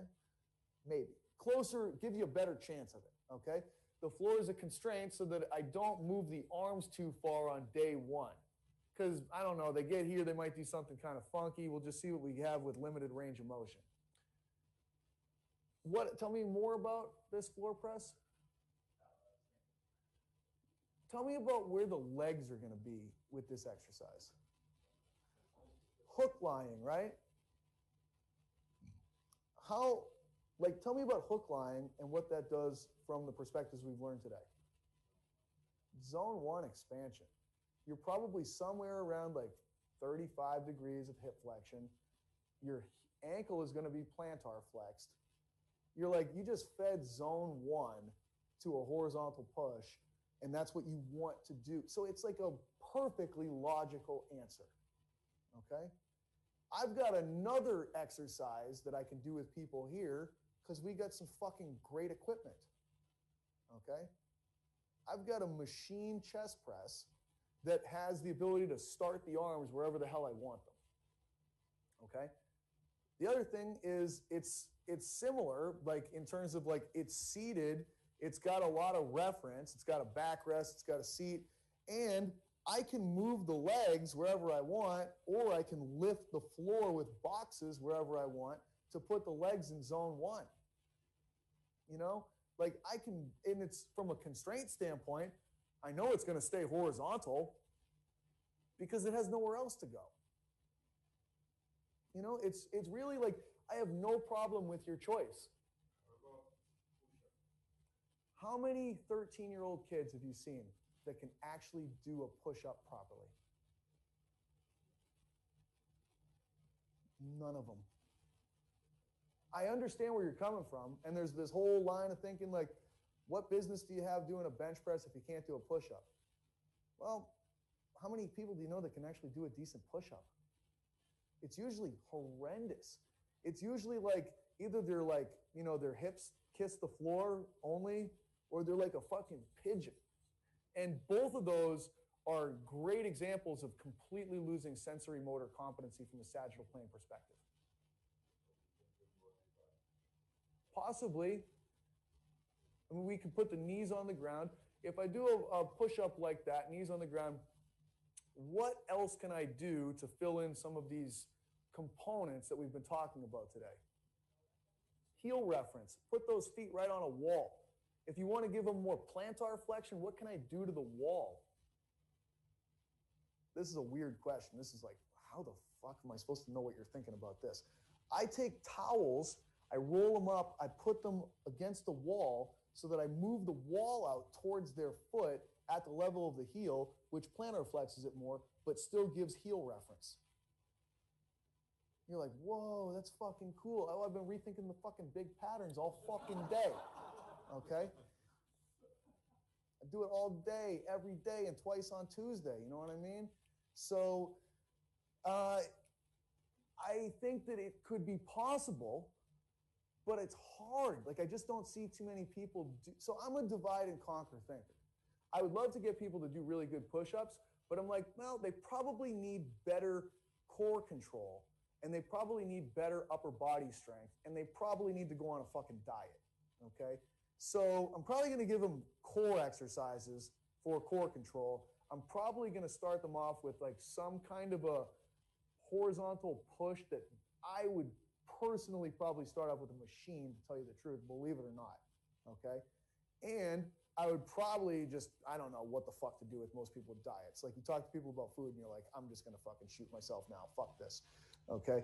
But in an ideal world, I'd put them on a fucking diet. I'd have them get stronger for pushing, and I'd have them learn how to own positions with their thorax. And then I think when I introduce the push-up, they're like, whoa, I didn't even know I could fucking do these. I Miyagi'd your motherfucking ass. You've been waxing on and waxing off all this time, and you didn't even know it, okay? So I'm going to just say we're going to use the Kaiser chest press, and we're going to probably move the feet to a zone 1 position and plantar flex the ankle. And it works fucking beautifully, and I can measure it. It's like, whoa. I'll tell you what else. What else could we do for knee dominant in here that's a pretty sick choice? We could do that. Leg press. Fuck. Leg press them. And it fits so fucking perfectly into this model, you wouldn't even believe it, okay? I put them on that seat. It's like the seat, I can actually configure the seat to put the pelvis under their body even better, okay? It's not going anywhere. There's a constraint, okay? The leg press thing itself is a constraint. It can only kind of go in this path. I'm not moving the pelvis backwards in space to hinge. It's like, it's purely fucking knee right here. Like, it's feeding a concept, and I'm keeping the body static while I'm training a knee dominant pathway. I can sit there and coach it, and I can slow it down. I know exactly how far they moved because I can move the seat forward and back as a constraint to limit range of motion or increase range of motion. I can measure it right up there on that scoreboard.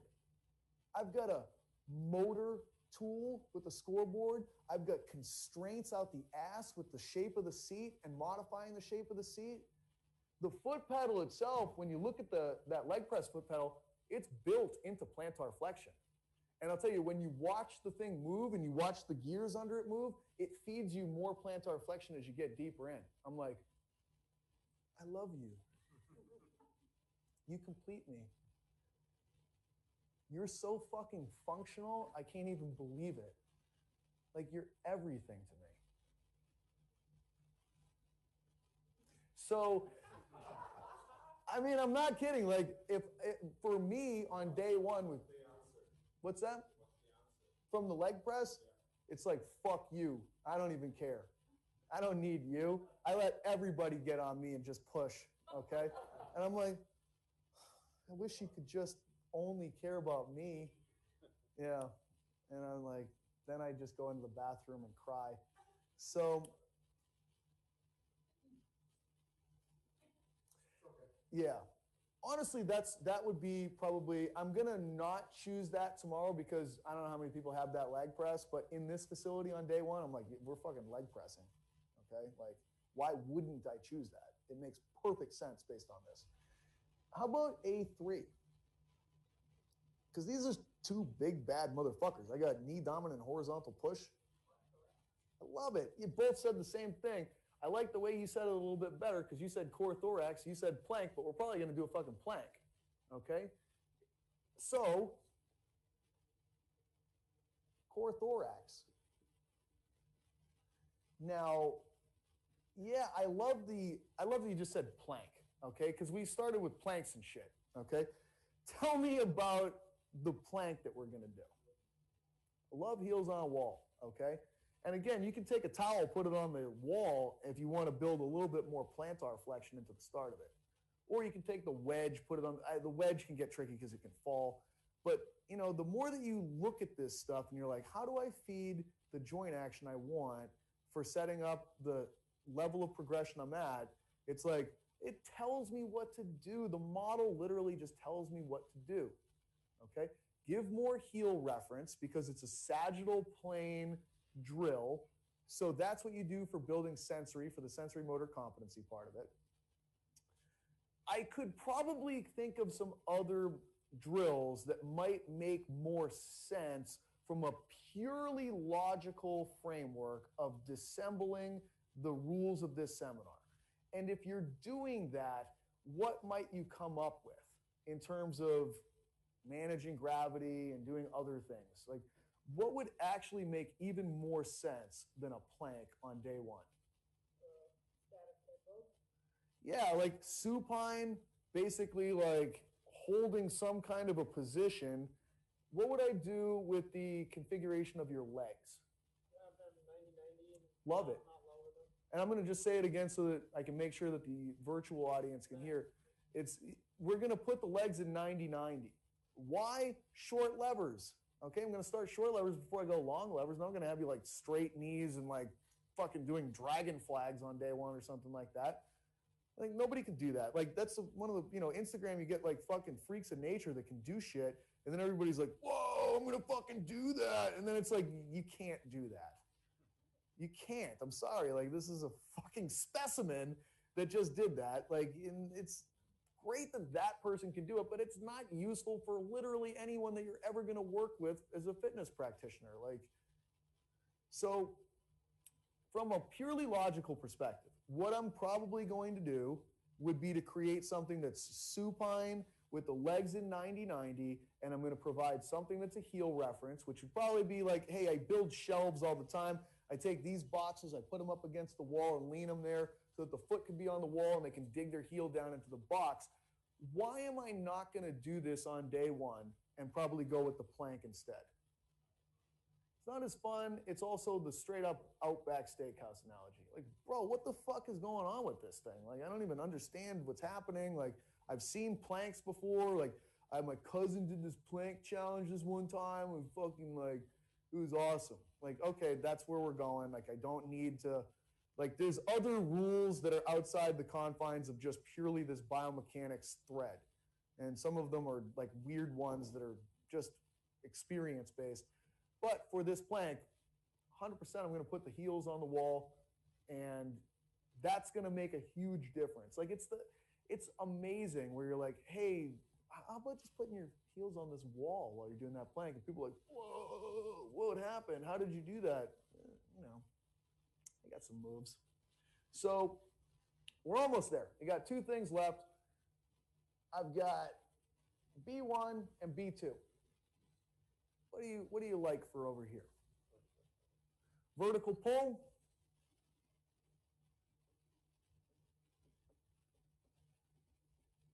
Now this is easy. What's my exercise here? Lat pull down. Why isn't it pull-ups?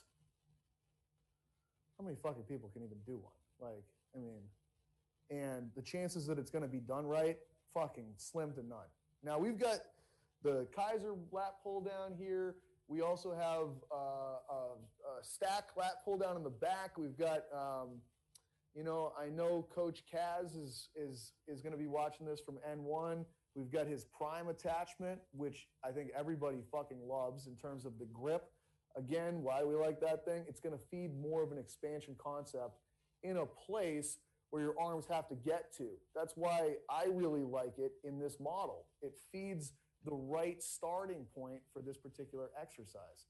So we're probably going to go with that. The other thing I've seen some people do is just kind of rig handles up to the Kaiser. The only thing I don't like about the Kaiser is the handles are fixed in a pronated grip. Just like, could you guys please build the handles a little bit more like this? I'd love you so much more if you could. So to fit into the model a little bit better, we're going to do the lat pull down. What can I do with the person's legs in the lat pull down to feed into this model a little bit better? Yeah, you did it. You walk your feet forward a little bit, put them in a little bit more plantar flexion. It's definitely, it's so easy to do. You start, when you just notice that, when you see things you don't like, you're going to see people just like tucking their feet back too far, and then you see weird shit happen. You're like, hey, why don't you just try moving your feet out like this? And they're like, they don't notice it, but it's like better. And you're like, wow, that's so fucking easy. That's like, for me, the parts of this material I like the most are like, God, that was so fucking easy and dumb. And the outcome is so much better. Like, Jesus.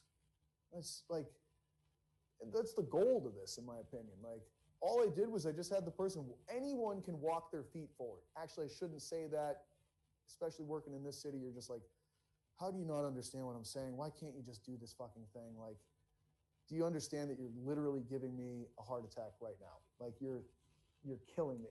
So vertical pull, we kind of have our exercise there. And what's the last thing we're going to do? Going hip dominant? I'm fine with that. You know, you got to get the big boys in. Let's not dick around too much here.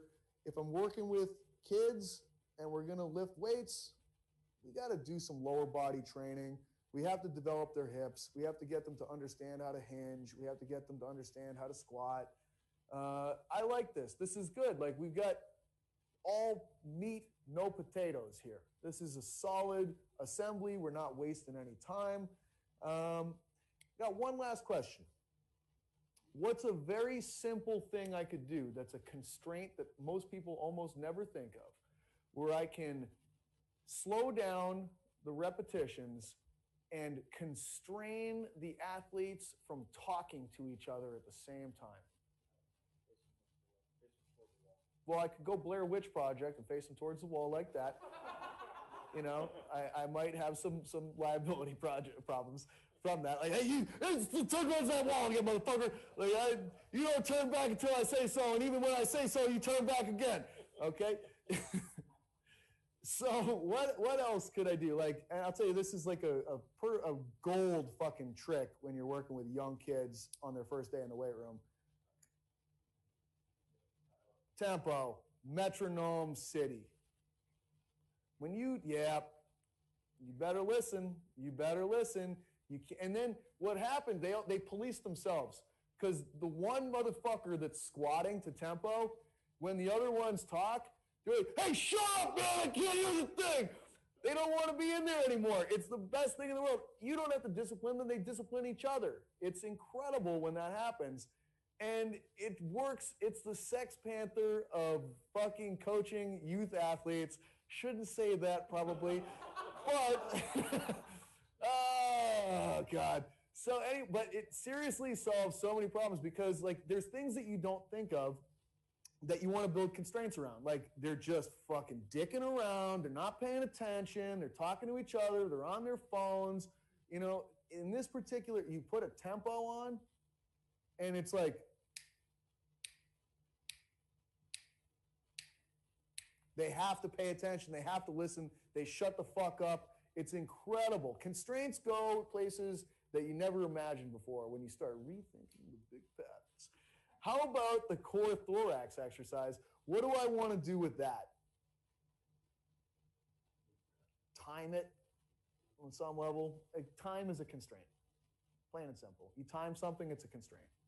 So we're going to put the metronome on for the lifting of the weights, and we're going to have a timer for how long someone's in a plank. What's a reasonable time to do a plank for, in your opinion? 30 seconds, I'm fine with that. What would be like an upper time limit where you're like, that's probably as long as we would go for? 60, I'm totally with you, okay? So we're going with a 3-second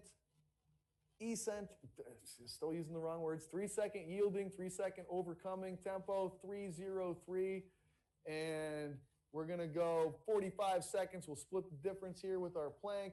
All these lifts are gonna be done to tempo, and the plank is gonna be done for time. That's how we're gonna start tomorrow. Just wanna say to my live audience, super attentive, fucking incredible job, paying attention, staying with this. It's a long day. I get it, okay? Tomorrow, I make Saturday longer so that I can make Sunday end at fucking 5, okay? Everyone's like, I feel you. I'm the same way. I get itchy too. But to my online audience, I have no idea how it was for you, okay? I can only imagine amazing because, you know, but anyways, thank you so much for day one. Let's get back in for day 2. I see Diego's raising his hand for a statement, question, or something other. You were talking about changing the core thorax to a 90-90. Yeah. How do you reason from starting 90-90 to get a short lever but being in zone 2 versus maybe starting at 45 degrees of hip flexion in order to shorten the lever from true hip extension but being in zone 1? So it's a good question. Like if I put somebody at 90-90, it's like peak of compression kind of stuff, okay? It's also short levers. It's like one of these ones, that's a good question. That shows me someone that's really thinking about this and like problem solving on the fly. So what I would say, if we were to go with that choice, okay, I think that the way that you solve for that is you can put the feet a little bit higher on the wall, and you can move the person a little bit farther away from the wall. I'd still use the wall as a constraint, and that will feed it a little bit more. Like if you move the feet a little higher, you're going to plantar flex the ankle, okay? If you move them a little farther away from the wall, you'll put the femur into less of that, you know, zone 2 90-degree position. That being said, we're still not too bad. Like, this is actually a great, I thought we were done. I'm pulling you right back in for one more fucking haymaker to the jaw, okay? When we compress and when we expand, why are we doing those things? Such a hard question. We're doing them as a way to manage gravity, okay, and move relative to gravity. If I take you out of dealing with gravity to a major degree and put you on the ground like that, it's kind of taking away some of the difficulties associated with that particular sort of a progression arc, okay? So, look, like we expand to be able to beat gravity. It's the same as the used car lot inflatable wacky arm guy, okay? I turn the air all the way up on that thing. I expand him, I inhale him, he abducts, he externally rotates, he supinates, and he stands straight up and he doesn't move. That's not much fun, okay? If I turn the air completely off, he compresses all the way down, he's on the ground, there's nothing going on. Nobody works that way in real life. It's like you turn the air halfway up, now the thing's fun, okay? Now it's dynamic. It compresses over here, it expands over there in response to this, and it's doing these things in its attempt to become upright against gravity. Okay? Now we've got neurological systems, we've got respiratory systems, we've got muscular systems, we've got all kinds of organ systems and other things at play in our bodies that are participating in this alternation of compression and expansion to ultimately fight against gravity to become able to erect ourselves and move through space. All right? If I take away the challenges of gravity, I'm somewhat removing those elements from being as strongly at play. Now it becomes more of a pure lever length problem solving task. So I hope that helps, but at the same time, when you become an adult, when you've experienced gravity, you have developed patterns of behavior, and those patterns are now still manifesting themselves even in the least gravitational environment possible. And if I want to retrain you on how to access the most optimal movement strategies possible, even in the least gravitational setting I could picture, I'm still potentially going to give some level of bias towards zone 1 concepts. But it doesn't have to be as extreme as in a significant place of trying to manage and deal with gravity. I actually really like that. Okay, great. And I'll tell you something in closing. The seminar is nothing without an audience. And a great audience makes a great seminar, because great questions are the only way to pull out the best information, quite honestly, because you can't even conceive of the way to explain something until somebody asks it the right way. So day 1's in the books. Thank you very much.